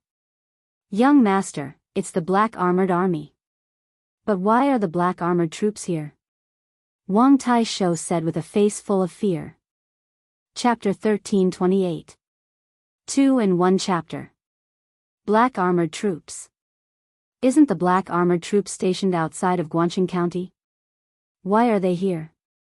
When Cui Shen and Jing Huijie heard that the enemy was the black armored troops, their faces turned green with fear. The black armored troops were known for their unparalleled combat prowess. The two of them had never been on the battlefield before, but this was their first encounter with the black armored troops. How could they not be terrified? Young masters, there is no need to worry. The black armored troops only have about 1,000 men. Let the experts from the Hall of Worship and the men of sacrifice from the Kamikaze battalion meet them. As for the troops on both sides of the mountain path, let the shadow guards deal with them. If we can take down 1,000 black armored troops, the south side of Guangxing County will be defenseless. At that time, we will have a better chance of rescuing old grandfather and the rest. Taizhou Wang was also panicking at the start. However, when he saw the number of black armored troops, he calmed down and tried to persuade them. Hall of Worship Wang is right. Let's do as he says. At this moment, Cui Shen and Jing Huijie were in a state of being out of their wits. Iron Hand Wang's words were like a life-saving straw, letting them see some hope, so they desperately climbed up this life-saving straw. Yes. Young master. Taizhou Wang clasped his hands and shouted, "Brothers from the Hall of Worship and the men of sacrifice, follow me to meet the black armored troops." Yes. Following a chorus of voices, hundreds of Jianghu people dressed in various colors rushed out from the army. Together with 3,000 to 4,000 warriors dressed in black, they charged straight at the black armored troops. You are courting death. Listen to my command, charge with me. Duan Jishuan saw that the opposing army dared to take the initiative to meet the black armored troops head-on. He roared angrily and urged his horse forward. With a lance in one hand, he charged forward at an even faster speed. Kill! 1,000 black armored troops roared in unison and charged forward. The war horses neighed and their shouts shook the heavens. The Hall of Worship and the men of sacrifice from the Cui and Jing families felt that it was not 1,000 men charging at them, but tens of thousands of ferocious beasts. This was the unparalleled black armored troops. After so many years of training, the black armored troops of today was much better than the black armored troops of Li World. Bang bang bang. Duan Jishuan's warhorse sent countless soldiers from the Cui and Jing families flying. Wang Taizhou panicked when he saw this. He said to the two people beside him, Chu Xiaofeng, Hua Shejian, you two come with me to deal with Duan Jishuan. Ah. Iron Fist Wang, you're sending us to our deaths. I'm not going. Hua Xiajian mocked as he swung his sword to block the black armored troops around him. Wang Taizhou panicked and shouted angrily, Hua Shejian, can you be a little more mature? With us 3 great grandmasters working together, would we still be afraid of a single Duan Jishuan? If we don't capture him first, our formation will be disrupted by him alone. At that time, no one will be able to survive. Humph. All right then. Hua Xiajian's expression changed. Moments later, he sent a flying kick towards one of the black armored troops who was about to attack him. He then turned his head towards Wang Taizhou and snorted angrily. Humph. Duan Jishuan, your opponents are the three of us. Just as Duan Jishuan was killing as if he was invincible, suddenly, 3 masters wielding swords and sabers came flying towards him. 3 martial Dao Grand Masters. The Chui and Jing families are really generous. Duan Jishuan frowned. He felt that this was going to be tricky. He had only just entered the martial Dao Grandmaster realm a few years ago.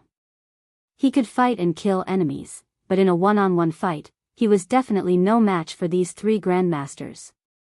However, with the enemy before him, even if he could not win, he had to fight. Duan Jishuan slapped his horse's back and soared into the sky, dodging the fatal blows from 2 Grandmasters. Then, he used his lance to stab the 3rd Grandmaster, Wang Tiesho's chest.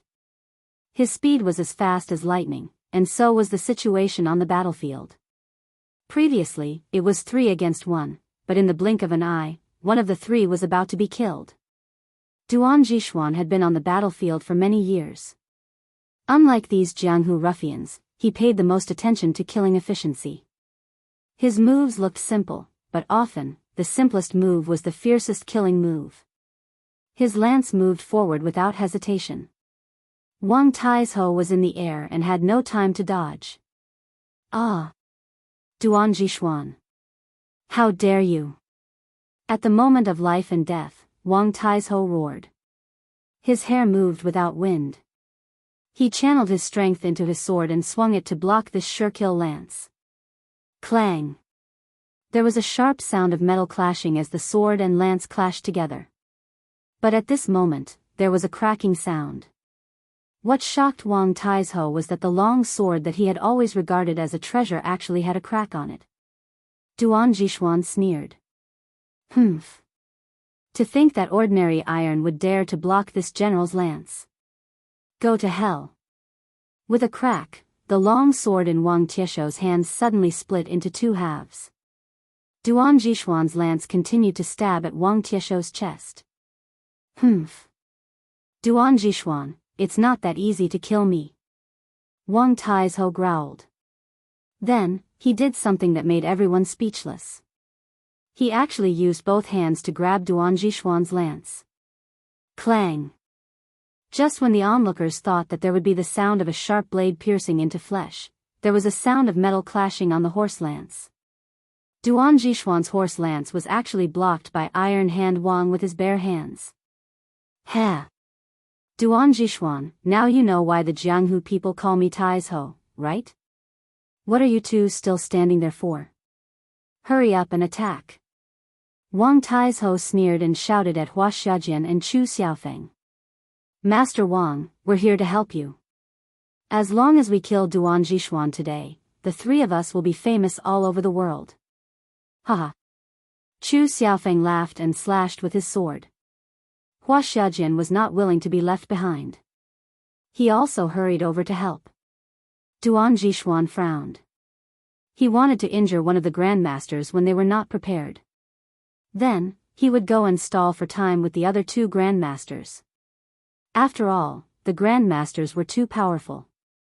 If he did not hold them back and let them kill him, the black armored army might lose a few hundred men. But now that his sneak attack did not work, the enemy must be prepared. He would have to face the pressure of the 3 grandmasters head-on. It was no different from suicide. Half an hour ago. Guangqing County, Provincial Governor's Mansion. Reporting to the 2 grandmasters, a portion of the soldiers from the 3 directions outside the city had been transferred to the south of Guangqing County. A provincial government soldier hurriedly ran into the main hall of the provincial governor's office and reported. What? To the south of Guangqing County? Isn't that where our reinforcements are? Cui Wenji stood up and said.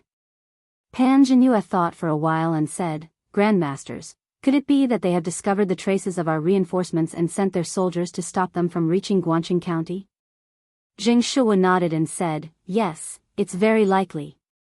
Duan Jishuan scouts are the best in the world. It shouldn't be difficult for them to discover that our reinforcements are from Shuzhou. Cui Junshuo looked at the soldier and asked, let me ask you, how many soldiers have been transferred to the east, west, and south gates? The messenger cupped his fists and replied, in reply to Tai Gong, I can't see the exact number. However, about 20 to 30,000 soldiers have been deployed from the east and west gates. As for the south gate, it seems that more than 1,000 black armored soldiers have been deployed there. Cui Junchuo's eyes lit up and said, more than 1,000? That means there are only about 2,000 black armored army left at the south gate? Wenji, Shuwu, the east and west gates are still there. But there are only about 2,000 black armored army left at the south gate.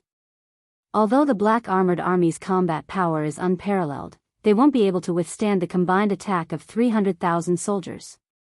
We will concentrate on breaking through the south gate and then rendezvous with the reinforcements brought by Shen, and Hui Jie.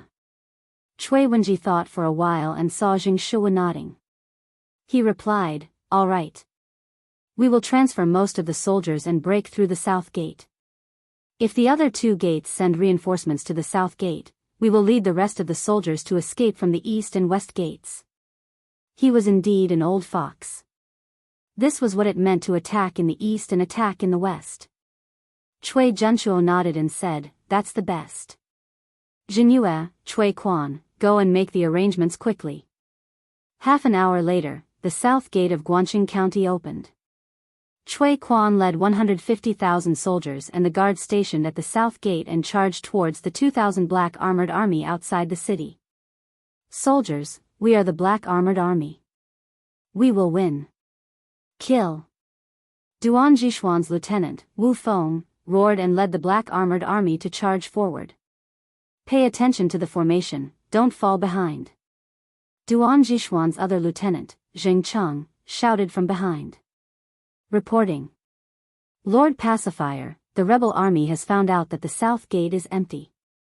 Cui Quan led 100,000 soldiers and charged out from the south gate. I don't think the black armored army can hold on for much longer. East City Gate, Central Army Tent. The messenger hurriedly ran in and bowed to Ren Ken. What? The rebel army has left the city? Ren Ken was shocked and immediately became anxious. He said, there are only 2,000 black armored troops at the south gate. Although the black armored troops have unparalleled battle prowess, how can they fight against the hundreds of thousands of rebels in the city?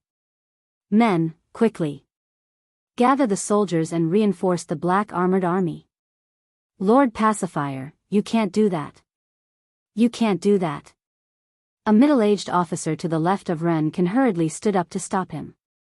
Cui Junchuo has only mobilized a few 100,000 soldiers this time. The other few 100,000 soldiers are obviously still waiting for an opportunity to make their move. Once we send too many people to the south gate, the main force of the rebels will definitely escape from the east gate. At that time, the ones who let Cui Junchuo and Pan Jinyue go will be us. Lord Pacifier, please think twice before you act. Ren Ken frowned and said coldly, Captain Meng, in your opinion, should we stay put and watch as the black armored army is annihilated and the Cui family escapes from the south gate? You must know that the black armored army is the army that His Majesty values the most. If His Majesty finds out that we watched the black armored army being destroyed without doing anything, then our sins will be even greater. Captain Meng was speechless. He clasped his fist and said, Lord Pacifier, Lord Pacifier. Pacifier, there are currently 55,000 soldiers guarding the east and west city gates. We can only deploy 5,000 soldiers each to reinforce the black armored troops. This way, we won't weaken the defense of the east and west city gates by much. Moreover, with 2,000 black armored troops and 10,000 prefecture soldiers, even if we lose, we won't lose so quickly. Now, we just have to see if Butler Lee's army can arrive before the 2,000 black armored army is completely defeated. Other than that, we have no other choice. Ren Can's brows furrowed. He lowered his head and fell into deep thought. After a while, he raised his head and said, Captain Meng, immediately take 5,000 elite soldiers and go to the south gate to support the black armored troops. Also, send someone to the west gate to inform Wang Yu. Yes, Lord. The middle-aged general replied loudly and left the tent. At the south gate, the two armies were engaged in a fierce battle. The black armored army lived up to their reputation as the heavy armored cavalry. Even in the face of hundreds of thousands of enemy soldiers, they were not completely defeated. The 2,000 black armored army formed a long snake formation. With their strong charging force and armor, they charged through the rebel army several times. Cui Quan's army of hundreds of thousands had already lost at least 20,000 soldiers. Most of them were killed by the fully armored horses. However, the black armored army had also paid a heavy price. After a few charges, they had lost more than 300 soldiers. This made Wu Feng and Jing Chang's hearts ache. Those who were able to join the black armored army were all elite soldiers who could fight against 100 soldiers. Set up your formation and surround the black armored army. Cui Quan roared, and the remaining 100,000 soldiers, under the command of their respective captains, formed an encirclement and surrounded the black armored troops. Without an open space, the black armored army could not charge forward. They were like caged beasts. Kill! From all directions, the rebel soldiers wielded long spears and charged towards the black armored troops. Without their advantage in speed, the black armored army could only raise their swords to defend themselves. But as the saying goes, 2 fists are no match for 4 hands. Under such a dense encirclement, many of the black armored army were dismounted. Bang! Bang! Bang! Kill! Suddenly, 2 armies of thousands of soldiers appeared from the east and west. The rebel army panicked. Wu Feng made a prompt decision and shouted, "Charge out from the east! Kill!" Soon, the eastern side of the rebel army's encirclement was attacked from both inside and outside. It did not take long for a gap to be torn open. The black armored army was finally able to charge forward again. Together with the 10,000 soldiers, they started to fight the rebel army again. However, the hundreds of thousands of soldiers that Cui Quan brought with him were not just a motley crew. There were also 20,000 Cui family's shadow guards. Coupled with the fact that there were so many of them, the black armored army and the 10,000 soldiers from the provincial government showed signs of defeat. Hee hee. Looks like we've won. We can leave Guan City from the south gate now. On the city gate tower, Cui Junchuo heaved a long sigh of relief after she saw the situation of the battle below. Bang! Bang! Bang! Soldiers, follow me. We're going to save the black armored army.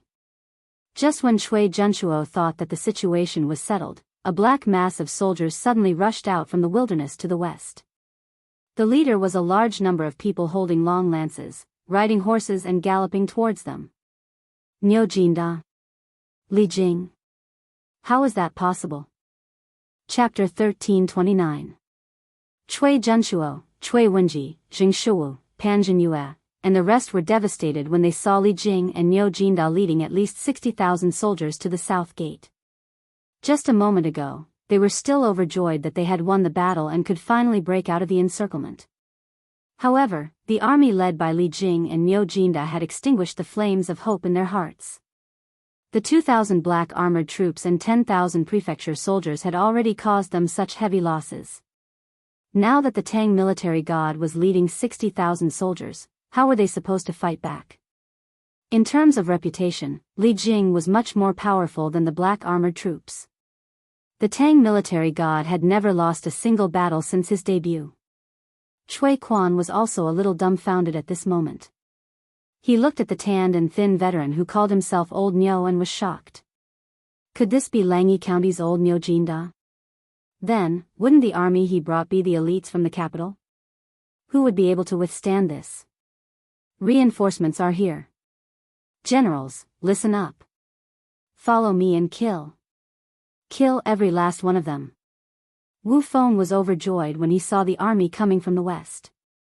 He shouted loudly. Kill! Kill! Kill! Hearing that the reinforcements were here, the black armored troops' morale was boosted, and they charged even more fiercely at the rebels. At this moment, Niu Jinda had already led his soldiers over. As soon as they came into contact, 4 to 5 rebels were sent flying by him. Then, he swung his sword left and right, and more than a dozen soldiers were killed by his sword in an instant. He was unparalleled in bravery. Roar. Kill. Kill. Kill. Although the army behind Myojinda had been traveling for a day and a night, and their bodies were extremely tired, they still couldn't help but feel their blood boil when they saw this scene. Their bodies were instantly filled with a primordial energy, and they forgot all their fatigue and launched a fearless charge. To Cui Quan, the current situation on the battlefield could be said to have taken a sudden turn for the worse. Very soon, his army of over 100,000 was scattered and utterly defeated. Beat the gongs to retreat. Quick! Beat the gongs to retreat. Order everyone to return to the city immediately. Cui Junshuo, who was watching the battle from the city gate tower, hurriedly ordered. Cui Wenji and Jing Shuo looked at each other, shook their heads, and said nothing. Obviously, they also thought that Cui Quan's men couldn't defeat Li Jing's men. Yes. A soldier rushed out hurriedly. Clang, clang, clang.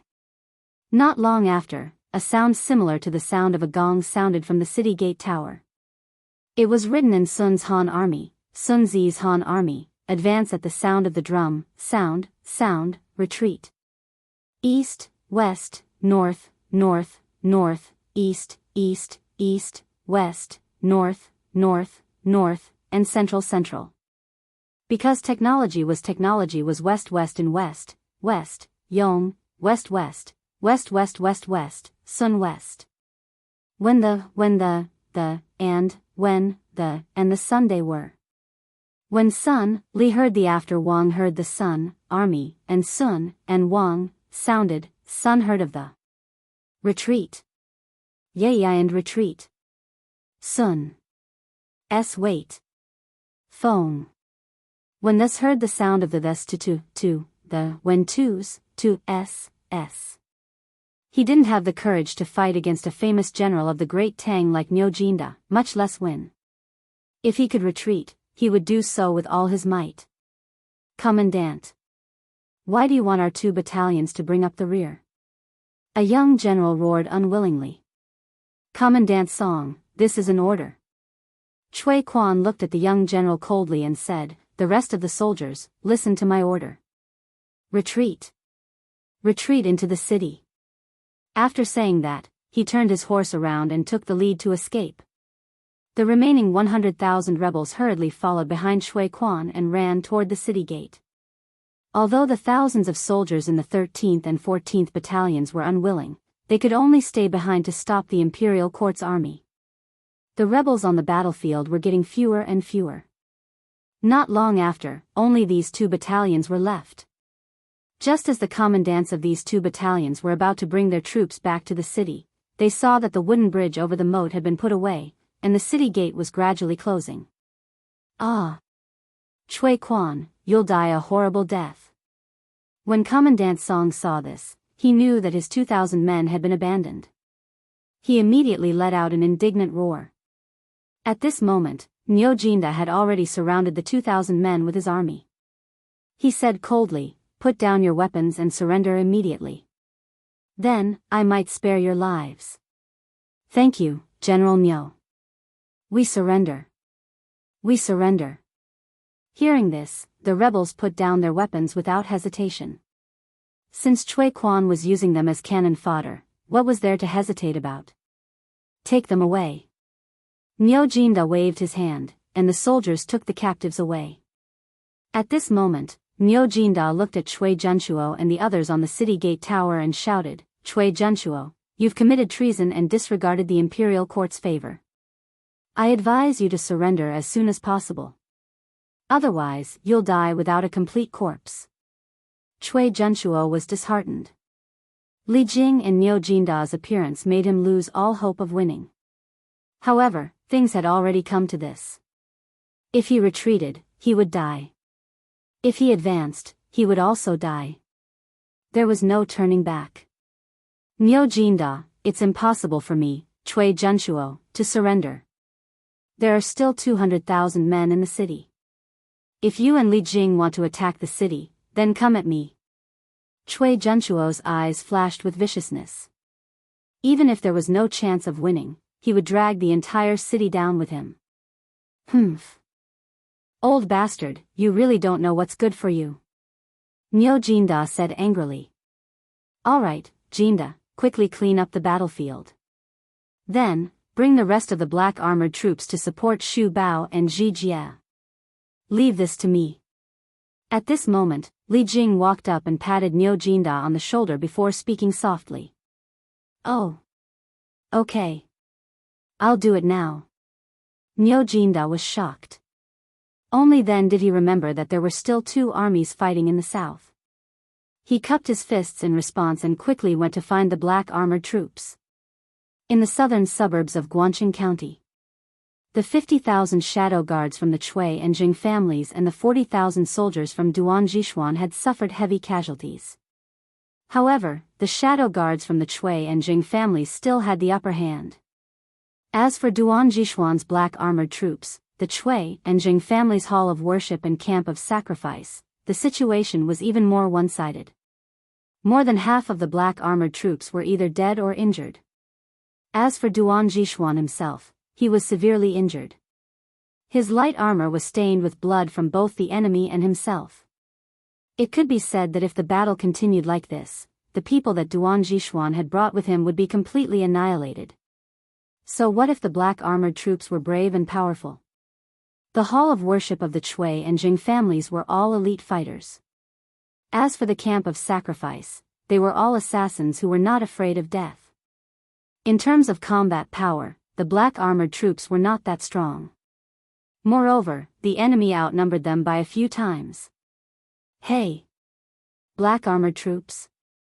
Didn't you say that 3,000 black armored troops could defeat 100,000 soldiers? Why is the general of the black armored troops so weak? Wang Taizhou threw a punch at Duan Jishuan and sent him crashing to the ground.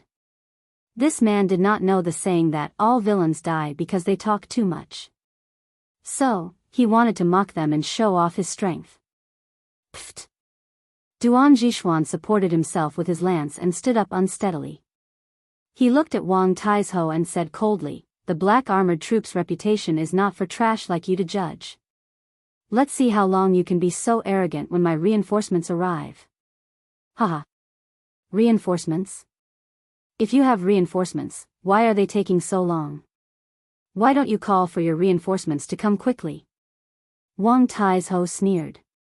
In this battle, although it was 3 evolved Jing masters against 1, all 3 of them were injured. At this time, he had a stomach full of anger. Now that he had beaten Duan Xuanji to the ground with great difficulty, of course he wanted to show off his prestige as the victor. Bang! Bang! Bang! Suddenly, a series of hurried footsteps came from outside the mountain. Wang Taizhou, Cui Shen, Jing Huaijie, and the rest were shocked. Oh no! Their reinforcements are here. Cui Shen said in a panic. Ha! How dare the remnants of the noble families resist the imperial army? Soldiers, charge with me, old Sheng. Kill every last one of them. Qing Yaojin held a lance in his hand and took the lead to rush over. Kill! Kill! Kill! The 5,000 elites that Qing Yaojin and Qin Xiong had brought with them also charged forward. Damn it! They really have reinforcements. Then you can go to hell first. Wang Tieshou's face darkened. He cursed himself for saying such a thing. He used his leg to pick up a saber beside a dead soldier and slashed it at Duan Jishuan's neck with one hand. Ha! How dare you, old man! At the crucial moment, Qing Yaojin roared and threw out the stallion in his hand. His target was Iron Hand Wang. Wang Taizhou did not dare to take it head-on. He quickly dodged, and the lance stabbed into the ground. It was obvious how powerful Qing Yaojin's attack was. Whoosh! In just a short while, Qing Yaojin and Qin Xiong had arrived and stood in front of Duan Jishuan. General Duan, take care of yourself. Leave these 3 to me and Jijia. Qin Xiong looked at Duan Jishuan and said. Duan Jishuan clasped his fist and said, "Thank you, General Qin. Thank you, General Cheng. Qing Yaojin laughed. Hey! Little Duan, next time you encounter something like this, don't force yourself. You're a good fighter. If you die in the hands of these idiots, it won't be worth it. Duan Jishuan was immediately choked by this shameless old man. Alright, Jijia. Focus on the enemy first. Qin Xiong pulled out his sword and looked at the three grandmasters in front of him. Alright. Haha. Today, I can finally show my skills.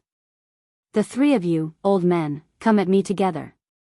Qing Yaojin picked up the lance that was inserted into the ground and laughed loudly. Qin Xiong. Qing Yaojin.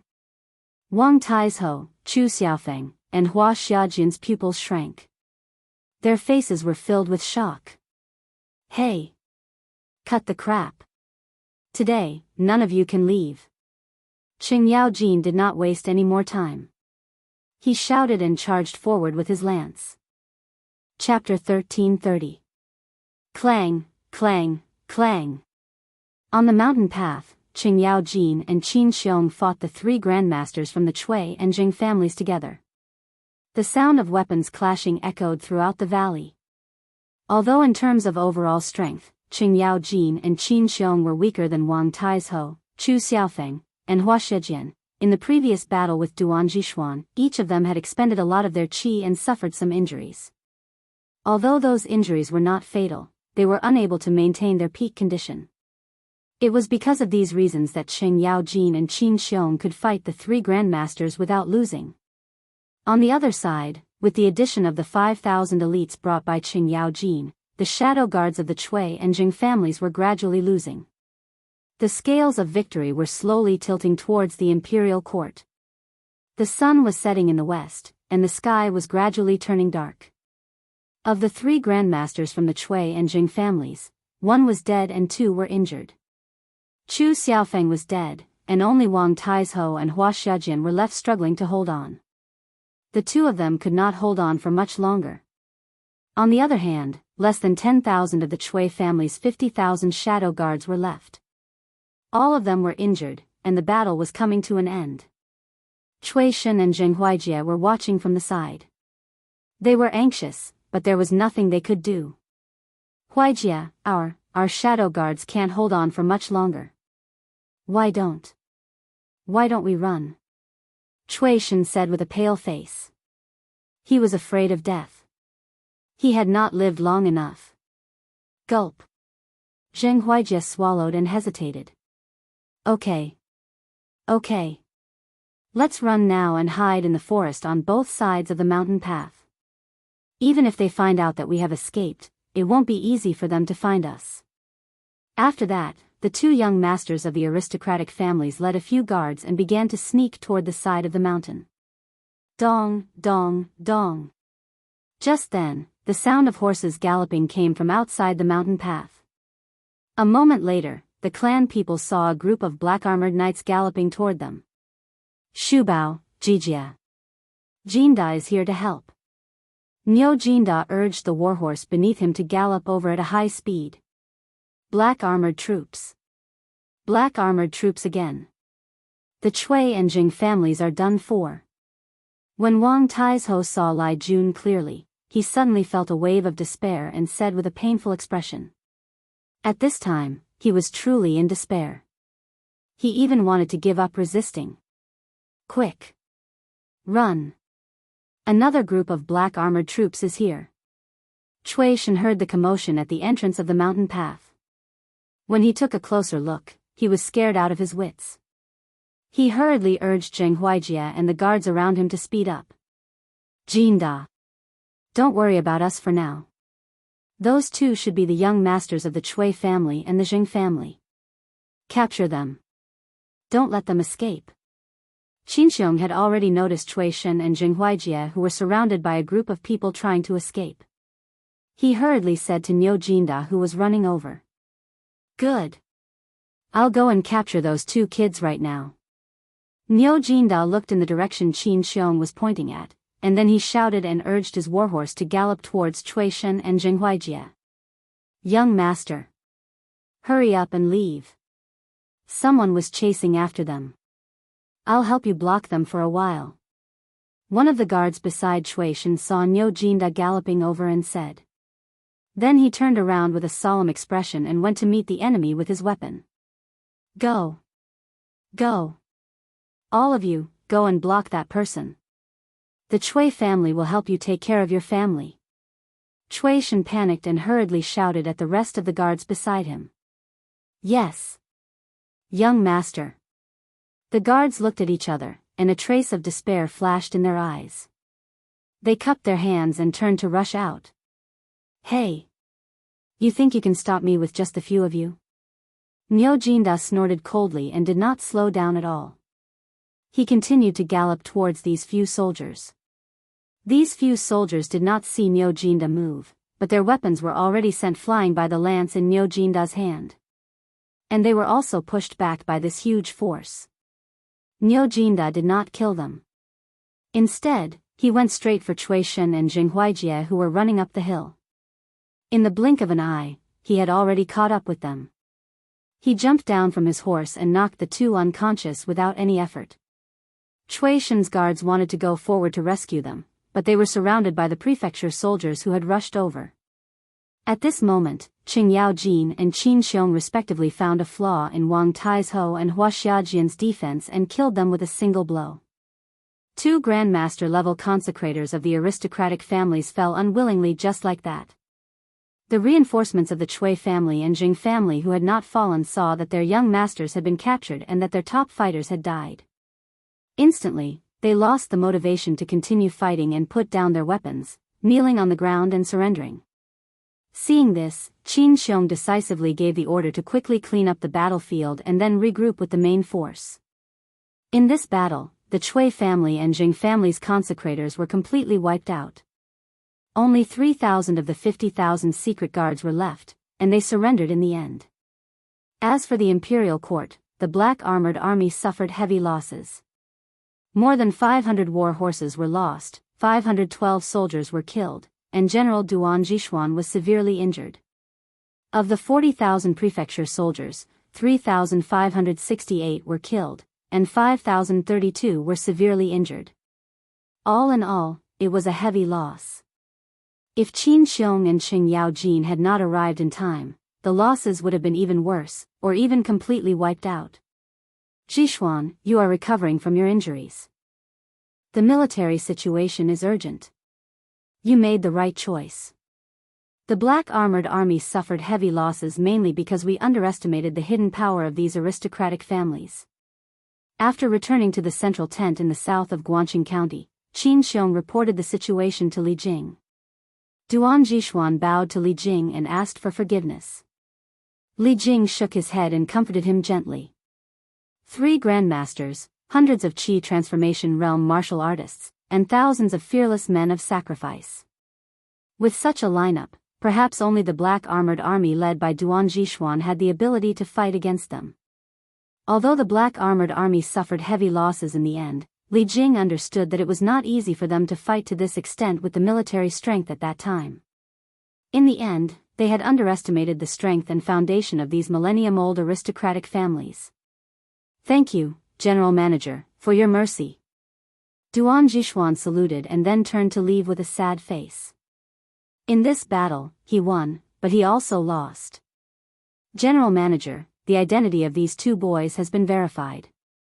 They are the eldest grandson of the Chui family in Bowling, Chui Shen, and the eldest grandson of the Jing family in Xingyang, Jing Huijie. How should we deal with them? Niu Jinda pointed at Chui Shen and Jing Huijie on the ground and asked Li Jing. Li Jing thought for a moment and replied, take them down and guard them well. When the time comes, bring them back to Chang'an and hand them over to His Majesty. Okay. Niu Jinda heard and nodded.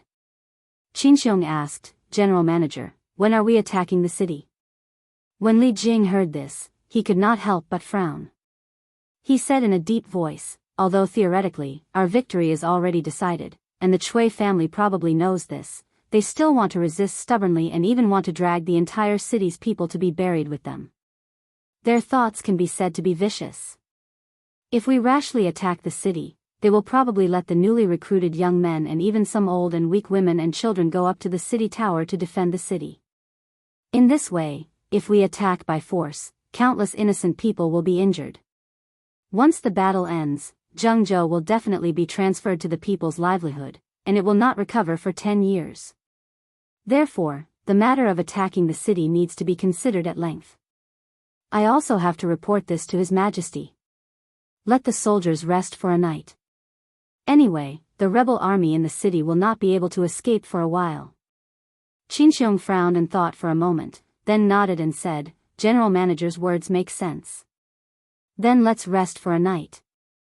Li Jing's prediction was right. Cui Junchuo had the intention of dragging the entire city to be buried with him. Wen Ji, Shuwu, you don't have to have any more hope. Since Li Jing is here, the reinforcements brought by Cui Shen and Huai Jie must have all been killed. They can't possibly defeat Li Jing's scheme. In the main hall of the provincial governor's mansion, everyone's face was gloomy. The atmosphere in the hall was very oppressive, so oppressive that it was difficult to breathe. Cui Junchuo shakily stood up and let out a long sigh. No. I don't believe that my Huai Jie will die just like that. Jing Shuo shook his head with a pained expression. Cui Junchuo sighed and ignored him. Unexpectedly, Jing Shuo suddenly stood up and walked quickly to Cui Junchuo's side. He grabbed his collar and said crazily, It's all your fault. It's all your fault. If you, Cui Junchuo, had not charmed me with your words back then, how would the Jing family have come to this point today? Cui Junchuo's body did not dare to move. Being pulled by Jing Shuo like this, he immediately had some difficulty breathing. He quickly shouted at Pan Jinyue beside him, Quick! Jing Shuo is crazy. Quickly capture him. Quick! What are you still standing there for? Pan Jinyue was originally hesitant, but seeing that Cui Junchuo was almost out of breath, he quickly waved his hand and ordered, Men! Capture old grandfather Zheng. Yes! Cui Junchuo, you dare to capture me? Jing Shuo was quickly captured by the guards. He looked at Cui Junchuo in disbelief and asked. Humph. Why wouldn't I dare? Quick, take him away. Cui Junchuo said angrily. Now that the Cui and Jing family's reinforcements had been annihilated by Li Jing's men, he no longer needed to rely on the Jing family, so he naturally did not need to spoil Jing Shuo anymore. Because the entire army in Guanqing County was his Cui family's people. Cui Junchuo, you're ungrateful, you'll die a horrible death. Cui Junchuo was quickly taken away, leaving behind a wave of vicious curses. Cui Wenji just watched and did not say a word from the beginning to the end because he could see the situation clearly. Jinyue, if Li Jing attacks the city later, let the new soldiers go up to defend the city. After the new soldiers are all dead, let the people in the city to defend the city. Even if the Cui family cannot win, I will make Li Jing lose a few teeth in Guanqing County. I will let the entire Guanqing County be buried with the Cui family. After a moment of silence, Cui Junchuo looked at Pan Jinyue and said word by word fiercely. After everyone in the hall heard this, they could not help but feel a chill in their hearts. Chapter 1331. 2 in 1 chapter. After cleaning up the soldiers and counting the casualties, there were many more tents of various sizes in the open space in the south of Guanqing County. Li Jing's 60,000 elites from the capital were able to set up camp. The generals of the army in the east and west naturally came to visit Li Jing, the general manager of the Hunan province army, and report the situation of the war in the past 2 days. After receiving the generals, Tai Dan walked in and bowed. Chief Steward, I was on the celestial lamp just now. I used the binoculars to observe the situation in the city and found that the 3 city gates were heavily guarded. There were also some elderly and children among the guards in the south of the city. They were all captured by the Cui family to guard the city. Li Jing frowned and said angrily, Cui Junchuo, that old bastard. Does he want all the people in the city to die with his Cui family? That's outrageous. At this time, he couldn't help but recall what Cui Junchuo said to Niu Jinda in the afternoon on the city gate tower. Niu Jinda, it's impossible for me, Cui Junchuo, to surrender. There are more than 200,000 soldiers in the city now. If you and General Manager Li want to attack the city, then come. Now it seemed that Cui Junchuo not only wanted to bury these 100,000 new soldiers with him, but also wanted all the people in the city to be his cannon fodder. That was simply insane. Yes. I know all of this. Iron Egg, you've been traveling day and night. Have an early rest. Iron Egg's grandfather and Li Jing were cousins, so strictly speaking, Iron Egg also had to call Li Jing granduncle. With this relationship, Li Jing was quite close to Iron Egg. Yes. Bruiser clasped his fists and left. In the tent, Li Jing closed his eyes and concentrated. After a while, he opened his eyes and wrote the situation here into a memorial. Then he asked someone to call Meng Wenhao and said, Meng Wenhao, send this letter to Cheng and City by telegram. Right now, Meng Wenhao and Iron Egg had become the core members of the entire army. They were in charge of the army's communication with the outside world. The rescue of Guanxing relied on the unparalleled transmission speed of the telegraph machine. Li Jing had fought in wars all his life, but he had never been so comfortable as this time. Grasping first-hand information at the first moment allowed him to calmly make various tactical arrangements to deal with the changes in the situation on the battlefield. This was more efficient and useful than strategizing. He had already secretly made up his mind. After returning to the imperial court, he would definitely suggest to Li Er to build a telegraph machine. With this thing, it would be extremely convenient to fight in the future. Think about it. If an army had a telegraph machine in every camp, it could send their location and the deployment of the enemy's forces to the central tent in a timely manner. Then, he would be able to receive the news as soon as possible, formulate a strategy, and send the battle orders to the front line. Li Jing felt that it was impossible to lose such a war. Information was crucial to the direction of the war. Yes. Chief Steward. Meng Wenhao clasped his fists and was about to turn and leave when Li Jing called out to him again. Wenhao, contact little Yu, and ask her how the situation in the city is. Yes. Beep. Beep. Beep. A series of long codes were sent to Cheng and City. Little fatty Li Tai was busy recording the codes. He was extremely busy. Similar to him, there was another person busy collecting the codes outside Cheng and City. It was Li Zishuan from Yunshan residence. Since the day the army set off, Li Zishuan had handed over the 2 remaining telegraph machines. He had made a few more telegraph machines. Because he knew all the codes and passwords used by the imperial court, Li Zishuan had also received a copy of all the telegrams that Meng Wenhao sent to the imperial court. Because of this, although Li Zishuan had never left Yunshan residence, he knew the situation at the front line like the back of his hand. However, only God knew if what he did was considered as stealing the imperial court's military secrets. Wife, go and tell grandmother and grandfather that the imperial court has won a great victory in Guan City. The Cui family is at the end of their rope. The monk is not in any danger for the time being. Tell them not to worry. After copying the codes, Li Zishuan quickly translated them. After reading the information, he found Han Yushi and said softly, Yes, yes. Han Yushi nodded. Then, she hesitated for a moment and asked, Husband, Iron Egg. Is Iron Egg doing well over there? Li Zishuan smiled and said, Wife, don't worry. Iron Egg is with Uncle Li. He is safe. This time, he and Meng Wenhao have made a lot of contributions. When they return, His Majesty will reward them. Han Yushi heaved a sigh of relief and said, That's good. Husband, I will go and find grandfather and grandmother. Yes. Go. After watching Han Yushi leave, the smile on Li Zishuan's face disappeared. A trace of coldness flashed in his eyes. He muttered to himself, Cui Junchuo, I didn't expect you to be so vicious. You know that you will lose, but you still use the lives of hundreds of thousands of young people in Zhengzhou to buy time for yourself. It's a pity that this time, it may not be as you wish. Imperial Palace. Li Tai sent the information he received to Li Er. After reading it, Li Er frowned and said coldly, "What a vicious old man from the Chui family." The thing that worried him the most had happened.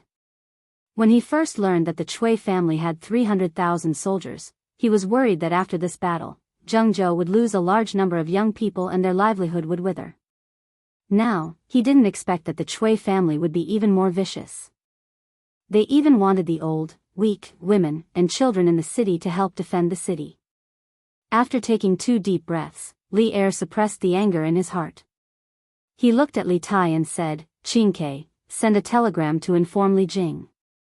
Ask him to send 2 groups of troops directly to Xingyang and Bowling. Capture all the clansmen of the Jing family in Xingyang and the Chui family in Bowling. The collateral descendants will be directly exiled to Cheongzhou, and the direct descendants will be escorted back to Chang'an.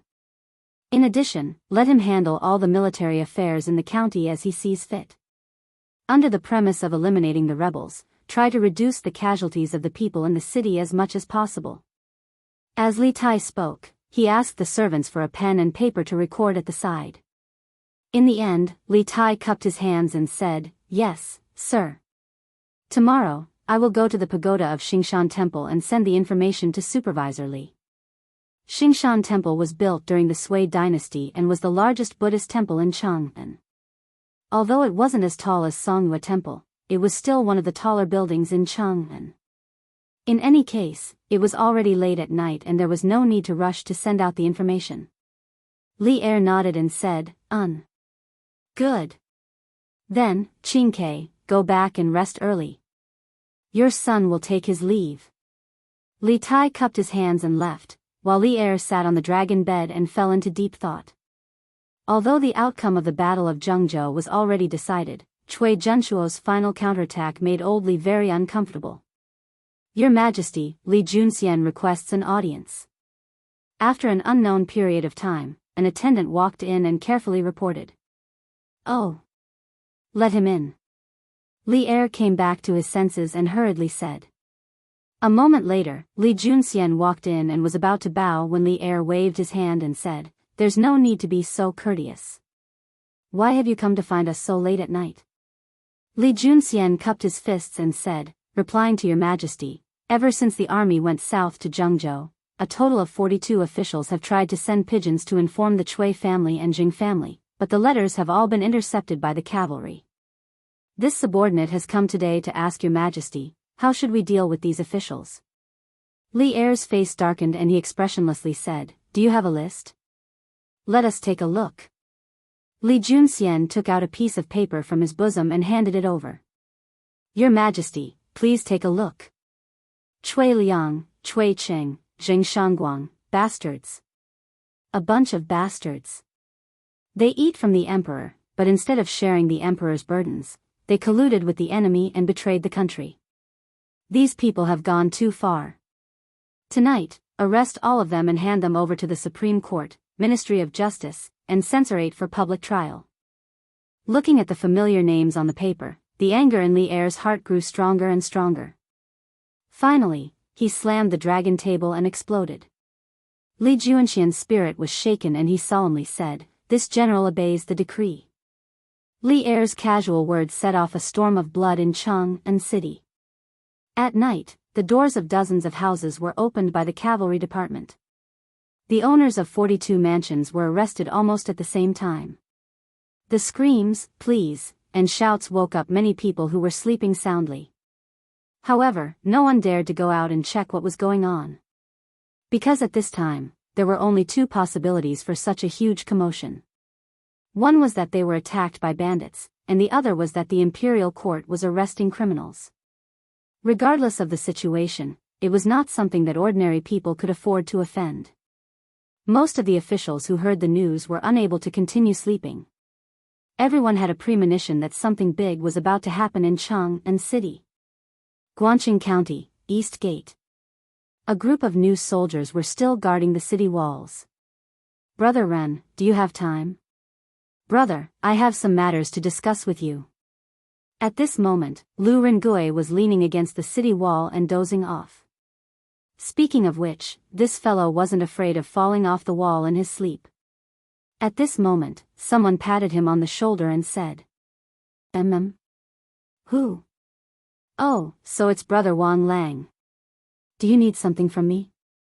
Lu Rengui woke up from his sleep and saw that the person who had come was the captain of the 6th platoon, Wang Lang, whom he had wanted to join a few days ago. He immediately perked up and greeted him. Wang Lang nodded and whispered, Brother Ren, can we talk in private? Seeing his mysterious expression, Lu Rengui's eyes turned. There was no reason for him to refuse. Of course. Brother Wang Lang, follow this one. A few moments later, Lu Rengui led Wang Lang to a corner of the city wall. This place was rather remote, and under normal circumstances, no one would come here. Brother Wang Lang, what do you need? Speak. Lu Rengui asked as he leaned against the wall. Wang Lang looked around and whispered, Brother Ren, don't you think that Provincial Governor Pan and Commandant Shui are getting more and more overboard? Lu Rengui asked, curiously, Brother Wang Lang, what do you mean? Wang Lang said with a face full of resentment, Brother Ren, don't you know about the battle in the south of the city today? At first, Commandant Shui's army did have the upper hand, but later on, Duke Wei Lijing and Duke Niu Jinda of Langyi County led an army of 50 to 60,000. Commandant Shui was so scared that he fled in panic. It's fine if he fled, but he actually had the brothers of the 13th and 14th Battalions stay behind to cover his retreat. After the army retreated back to the city, he ordered his men to close the city gates. And the several thousand brothers of the 13th and 14th Battalions were all locked outside the city gates. Do you think Shui Quan is still human? In my opinion, he thinks that the 13th and 14th Battalions are all new recruits like us, so he doesn't care about us. What's even worse is that according to what I know, Shui Quan's men have started to capture some old, weak, women, and children to guard the south gate. Because of today's battle, more than half of the new recruits guarding the south gate were killed or injured. He's short of manpower. This guy is really a beast.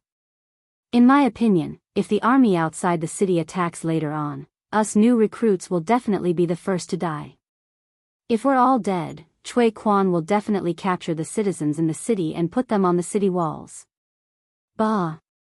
This son of a bitch is really a good for nothing. Hey! Brother Wang Lang, keep your voice down. If someone hears you, then we'll be in big trouble. Lu Rengui was overjoyed when he heard this, but he tried to persuade him out of good intentions. After talking for a long time, Wang Lang's heart was already burning with anger. He wanted to smash the pot to smithereens. So what if they hear me? At worst, I'll die. If this continues, I'll die sooner or later. Although my family doesn't live in the city, I have many relatives in the city. If Shui Quan captures my relatives and puts them on the city walls to guard the city one day, how do you think I should face them? How much do they hate me? Lu Rengui looked at him sympathetically and said, Brother Wang Lang, calm down first. Being angry won't solve the problem. Actually, Shui Quan is just a lackey of the Shui family. The reason why he did so is because the Shui family ordered him to do so. The Shui family is now able to cover the sky with one hand in Guangqing County. Although they can't defeat the army outside the city, but dealing with the citizens below is still easy.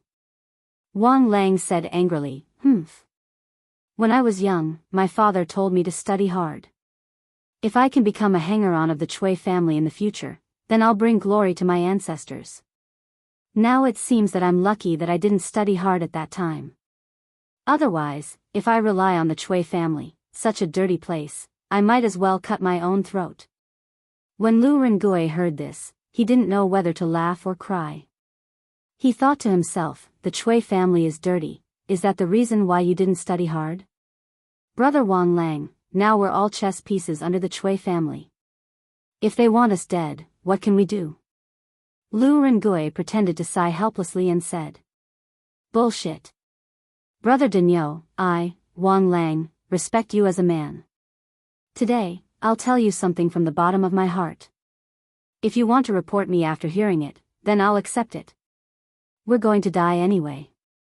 Instead of dying in the hands of the Imperial Army without knowing why, and ending up with the title of traitor, making our descendants unable to raise their heads. Why don't we rebel against the Chui family together?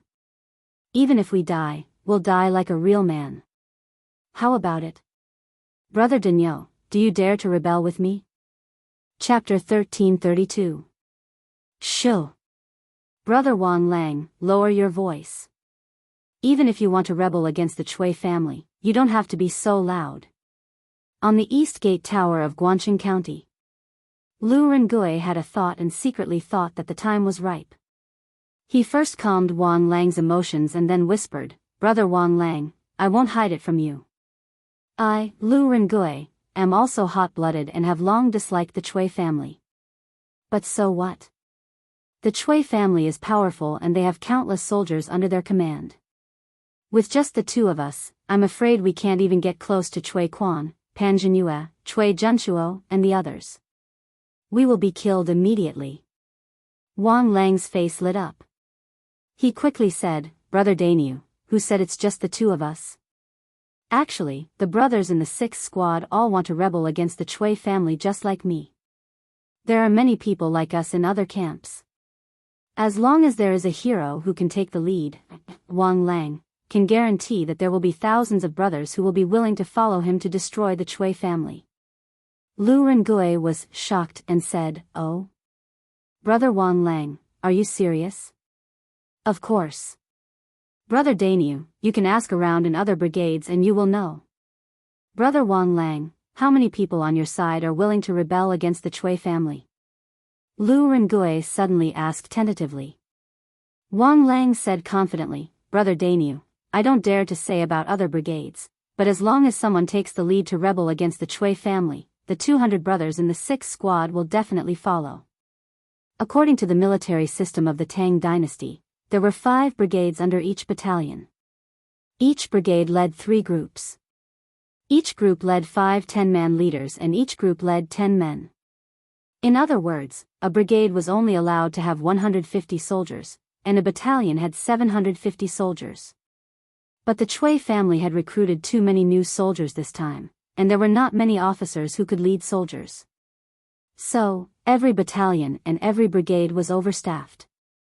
For example, the 9th Battalion had 9 brigades, and each brigade had 200 soldiers. Lu Rengui laughed and said, Good. Brother Wang Lang, since you trust me so much, then I'll tell you the truth today. Actually, I've always been planning to rebel against the Chui family because I can't just watch my subordinates die with that old fart Chui Junchuo. I have a plan that can topple the Chui family. Before this, I have contacted the other recruits.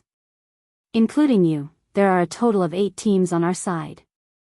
I want to wait until there are more people before activating this plan. At that time, we will have the opportunity to completely push the Chui family into the abyss. Wang Lang was excited when he heard this. He said, That's great. That's great. I, Wang Lang, did not misjudge you. Brother Danyu, what's your plan? Can you tell me about it? Lu Rengui shook his head and said, Brother Wang Lang, it's not that I don't trust you. It's just that we don't have enough manpower. When there are more people, Danyu will tell you everything. Then, we will send the Chui family to hell. Wang Lang nodded and said, Good. Brother Danyu, don't worry. I have 2 good friends who are brigades in other battalions. They are also farmers outside the city like me. They have long disliked the Chui family. I will help you contact them. They will definitely be willing to rebel against the Chui family with us.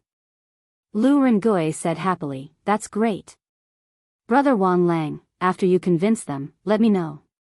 With these 2 brigades, we should have enough people.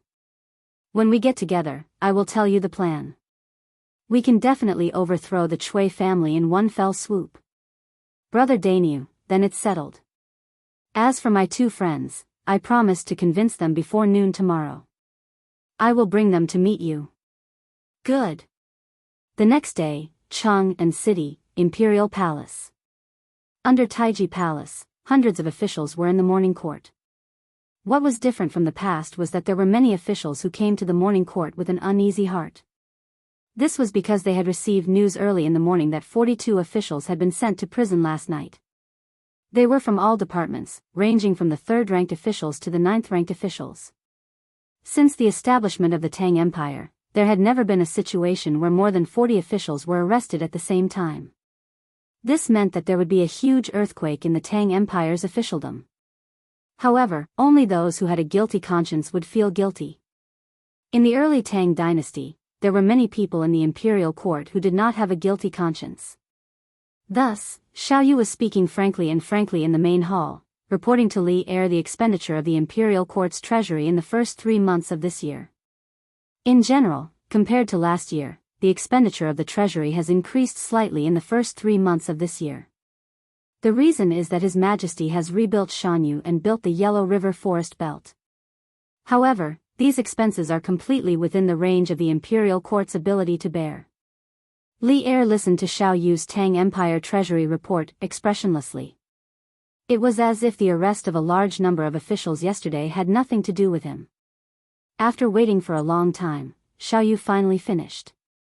Li Er saw that no one came forward to report, so he said, "Last night, I received news that Li Jing and Duan Jishuan defeated the rebel army in Zhengzhou. The Chui clan of Bowling and the Zheng clan of Xingyang had hidden 50,000 secret guards, hundreds of Jianghu experts, and 3,000 men of sacrifice. They fought with Duan Jishuan's black armor army in the wilderness. In the end, except for a few who surrendered, the rest were all annihilated. Li Jing led the 3 armies and fought with the 150,000 soldiers of the Chui clan outside Guangqing County at dusk yesterday. He killed 45,000 soldiers and forced the Chui clan's army into the city. Now, Chui Zhenshuo is like a turtle in a jar. He can't make any waves anymore." The officials were slightly shocked in their hearts. Firstly, they were surprised that the Chui clan of Qinghe that was said to possess an army of 300,000 was actually so weak. Secondly, most of the officials were unable to figure out why Li Er was able to receive news of victory last night when it was clearly yesterday afternoon. How did he send the news? Even a messenger pigeon would not be so fast. However, core officials like Zhang Sun Wuji and Fang Xianling knew that when Li Jing led the army to Zhengzhou, he brought along a telegraph. Therefore, they definitely wouldn't have such doubts. "Congratulations, Your Majesty." Although they were confused, they still had to congratulate Li Er for winning the battle. Does our Emperor Li Er not care about his face? The civil and military officials cupped their hands and said in unison. However, Li Er's face did not have a trace of joy from winning the battle. He just kept a cold face and did not say a word. This made the officials feel very strange. "Humph. Congratulate? You should indeed congratulate us, because over the past few days, we have discovered 42 officials who have colluded with the enemy and betrayed their country. They are eating the salary given by the imperial court, but they are doing the shady business of colluding with the enemy and betraying their country. If not for Baiqi intercepting their carrier pigeons flying to Zhengzhou, you would have heard the grievous news of Luoyang being surrounded and about to be captured." Li Er suddenly slammed the table and shouted angrily. The entire hall was echoing with his angry roar. The civil and military officials immediately kept quiet out of fear. None of them dared to breathe loudly. "Lu Dui." After a moment of silence in Taiji Palace, Li Er's cold voice came from above. "This old official is here." Lu Dui, the Chancellor of the Supreme Court, hurried forward and cupped his hands. Li Er coldly swept his gaze over all the officials in the court. Then he looked at Lu Dui and said, "In a moment, I will hand over all these officials and the intercepted letters to you. I give you 7 days to investigate these officials together with the Ministry of Justice and the Censorate. Find out if they have any accomplices. After 7 days, report to me the results of your investigation. At that time, those who should be killed will be killed and those who should be exiled will be exiled." Lu Dui's heart trembled. He cupped his hands and said solemnly, "This official obeys the decree." The officials in the court felt a chill in their hearts. They knew that Li Er was going to start a massacre. "I would like to remind some people that you are officials of the Tang Empire first and then people of the aristocratic families. Without the Tang Empire, you are nothing." "Humph. Court is dismissed." After Li Er said this coldly, he got up and left in a huff. Now that he had almost wiped out 3 of the 5 families, he had the confidence to say these words. The officials looked at each other and sighed. Then, they left the hall and went about their own business. Little fishy, little fishy. At noon, in a private house in Wanning Square in the south of Guangqing County, a fierce-looking man took advantage of the fact that no one was around to jump over the wall and come to the backyard. Big Brother Lu? Why are you back? Little Fishy, who was taking an afternoon nap in the attic, hurried downstairs to welcome him when she heard the shouts below. Shoo! Lower your voice. I snuck out during lunchtime. Let's talk inside. Lu Rengui hurriedly whispered. Oh. Okay. Little Fishy replied and led Lu Rengui into the house. Then, she said, Big Brother Lu, you must have not eaten lunch, right? I still have some steamed buns left. Why don't you eat some to fill your stomach? Lu Rengui waved his hand and said, There's no time. I can't stay any longer. I came back to look for you today because of an urgent matter. I'll make it short and leave after I'm done. Little Fishy hurriedly sat up straight and said, Okay, Big Brother Lu, go ahead. I'm listening. Lu Rengui said, Little Fishy, I've already convinced the captains of 10 teams. They are all willing to join me in the rebellion against Chui. I can mobilize 2,000 troops. I plan to bring these people to kill the soldiers guarding the gate at midnight tonight. Then, I'll open the city gates and release the drawbridge to let the army outside the city in. So, you have to inform Duke Wei outside the city in advance and let them prepare. Once midnight arrives, we'll work together and take down Guangqing City in one fell swoop. Understand? Little Fishy said in surprise, Wow. Big Brother Chui, you're amazing. You can actually gather 2,000 troops from the rebel army. Lu Rengui waved his hand and said, Okay, let's not talk about this first. Send out what I just said and see if Duke Wei agrees. I'll wait here. Hurry. Oh. Okay. But even if they receive the news, it will probably take a while before they reply. Big Brother Lu, take advantage of this time to eat something. I'll go up and send the telegram now. Little Fishy said and then went upstairs excitedly. If this plan succeeded, she would be able to escape Guangqing City and return to Chang'an. Lu Rengui sat alone downstairs, thinking about what to do at night. It would take a lot of effort, so he picked up the steamed bun on the table and started eating. Chapter 1333. 2 in 1 chapter. South of Guangqing County, Middle Army Tent. After lunch, Li Jing gathered all the generals together to discuss the plan to break the city. Everyone, His Majesty sent us a letter this morning. First, he asked us to capture all the disciples of Chui family in Bowling and Jing family in Xinjiang. Second, he asked us to solve the problem of Chui family in Qinghe. Although Chui Junshuo's power is gone, he obviously wants to hide in the city and drag everyone in Guangqing County to die with him. Now, many of the guards on the south gate are the old, weak, women, and children they captured. If we want to attack the city, on one hand, we have to consider the casualties on our side. On the other hand, it's inevitable that we have to kill those innocent people. His Majesty asked us to reduce the casualties of the people as much as possible under the premise of eliminating the rebels. Li Jing, as the general manager of the army, naturally sat on the highest seat. Qin Shubao, Qing Yaojin, Niu Jinda, Duan Jishuan, Sui Provincial Governor Wang Yu, Bian Provincial Governor Zhao Kai, and Hunan Provincial Governor Ren Kan were kneeling on the left and right. Qing Yaojin was furious. Humph. This Chui Junshuo is really a bastard. When I, old Qing, break through the city gates in the future, I'll definitely beat this old thing up and feed him to the dogs. Qing Yaojin had killed countless people in his life, but he only killed enemies. Old hooligans like Chui Junshuo who killed civilians were despised by old Qing. Qin Xiong's face sank. He thought for a while and said, if Chui Junshuo really wants to let the people defend the city, then we can't attack the city. His Majesty has always loved the people like his children. We can't fight against those people, right? Li Jing nodded. Shu Bao is right. That's why I gathered everyone here today to discuss how to attack the city.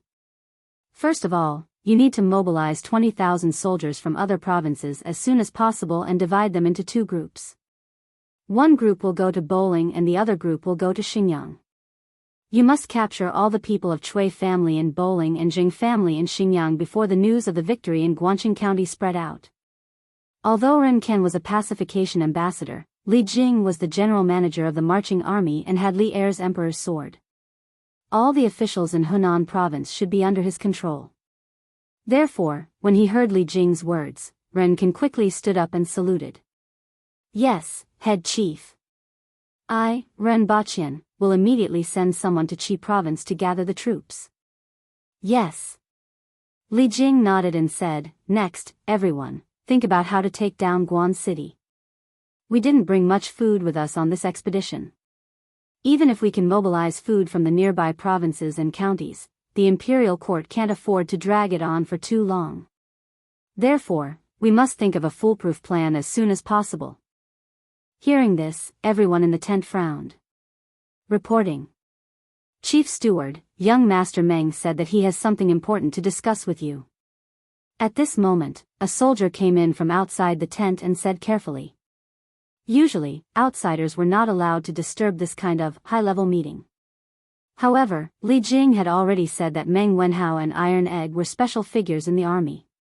Therefore, even though the guard knew that an important meeting was being held in the tent, he still forced himself to come in and report. Li Jing's heart skipped a beat. He quickly said, "Let him in." "Yes, sir." The guard received the order and left. After a while, Meng Wenhao walked in from outside the tent. Seeing so many people in the tent, he couldn't help but be stunned. Then, his expression became a little hesitant. "Greetings, head chief and generals." Meng Wenhao saluted. Li Jing nodded and said, "Yes. Wenhao, I heard that you have something to ask me." "Say it." Meng Wenhao looked at the people around him.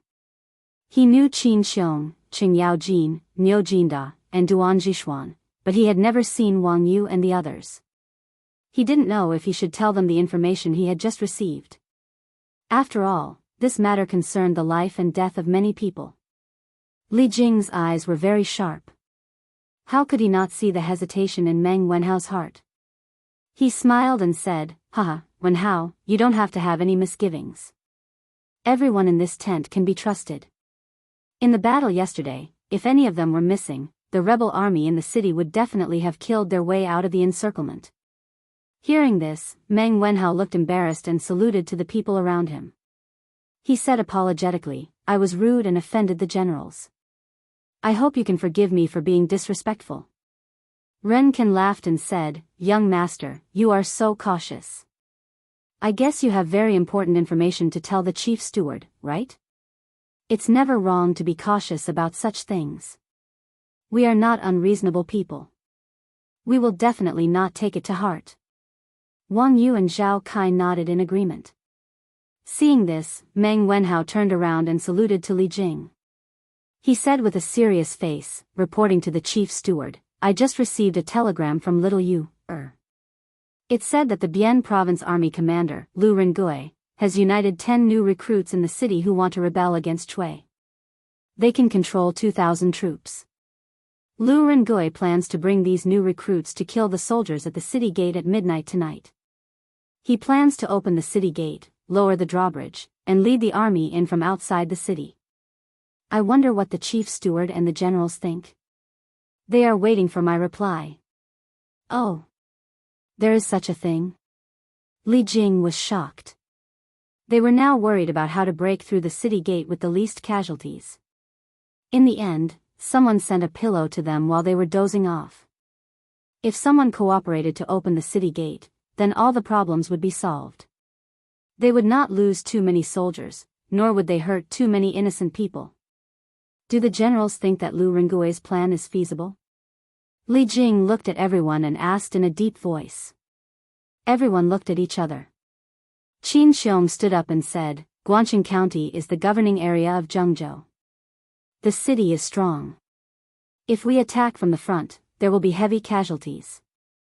If we can really break through from the inside and then cooperate with the outside, it is undoubtedly the best plan to break the city. I think this plan is feasible. Bian Province Governor Zhao Kai smiled and said, Chief Steward, I also think this plan is feasible. Lu Rengui was the Bian Province Army commander and was his subordinate. At such a critical moment, Lu Rengui directly played the key role of one person to decide the situation. This made him, the Bian Province governor, very proud. Wang Yu curled his lips in annoyance. He thought to himself that Lu Rengui was also a talent. He would see if he could be transferred to Sui Province. He was willing to directly give him the position of commandant. Qing Yaojin, Niu Jinda, and the others did not have any objections. Seeing this, Li Jing said to Meng Wenhao, immediately reply to Lu Rengui. Tell him to open the city gate at midnight tonight and lower the drawbridge. The army outside the city will be prepared to enter the city in advance. Yes. Chief Steward. Meng Wenhao cupped his fists and left. In the tent, Li Jing immediately began his tactical deployment. Generals, listen up. Tonight at midnight, organize the troops and follow me into the city. However, each department needs to leave 10,000 troops outside the city to guard the city gates to prevent the rebels in the city from escaping. Yes, sir, Guangxing County, Wanning Square. Beep. Beep. Beep. Beep. It's here. It's here. It's finally here. Little Fishy waited for a long time before the telegraph finally rang again. She quickly took a pen and recorded the code. Speaking of which, the distance between the two telegraph machines was now only a city wall. There was no need to go to a very high place to send a telegram to each other. This undoubtedly created a great convenience for the communication inside and outside the city. After a while, Li Yu received and translated the code. Then, she went downstairs. Lu Rengui, who was downstairs, had already eaten his fill of steamed buns. How is it? Did Duke Wei agree? Lu Rengui asked anxiously. Little Fishy smiled sweetly and nodded. Yes, Wenhao just sent a telegram saying that Chief Steward Li and the rest felt that this plan is feasible. Tonight at midnight, the army outside the city will gather at the east gate. Once you open the gate, the army outside the city will flood in and destroy the Chui family. Good, good, good. Lu Rengui waved his fist excitedly and said, Okay, I will go back to the east of the city first. If I return late, I will probably take care of things. You and Wei Zhuqing must not go out tonight. After all, swords have no eyes in war. Do you understand? Yes, yes. I understand. Brother Lu, go quickly. Little Fishy smiled and replied. Lu Rengui clasped his fist and left hurriedly. Iron Egg, are you also going to enter the city with the army tonight? South of Guangxing County, outside the central military tent. Meng Wenhao and Iron Egg, the two special people in the army, were sitting on the celestial lamp to observe the enemy. Meng Wenhao looked at the situation in the city with his binoculars and asked Iron Egg. Yes. It is not easy to get a chance to go to the battlefield. How boring it is to stay in the camp every day. Tonight, we will enter the city with the army. Maybe we can kill a few of the Chui family's dogs. Iron Egg stroked a heavy mo sword and replied softly. Meng Wenhao put down the binoculars and looked at Iron Egg and said, But swords have no eyes in war. General Duan is so good at martial arts, and he was seriously injured yesterday. Tonight, the city will be very chaotic. If you are also injured, Yamacho and his wife will be very worried. Iron Egg shook his head and said, Master said that it is difficult to make progress by practicing martial arts on a daily basis. Only in real combat and in the face of a big crisis can there be a big breakthrough. My master was assassinated by Snake King. In a desperate situation, he comprehended Tao and broke through. That was how he became the youngest martial arts grandmaster in the Tang Empire. And my father, in his early years, followed General Qin to fight everywhere. Although he did not get an official position in the end, he is still a great hero in my heart.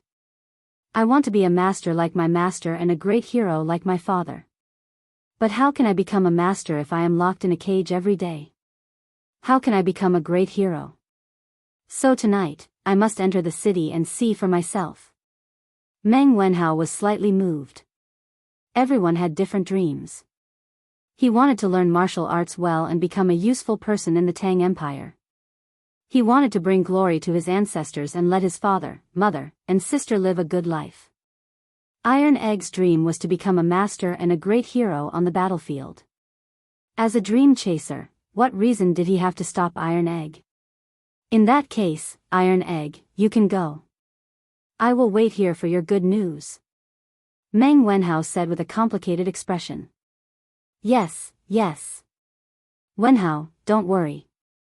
After entering the city, I will find little you, and the others.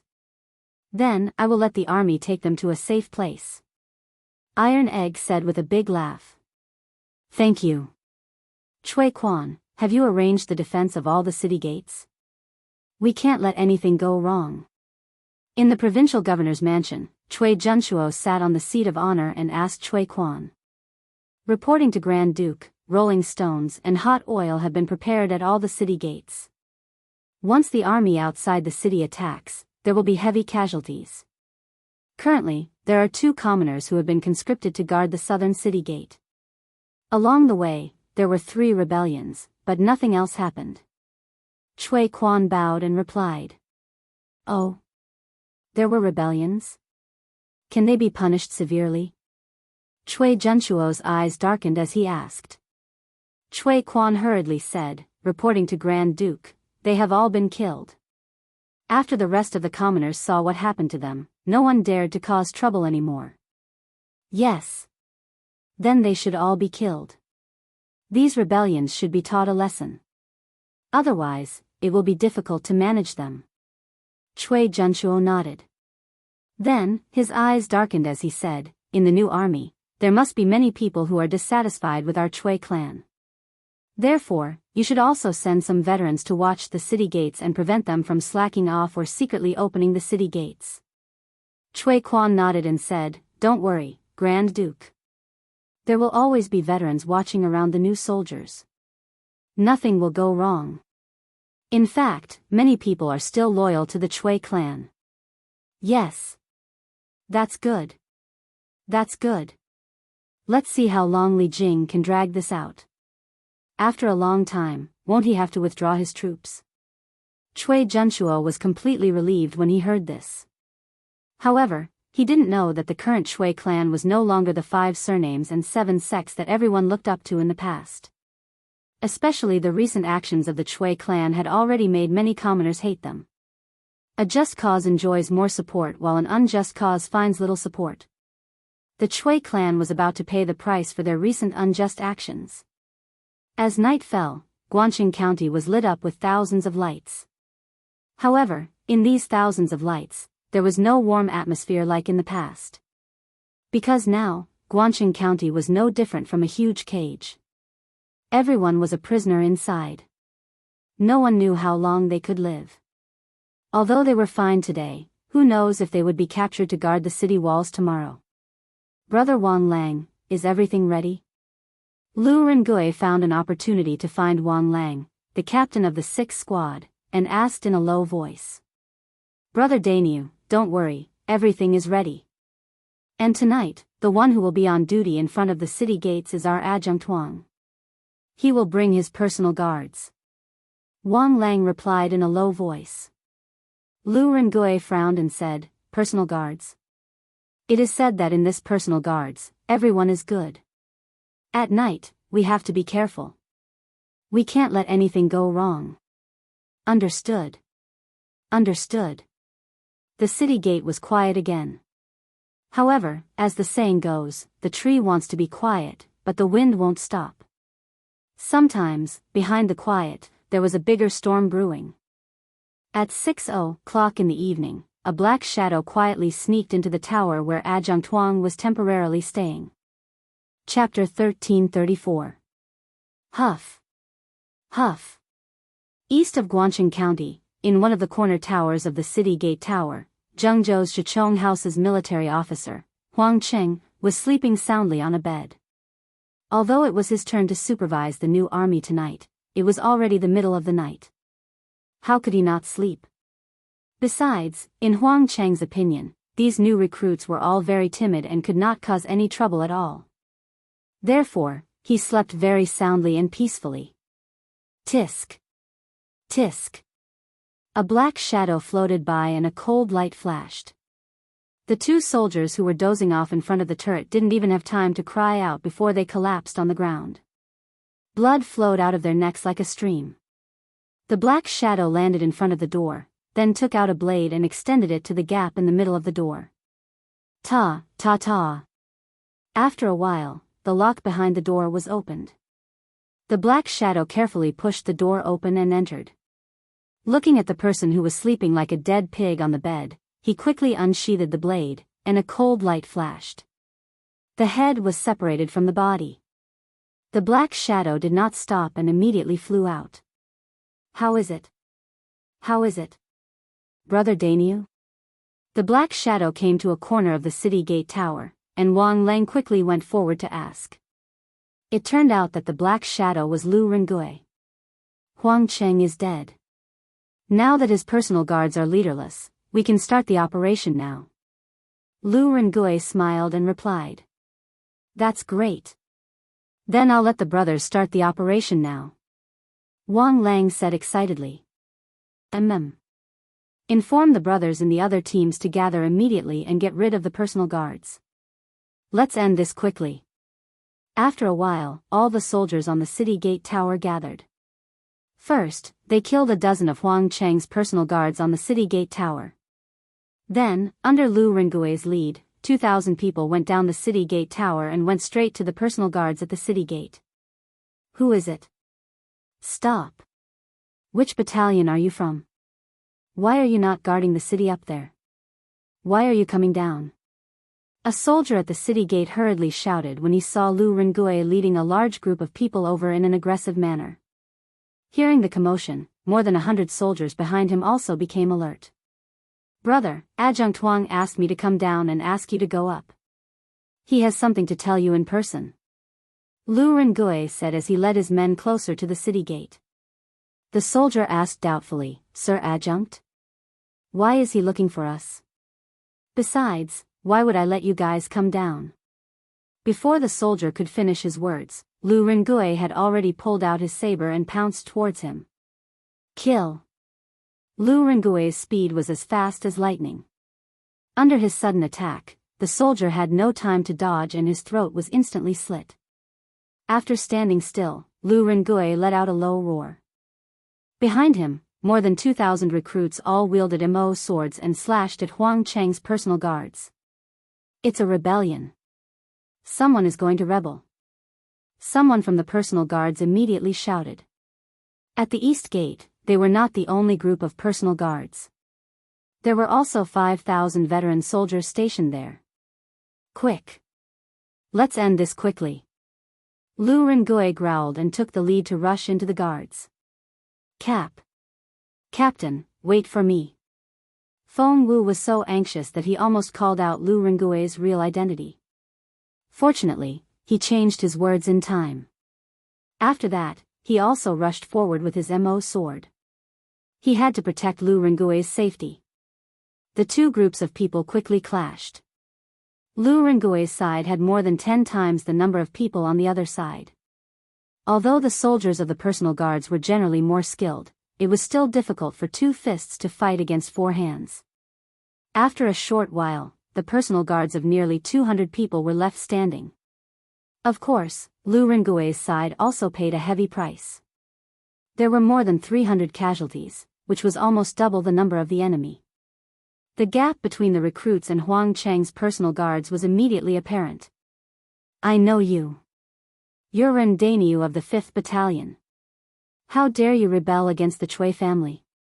Aren't you afraid of being cut into pieces? A soldier pointed at Lu Rengui and shouted unwillingly. Humph.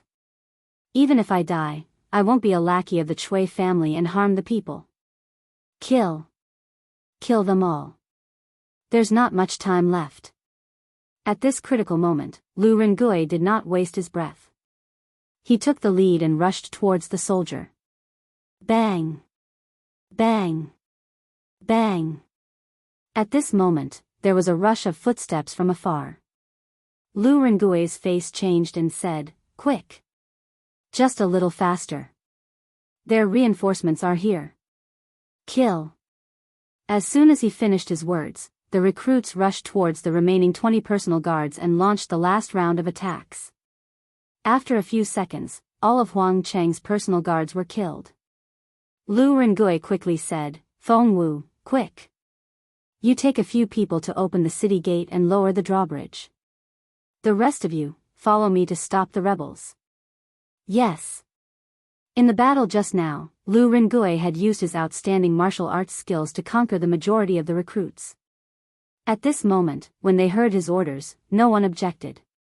Although they knew that with just these recruits, they would definitely not be able to defeat the 5,000 veterans, but they still followed Lu Rengui without hesitation and turned around to face the incoming veterans. "How dare you? Who dares to open the city gates and rebel against their superiors? Attack! Arrest them all." Sure enough, it was the 5,000 veteran soldiers who were stationed at the east side of the city. Lu Rengui took a deep breath. He knew that he could not defeat them, but he had to buy time for Feng Wu. He rolled his eyes and glanced at the torches on the city wall not far away. Many recruits were peeking at them. He shouted loudly, "Brothers who were forced into the camp by the Chui family, listen up. The Chui family not only wants us to help them to defend the city, but they also want the old, weak, women and children to defend the city. Don't you have any relatives or friends in the city? After we die on the city wall, the Chui family will bring your relatives and friends to defend the city for them. If you are still a man, stand out and fight against the Chui family with me. You will die anyway. Do you want to die standing and be remembered forever?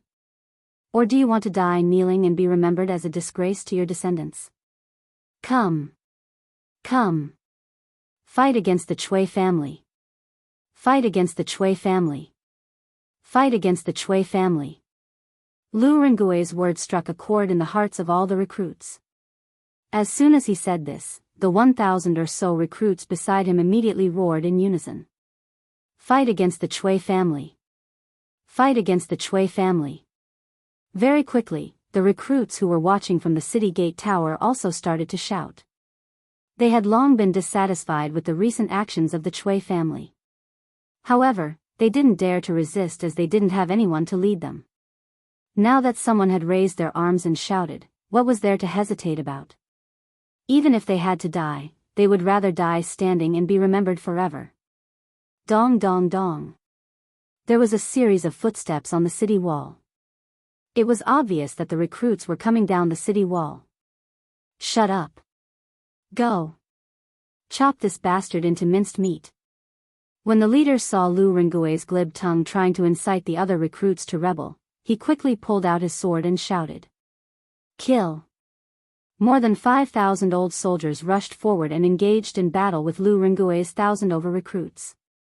Lu Rengui and his men were inferior in terms of numbers and strength.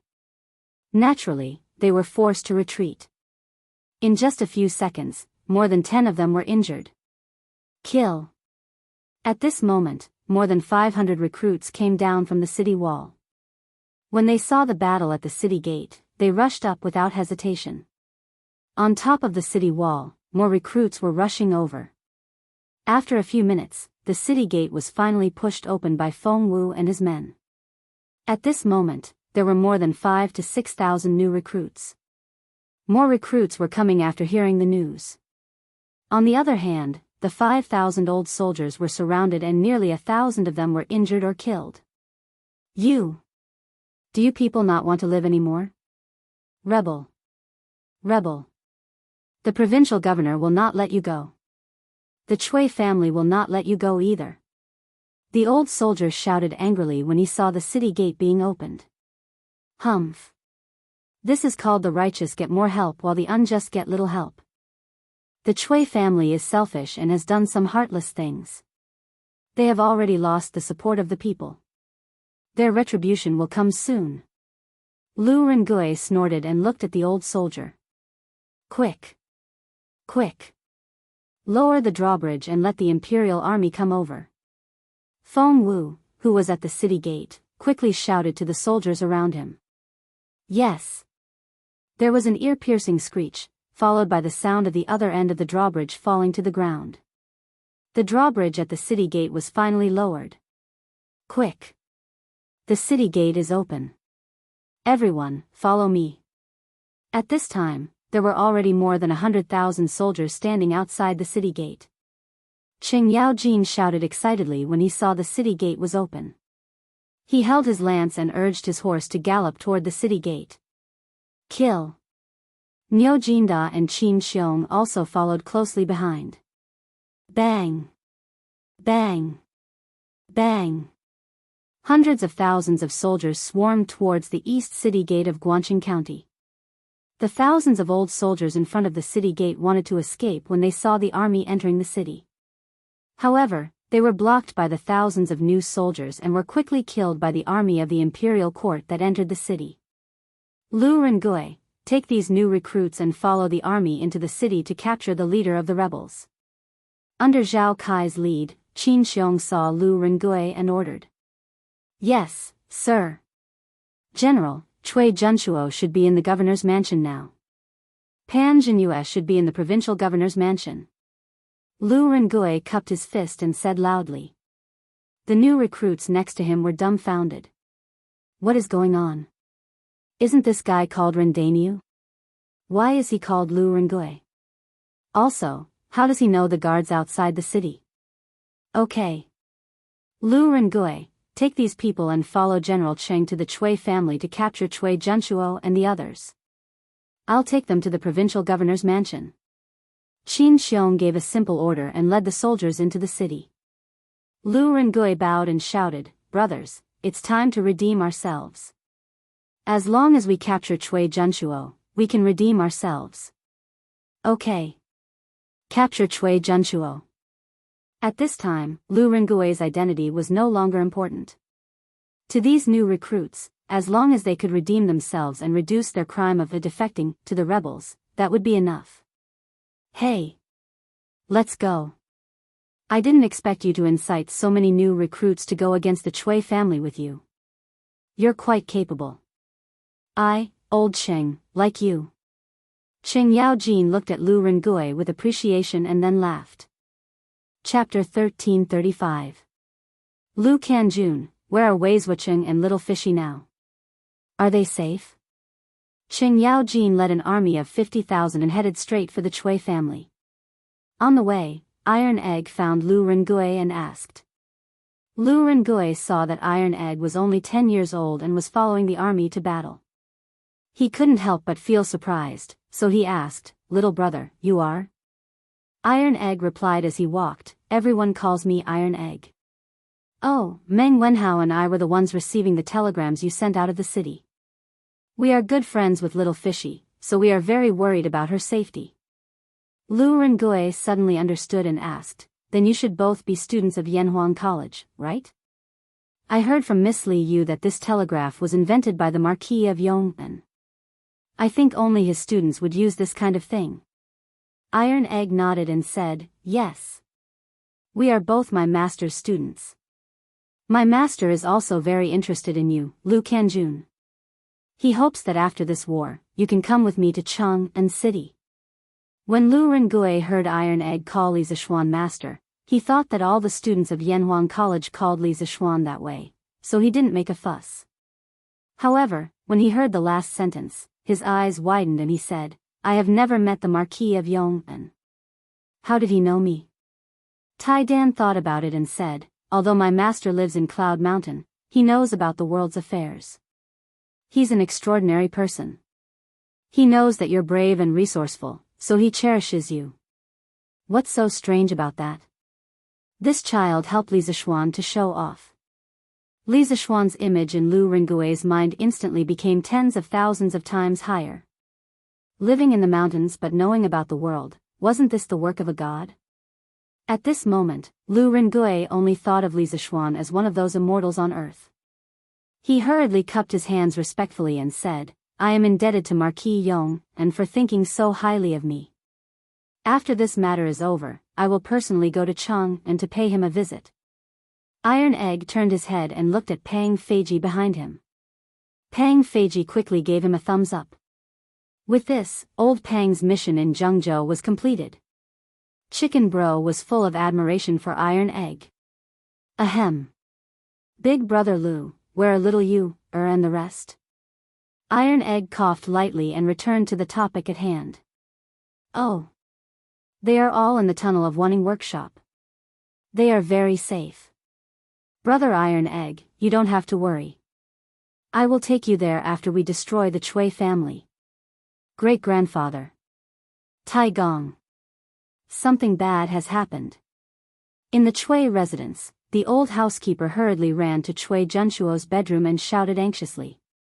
Chui Junshuo, who was sleeping on the couch, was suddenly awakened. He quickly opened his eyes and said, What's the matter? Why are you panicking? Come in and tell me. Yes. Great-grandfather. The old housekeeper pushed the door open and entered. At this time, Chui Junshuo had already sat up. The old housekeeper bowed and said, Great-grandfather, something bad has happened. At the east gate, the new soldiers guarding the city mutinied. They killed Adjunct Huang and then opened the gate to let the army in. Great-grandfather, quickly take the young master and escape. What? The army outside the city has entered the city? When Chui Junshuo heard this, he felt as if he had been struck by lightning. His vision turned black and he almost fainted. It's over. It's all over. Once the army enters the city, the Chui family will definitely be wiped out. Great-grandfather. Great-grandfather. You must escape. We still have 30,000 shadow guards and 5,000 men of sacrifice. Please take the young master and escape. The housekeeper knelt down beside the bed and said anxiously. Yes. Escape. The Chui family cannot be destroyed. It's better to leave some hope. Immediately let Qi Li lead the hall of worship, the men of sacrifice, and the shadow guards to escort the young master out of the city. Chui Junshuo's lifeless eyes suddenly flashed a ray of light, and he quickly ordered. Great-grandfather, what about you? I'm old and I've lived enough. I won't escape. Housekeeper, you've been with me for so many years. Later, take advantage of the chaos and escape. Chui Junshuo sighed. A man's words were kind when he was about to die. At this moment, a rare trace of kindness appeared in his heart. Great-grandfather, I've been with the Chui family all my life. Where can I go? I'm willing to live and die with the Chui family. Chui Junshuo patted the old housekeeper's shoulder and was speechless. General Cheng, the Chui family now has 30,000 shadow guards and many Jianghu experts. General Cheng, please be careful. When they were about to reach the Chui family's residence, Lu Rengui cupped his fists and said to Qing Yaojin. Qing Yaojin laughed carelessly and said, Hee hee. That's good. I've come all the way from Cheng and to Zhengzhou, and I haven't had enough fun yet. Tonight, I'll use the shadow guards of the Chui family as practice for the little brats below. Hurry up, don't let the Chui family escape. Asterisk bang. Bang. Bang. Asterisk while they were talking, a large number of soldiers suddenly rushed out of the gate in front of them. In front of the army was a young man wearing a scholar's robe. He was riding on a horse and was urging the people behind him. Hurry up. Now that the guards outside the city are empty, let's go out from the south gate. Qing Yaojin narrowed his eyes and said, Lu Rong, bring 10,000 men to the Chui family's residence to capture Chui Junshuo. The rest of you, follow me. Don't let them escape. Yes, General. A general behind Qing Yaojin quickly took the order and left. Qing Yaojin shouted, Chase. All of you, chase after them. Don't let the Chui family escape. Yes, sir. The army started moving. Qing Yaojin took the lead and rode his horse at the front. Lu Rengui, Iron Egg, Pang Feiji, and the rest quickly followed behind and chased after them. Not good. There are pursuers. Qi Li, get your men to stop the pursuers. The rest of you, follow me and escape from the south gate. When Cui Xuanji heard the commotion behind him, he turned around and was immediately shocked. He said to Qi Li beside him with a panicked expression. Qi Li frowned. Although he did not want to agree to this difficult task, he thought that Cui Xuanji was now the young leader of the Cui family. If he could really escape, he would benefit a lot in the future. So he braced himself and said to the two people beside him, "Third brother, fourth brother, protect the young master well. I will bring up the rear." Wang Wangjin and Ming Huan cupped their fists and said, "Big brother, you must come back alive." Qi Li smiled and said, "Don't worry. If I want to escape, no one can stop me." After that, he laughed and led thousands of Cui family's shadow guards toward Qing Yaojin's army. Cui Xuanji, on the other hand, quickly summoned the remaining troops and ran toward the south gate without looking back. "General Cheng, your opponent is us. If you want to pass through this road, you have to pass through us first." Qi Li led 5,000 shadow guards and blocked the path of Qing Yaojin's army. Guangqing County was not like Cheng'an City. The distance between the streets was small. Naturally, the streets were not as wide as those in Cheng'an City. 6 or 7 people standing side by side basically blocked the entire road. Therefore, Qi Li and the others had completely blocked off the path. "Hey! You talk big. Oh, you're a grandmaster. I, Old Cheng, will fight you. Lu Rengui, take 20,000 men and go around the side streets to chase after the Cui family. Leave these people to me." Qing Yaojin narrowed his eyes and looked at Qi Li. Suddenly, his eyes burned with the fire of war. But his mind was still clear. He knew that he could not let anyone from the Cui family escape tonight. So he ordered Lu Rengui. This was also a test for Lu Rengui. "Yes. General Cheng." Lu Rengui clasped his fists and left. Cui Xuanji's plan was perfect. He let Qi Li block Qing Yaojin while he slipped away from the South City Gate.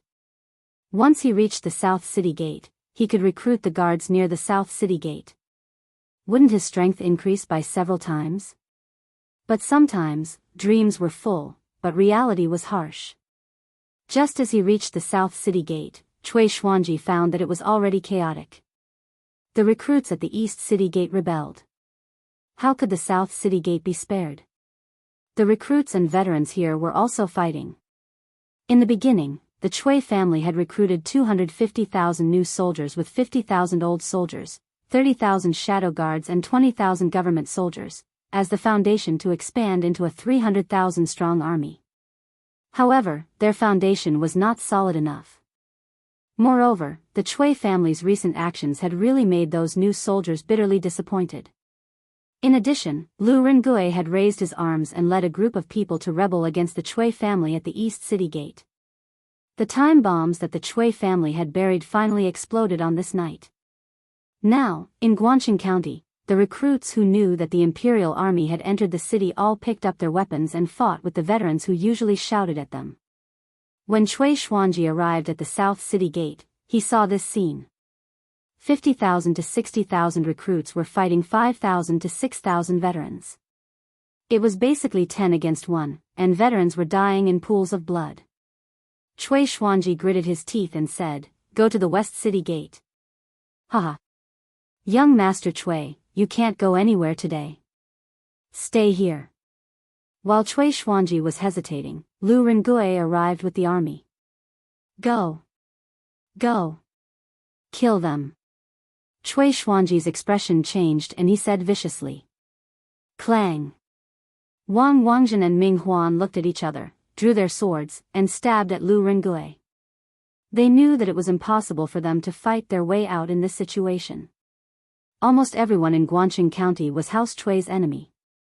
They might as well capture Lu Rengui and force the Imperial Army to retreat and let them out of the city. It was a good plan, but Lu Rengui was someone who had been on the battlefield for a long time. How could he be so weak? He took 2 steps back and then fell on his back. He didn't fall completely, but when he was close to the ground, he put 2 fingers on the ground to support his weight. With this step and fall, he dodged Wang Wangjin and Ming Huan's fatal attack. Go! That's the young master of House Chui. It's a great achievement to capture him. Don't let him get away. Taking the opportunity, Lu Rengui circulated his internal energy and roared. His shout, which was infused with internal energy, not only stirred up the emotions of the soldiers behind him, they all drew their swords and charged at Cui Xuanji. Even the new soldiers who were fighting with the old soldiers at the city gate all looked at Cui Xuanji. Obviously, they wanted to make a contribution and take revenge at the same time. Their current situation was all thanks to House Chui. Kill! Lu Rengui's army of 20,000 charged at Cui Xuanji and his secret guards. Many new soldiers at the city gate also changed their direction of attack and charged at Cui Xuanji. Despicable! Wang Wangjin and Ming Huan's expressions changed. They wanted to go back to help, but Lu Rengui wouldn't let them go. His right hand twirled his saber, and he took the initiative to attack Wang Liangzhen and Ming Huan. Colonel Lu, let me help you. Iron Egg was anxious. He raised his Mo sword and joined the battle. Since he started drawing qi into his body last year, he had trained hard for almost a year before entering the body refining realm. Although Wang Wangjin and Ming Huan were both experts in the qi transformation realm, Iron Egg wasn't afraid. He had seen experts in the Grandmaster realm. How could he back down because of 2 small fries in the qi transformation realm? Brother Iron Egg, be careful. These 2 are very strong. Lu Rengui warned as he launched his attack. Colonel Lu, don't worry. I only need to help you hold one person back. With a leap, Bruiser arrived in front of Ming Huan. He had chosen Ming Huan because he was relatively weak. He had only just entered the qi transformation realm. Humph. You want to stop me with just you, a brat who's still wet behind the ears? Ming Huan snorted coldly. Then his body moved in a dazzling manner. Suddenly, a long sword stabbed at Iron Egg's chest without warning. It was fine if he didn't attack, but once he attacked, he used a killing move. Clearly, Ming Huan didn't want to waste time on Bruiser. Iron Egg had been by Li Zishuan's side for many years. Although his aptitude wasn't as good as others, he was definitely much more knowledgeable than his peers. After all, he had witnessed several battles between grandmasters. It was very useful for improving his eyesight and combat experience. The moment the long sword was unsheathed, Iron Egg had already reacted. He stabbed his Mo sword into the ground and used his hands to block Ming Huan's killing blow. Humph. Arrogant. Ming Huan was surprised at first, but then he sneered. The long sword quickly stabbed at Iron Egg's chest. Iron Egg first took 2 steps back and dodged the attack. Then he grabbed Ming Huan's wrist and used Tai Chi to push Ming Huan away. Ming Huan staggered and almost fell to the ground. His heart was filled with disbelief. What kind of martial arts was this? Why did he feel like he couldn't use any strength? Big brother, let me borrow your sword. Iron Egg borrowed a sword from a soldier next to him. Then he looked at Ming Huan, his eyes full of eagerness. Sure enough, actual combat was the best way to make one's blood boil and focus their attention. He knew that he couldn't beat Ming Huan, but he wanted to use the Tai Chi sword that Li Zishuan had taught him to hold Ming Huan back. After Lu Rengui finished off Wang Zhen, he would be free to deal with Ming Huan. Hey! I didn't expect you to have some skills. But you won't be so lucky next time. Ming Huan's expression was very unsightly. He took a deep breath, and then he vanished on the spot. A moment later, he appeared above Iron Egg, and then he swooped down and stabbed his sword towards the top of Iron Egg's head. Iron Egg's eyes flashed. He lifted the long sword he borrowed and used Tai Chi. His sword was like a magnet, firmly sucking Ming Huan's long sword. His whole body leaned back, forming a very small angle with the ground. Tai Chi Sword Technique 38, phoenix wings spread. Iron Egg's wrist moved slightly and twirled the sword twice. The tyrannical force on Ming Huan's long sword was instantly deflected by Iron Egg. Sacrificing oneself to follow others, failing to lead in, pulling 1,000 pounds with 4 tails. This time, Ming Huan didn't dare to underestimate Iron Egg anymore. The two of them tangled together again. Iron Egg relied on his exquisite Tai Chi sword technique to defend with all his might. Ming Huan wanted to finish off Iron Egg as soon as possible. One of them was in a hurry and the other was slow. It was a bit like the situation when Snake King ambushed Li Zishuan in Cheng'an City last year. On the other side, Lu Rengui and Wang Liang's fight had basically come to an end. Because Wang Liang was overcautious and had distracting thoughts, Lu Rengui found a few openings and left 3 sword wounds on Wang Liang's body. At this time, Wang Liang's arm was injured and his sword technique revealed a big opening. Lu Rengui seized the opportunity and stabbed Wang Liang's throat. Puchi. Wang Liang didn't have time to change his technique. Lu Rengui's sword slit Wang Liang's throat. Wang Liang clutched his neck and fell to the ground. Third brother. Ming Huan roared and tried his best to rush over, but he was held back by Iron Egg. Lu Rengui sneered and rushed forward. He and Iron Egg fought Ming Huan together. Ming Huan couldn't even kill Iron Egg, let alone Lu Rengui, who was even more powerful than him. How could he be a match for Lu Rengui? In less than 10 rounds, he was defeated. Iron Egg sneakily attacked him and pierced his heart. At the city gate, the Cui family's shadow guards were basically wiped out. Cui Xuanji had been captured by Feng Wu and the rest. Lu Rengui laughed and said, "Let's go.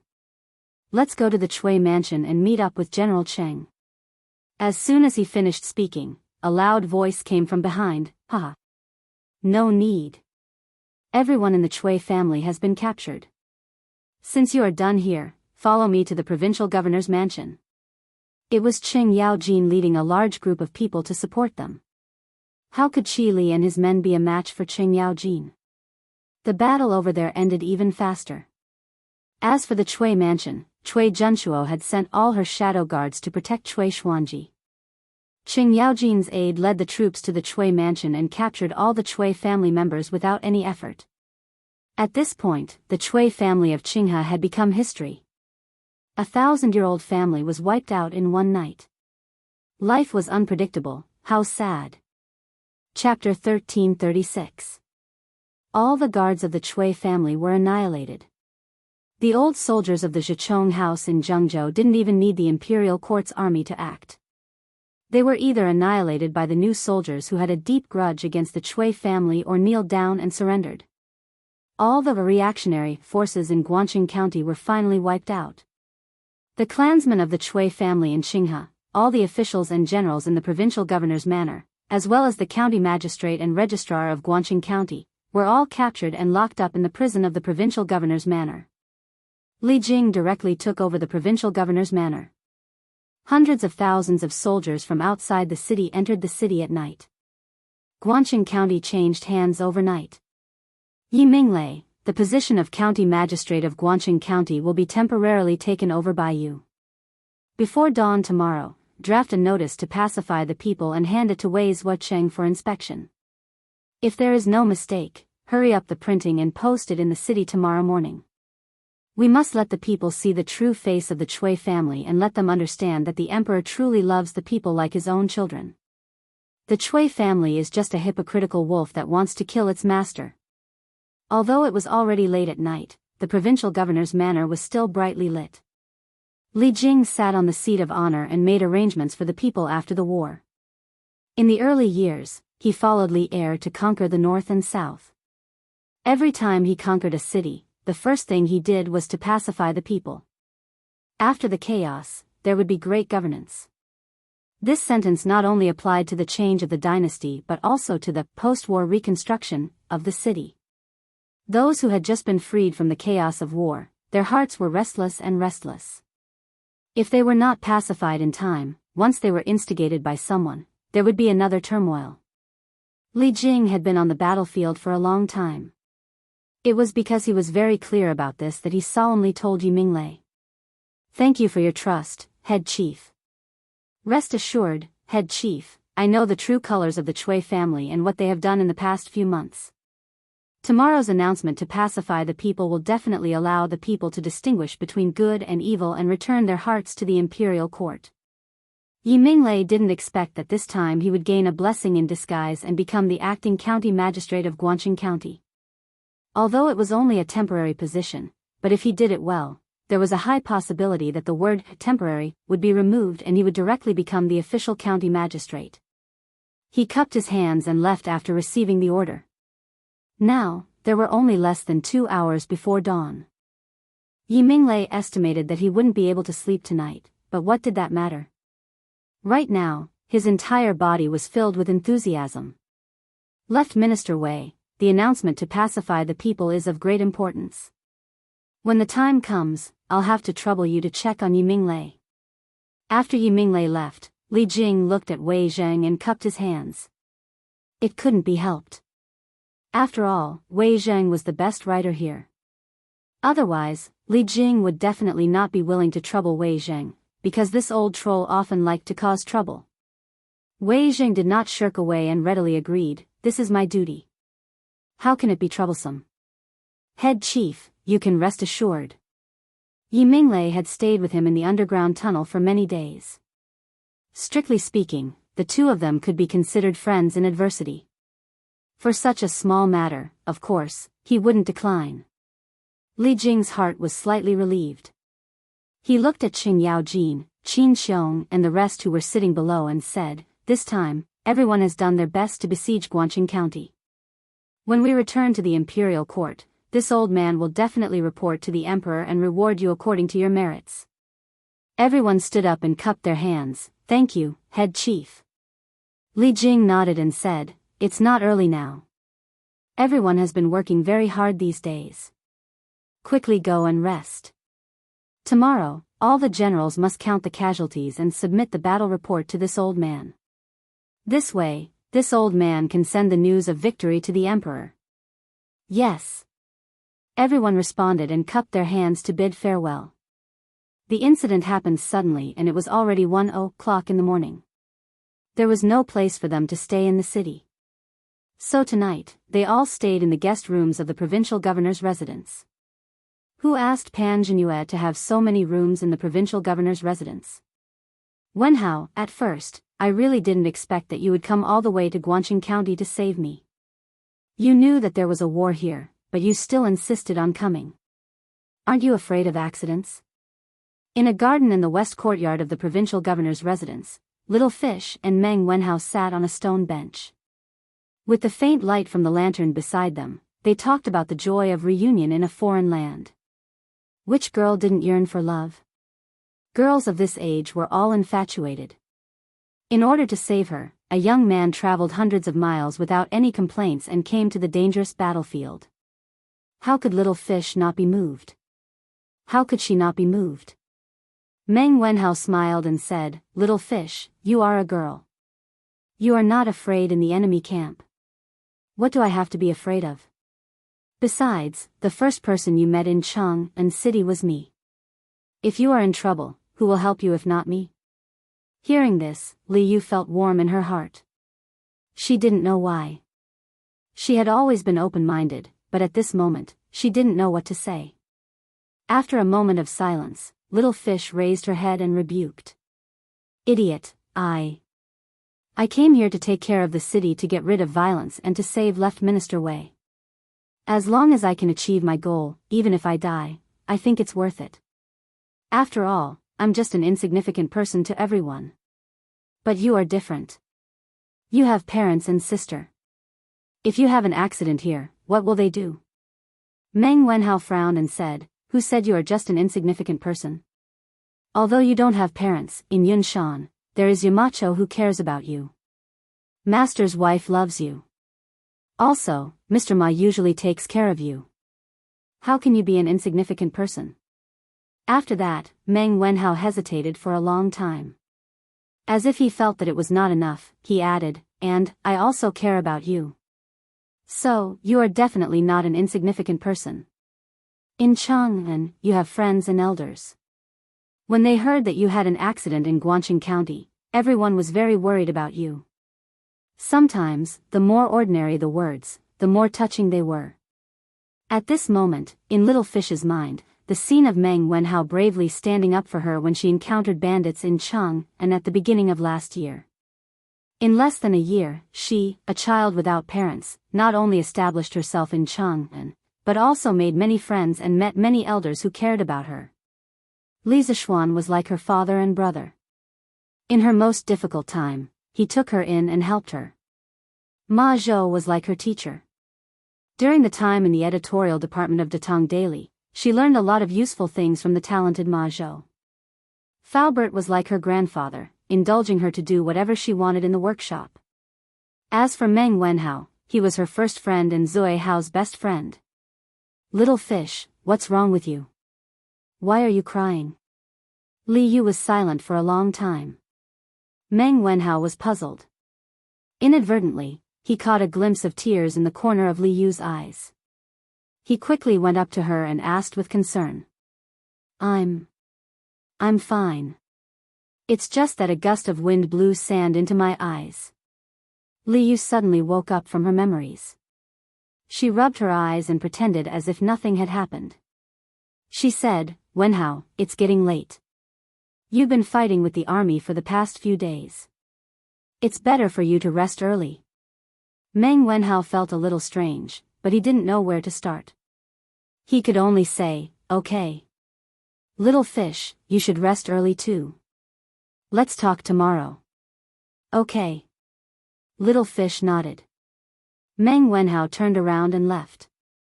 When he was about to reach the corridor under the eaves, Li Yu suddenly shouted, Meng Wenhao. Meng Wenhao couldn't help but stop in his tracks. He turned around and heard Li Yu continue, meeting you is the greatest honor in my life. Thank you for coming to save me. You are Little Fish's best friend for life.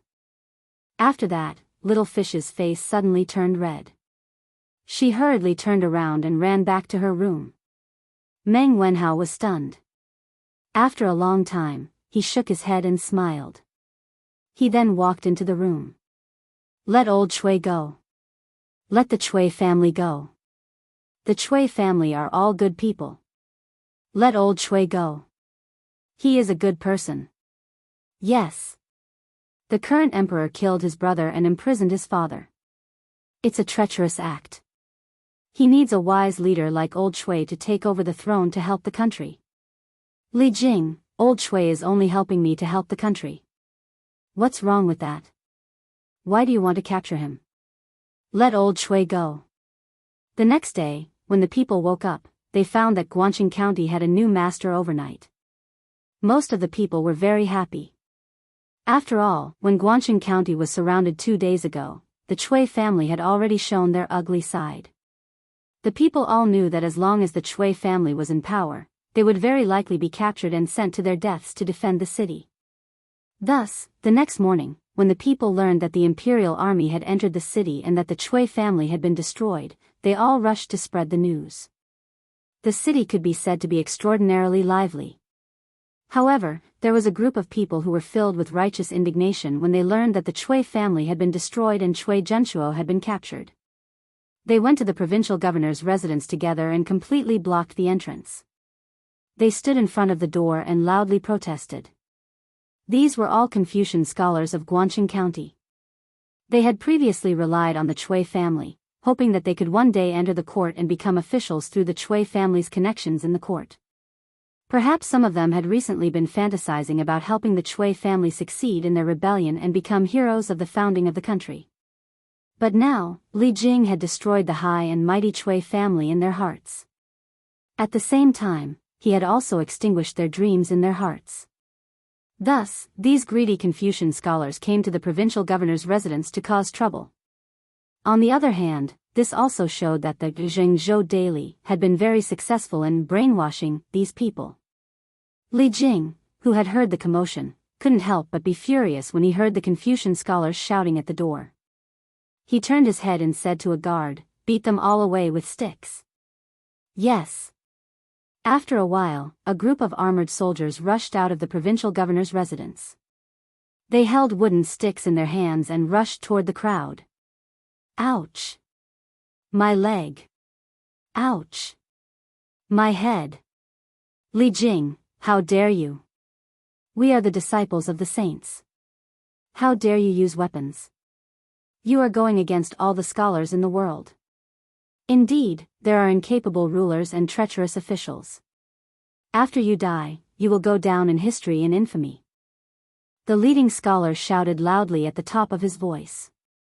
Li Jing, who was about to enter the house, had a change in expression at this moment. He said in a low voice, "Arrest all of them and send them to prison." The Confucian scholars had harmed the country. Li Zishuan's engineering was more useful.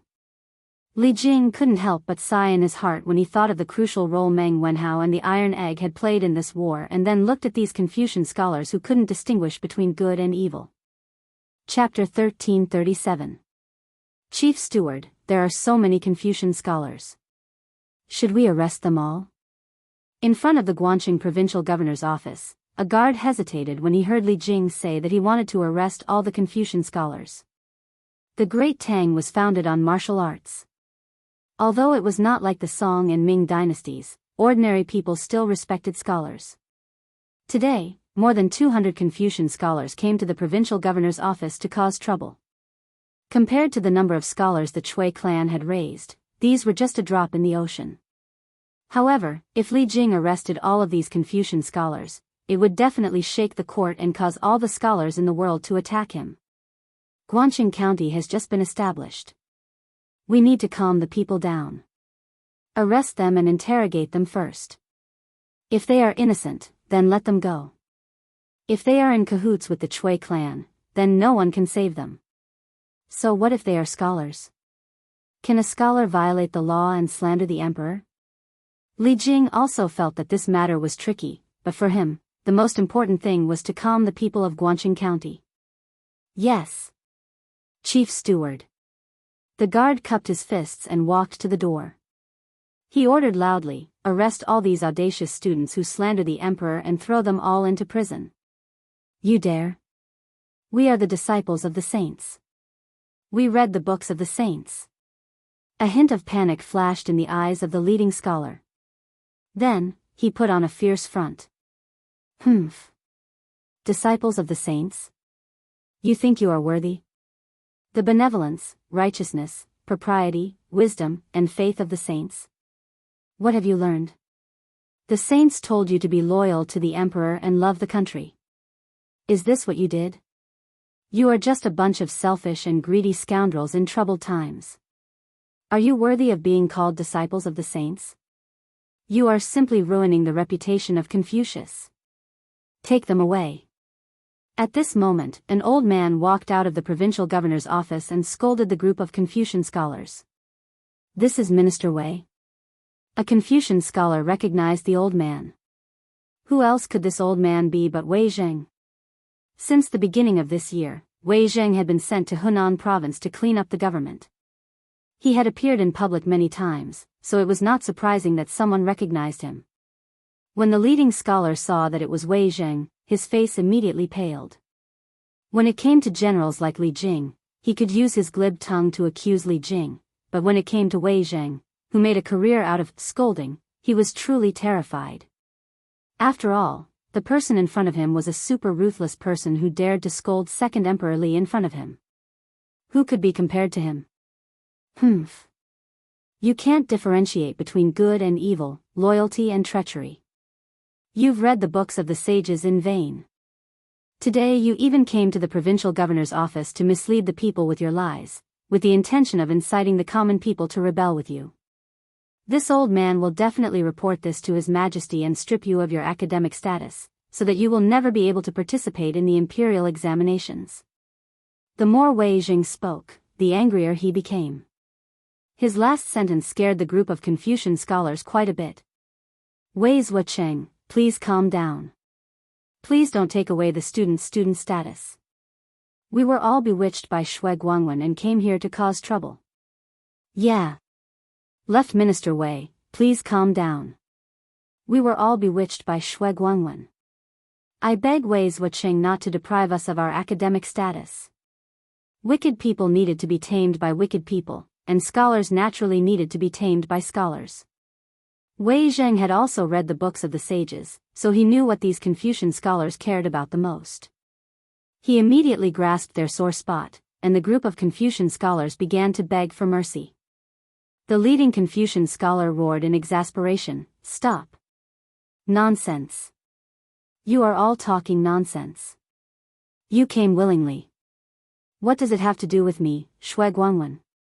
Li Jing frowned and said, "Take this Shui Guangwen down and properly interrogate him about his relationship with the Chui family." Yes. Immediately, 2 wolf-like soldiers lifted Shui Guangwen up. Chief Steward, although the rest of the Confucian scholars were bewitched, this shows that they can't distinguish right from wrong and should be punished. Why don't we also capture them and lock them up for a few days as punishment? I will report this to His Majesty. Wei Zheng looked at the rest of the Confucian scholars and frowned, then suggested to Li Jing. Li Jing originally had such a plan. When Wei Zheng said this, he had no more scruples in his heart. He waved his hand and said, "Capture them all and properly interrogate them." Yes. A group of soldiers surrounded the 200 Confucian scholars. Now that the Confucian scholars knew fear, they all knelt down and begged for mercy. At this time, the onlookers burst into cheers. Good. Good capture. A few days ago, it was you people who were talking about how good the Chui family was. In the end, you almost killed all of us in Guanqing County. You lackeys of the Chui family, relying on a few books to help the Chui family confuse us, the people. You are really vicious, you deserve to die. That's right. I beg left Prime Minister Wei and General Li to make the decision for the people and severely punish these scholars. Back then, the Chui family established the Zhengzhou Daily and ordered the scholars under them to give lectures in the streets, promoting Li Er's brutality and praising the Chui family's benevolence and righteousness. This encouraged the people to actively join the army and support the Chui family. However, in the end, the Chui family used them as stepping stones and scapegoats in their plans for hegemony. So now, not only did the people hate the Chui family, but they also hated these Confucian scholars who helped the tyrant. This was the aspiration of the people. Wei Zheng pursed his lips. He was a little sad but also a little relieved. He turned around and shouted at the backs of the Confucian scholars who were being escorted away, "This is the aspiration of the people, do you see it? You bring disaster to the country and the people, but you call yourselves the children of saints. You have let down Confucius and the people of this world. As long as I, Wei Xuancheng, am in this world, I will make sure that you scum will never be able to rise again." After that, he looked at Li Jing and said, "Director Li, please let me handle these Confucian scholars. If there is anything illegal on them, I will not be merciful." Previously, His Majesty asked me to come to Hunan province to clean up the governance. I didn't expect that the Chui family would rebel halfway. Now that the rebellion has been quelled, but the officialdom in Hunan province still needs to be cleaned up in time. So, Director Li, you take the army back to Chang'an first. I will stay here and give Hunan province a bright future. Li Jing was shocked and moved. He couldn't help but respect Wei Zheng because Wei Zheng took the initiative to take on this kind of dirty and tiring work. Obviously, he wanted to take the blame for him. If he were to deal with this matter, it would definitely cause many civil officials in the imperial court to impeach him. Wei Zheng was helping him to reduce the trouble. In that case, I will have to trouble you, left Prime Minister Wei. Li Jing cupped his hands and said, "The city has just been taken care of, and the security around Zhengzhou is also worrying. In order to avoid the danger last time, I will leave 5,000 troops for you to use." Wei Zheng didn't refuse because although the Chui family had been destroyed, who knew if there were any remaining forces stirring up trouble in the dark? He cupped his hands and said, "Then I will thank you, Director Li." At noon, after eating lunch, Li Jing called Meng Wenhao over and handed him a letter and said, "Quickly send this news back to Chang'an. After the army replenishes their rations, we will return to the imperial court tomorrow." Since Wei Zheng was willing to stay in Guanqing County to clean up this mess, Li Jing felt that there was no need for him to stay here. In terms of pacifying the people, Wei Zheng was undoubtedly better than him. As such, he planned to return to the imperial court tomorrow morning. Why wait until tomorrow? The main reason was that the army didn't bring much rations to ensure the speed of the march. If they didn't replenish their rations in Guangxing County, the army would probably starve on the way back. Yes. Director. Meng Wenhao took it with both hands and was about to turn around and leave when Li Jing stopped him. Meng Wenhao, wait. Meng Wenhao was confused and didn't know what Li Jing wanted. Li Jing got up and coughed twice. His face flashed with embarrassment. Cough, cough. Meng Wenhao, do you have any intention of making contributions in the military in the future? With your talent in telegraphy, this old man can persuade His Majesty to give you a position in the army. What do you think? Poaching, the dignified military god of Tang actually wanted to poach someone. Because of Han Yushi, Li Zishuan was Li Jing's junior. But now, Li Jing actually wanted to poach his student. No wonder he had an embarrassed look on his face just now. Meng Wenhao obviously didn't expect Li Jing to say this to him. Hearing this, he was stunned for a moment and then took 2 steps back. He solemnly bowed and replied, Director's military achievements are outstanding and awe-inspiring. It is indeed my honor to be able to serve beside you. But Wenhao's skills were all taught to me by Yamacho. Even if Wenhao wants to go to the military, Wenhao has to get Yamacho's permission. Besides, I only learned a little about Yamacho's engineering. I don't want to leave Yanhuang College now, so I hope you can forgive me.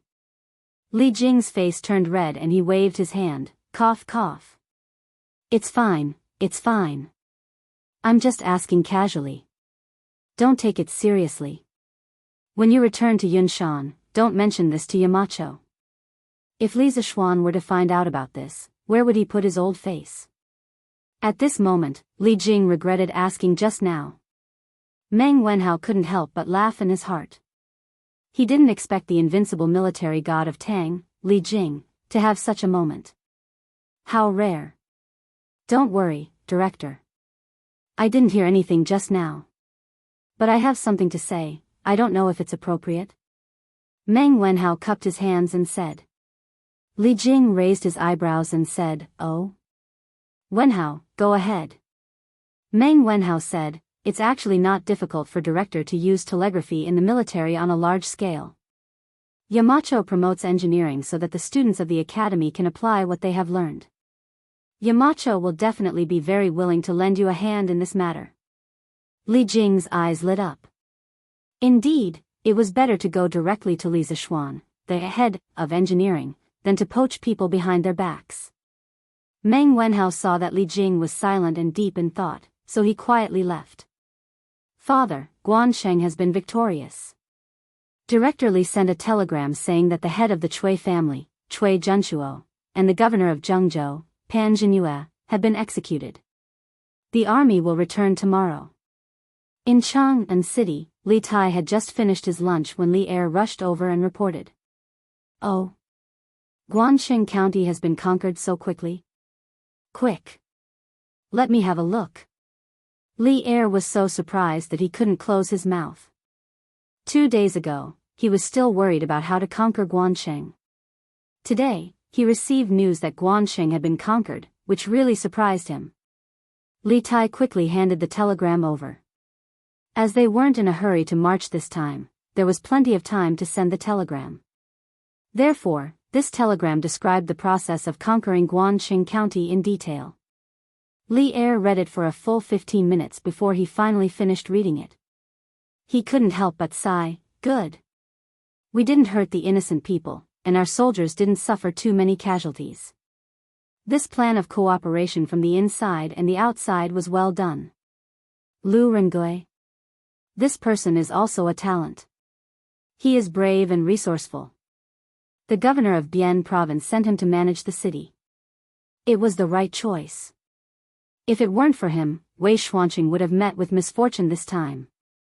This Li you can actually stay calm in a dangerous situation and help the army communicate with each other. When Shi and Yi Fashion went to Guangxing County, I was worried that they would ruin my plans, but I didn't expect that in the end, she would become a key figure in the entire war. And this Meng Wenhao and Iron Egg, they all contributed greatly to this war.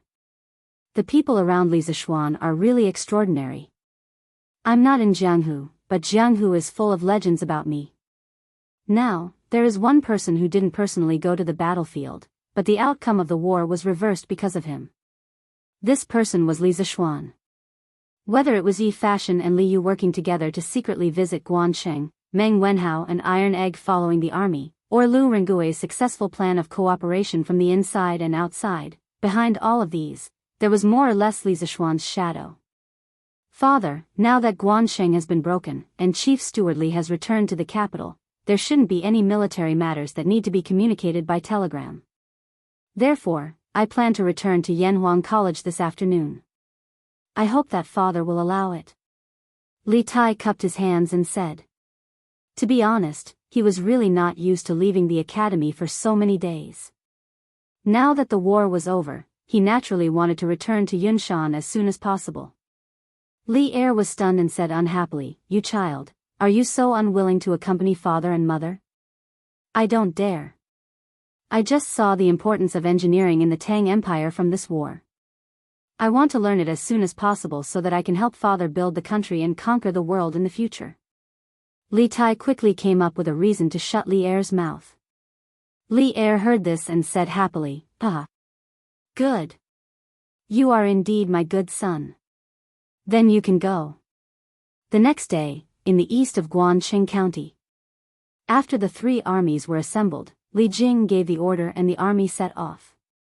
Tens of thousands of soldiers moved in order and returned to the capital. Farewell, General Li, General, have a safe journey. Unexpectedly, the people of Guanqing County were waiting on the road that the army had to pass through early in the morning. Both sides of the street were filled with people who heard the news and rushed over. When the army passed by, countless people shouted loudly. Now, the people understood that the Chui family was only using them in the past, not for their own good.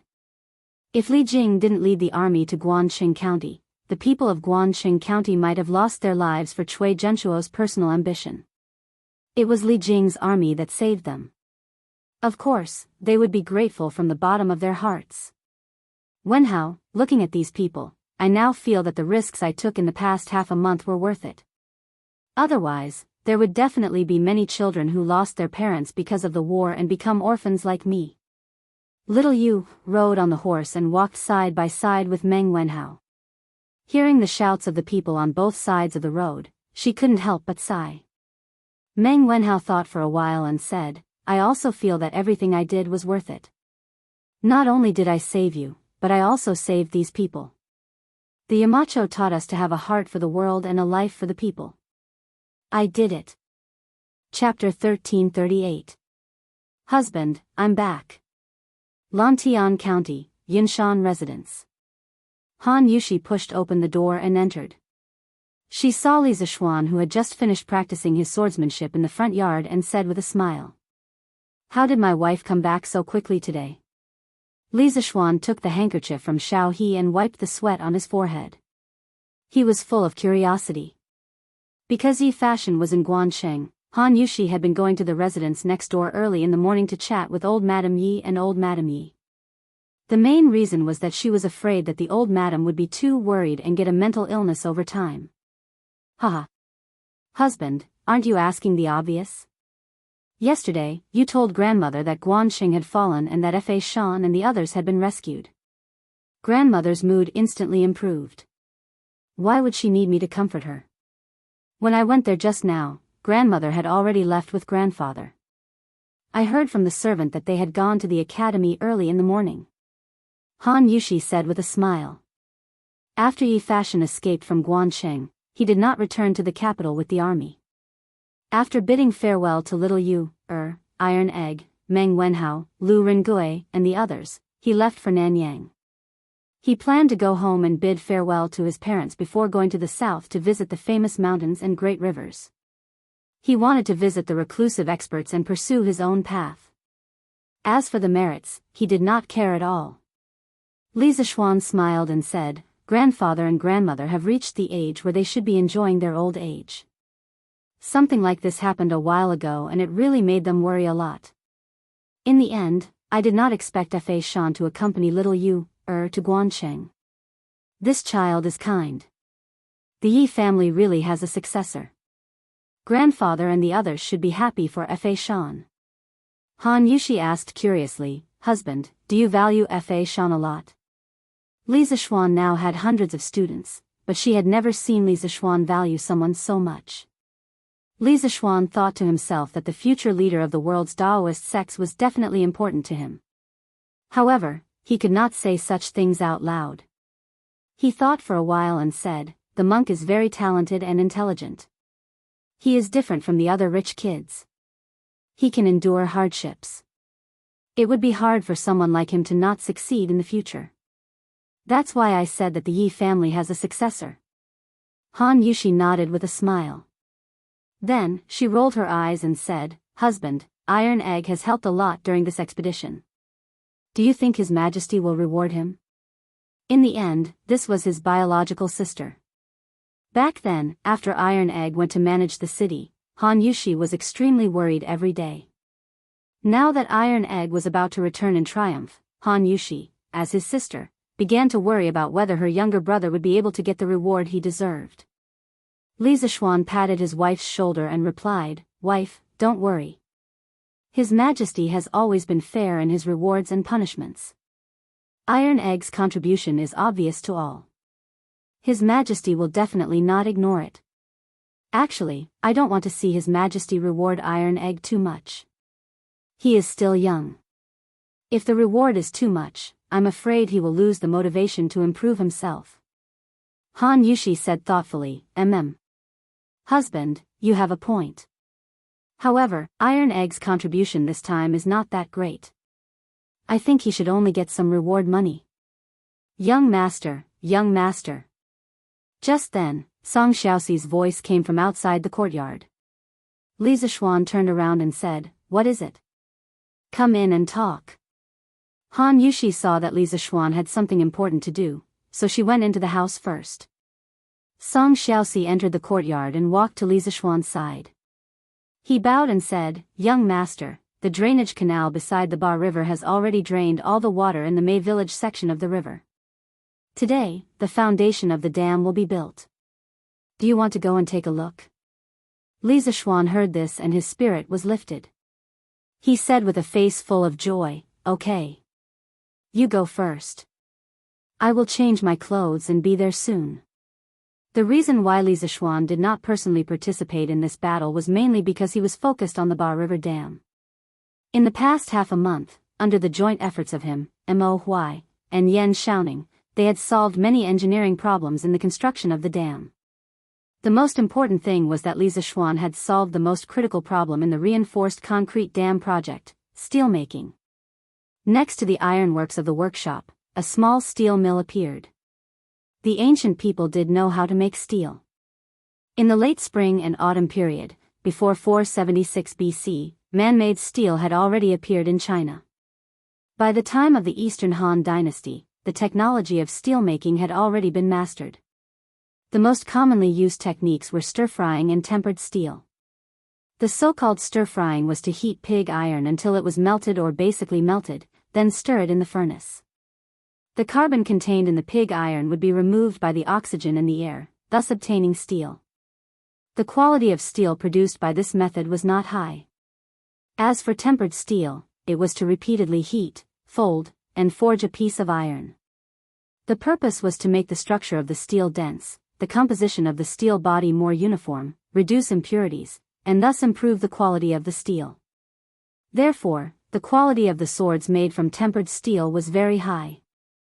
Although the quality of tempered steel was high, this method had low output and high cost, and it was difficult to meet the needs of industrial development. The method Li Zixuan used was the converter steelmaking method. This method was invented by the British H. Bessemer in 1856. The oxidizing agent used in the process was oxygen. Air was blown into the molten pig iron to oxidize the impurities such as silicon and manganese. A large amount of heat was released during the oxidation process. 1% silicon could raise the temperature of pig iron by 200 degrees Celsius, allowing the furnace to reach a high enough temperature. Converter steelmaking was carried out in the converter. The shape of the converter was like a pear, with refractory bricks on the inner wall and many small holes, tuyères, on the side of the furnace. Compressed air was blown into the furnace from these small holes. It was also called a side-blown converter. In the beginning, the converter was horizontal.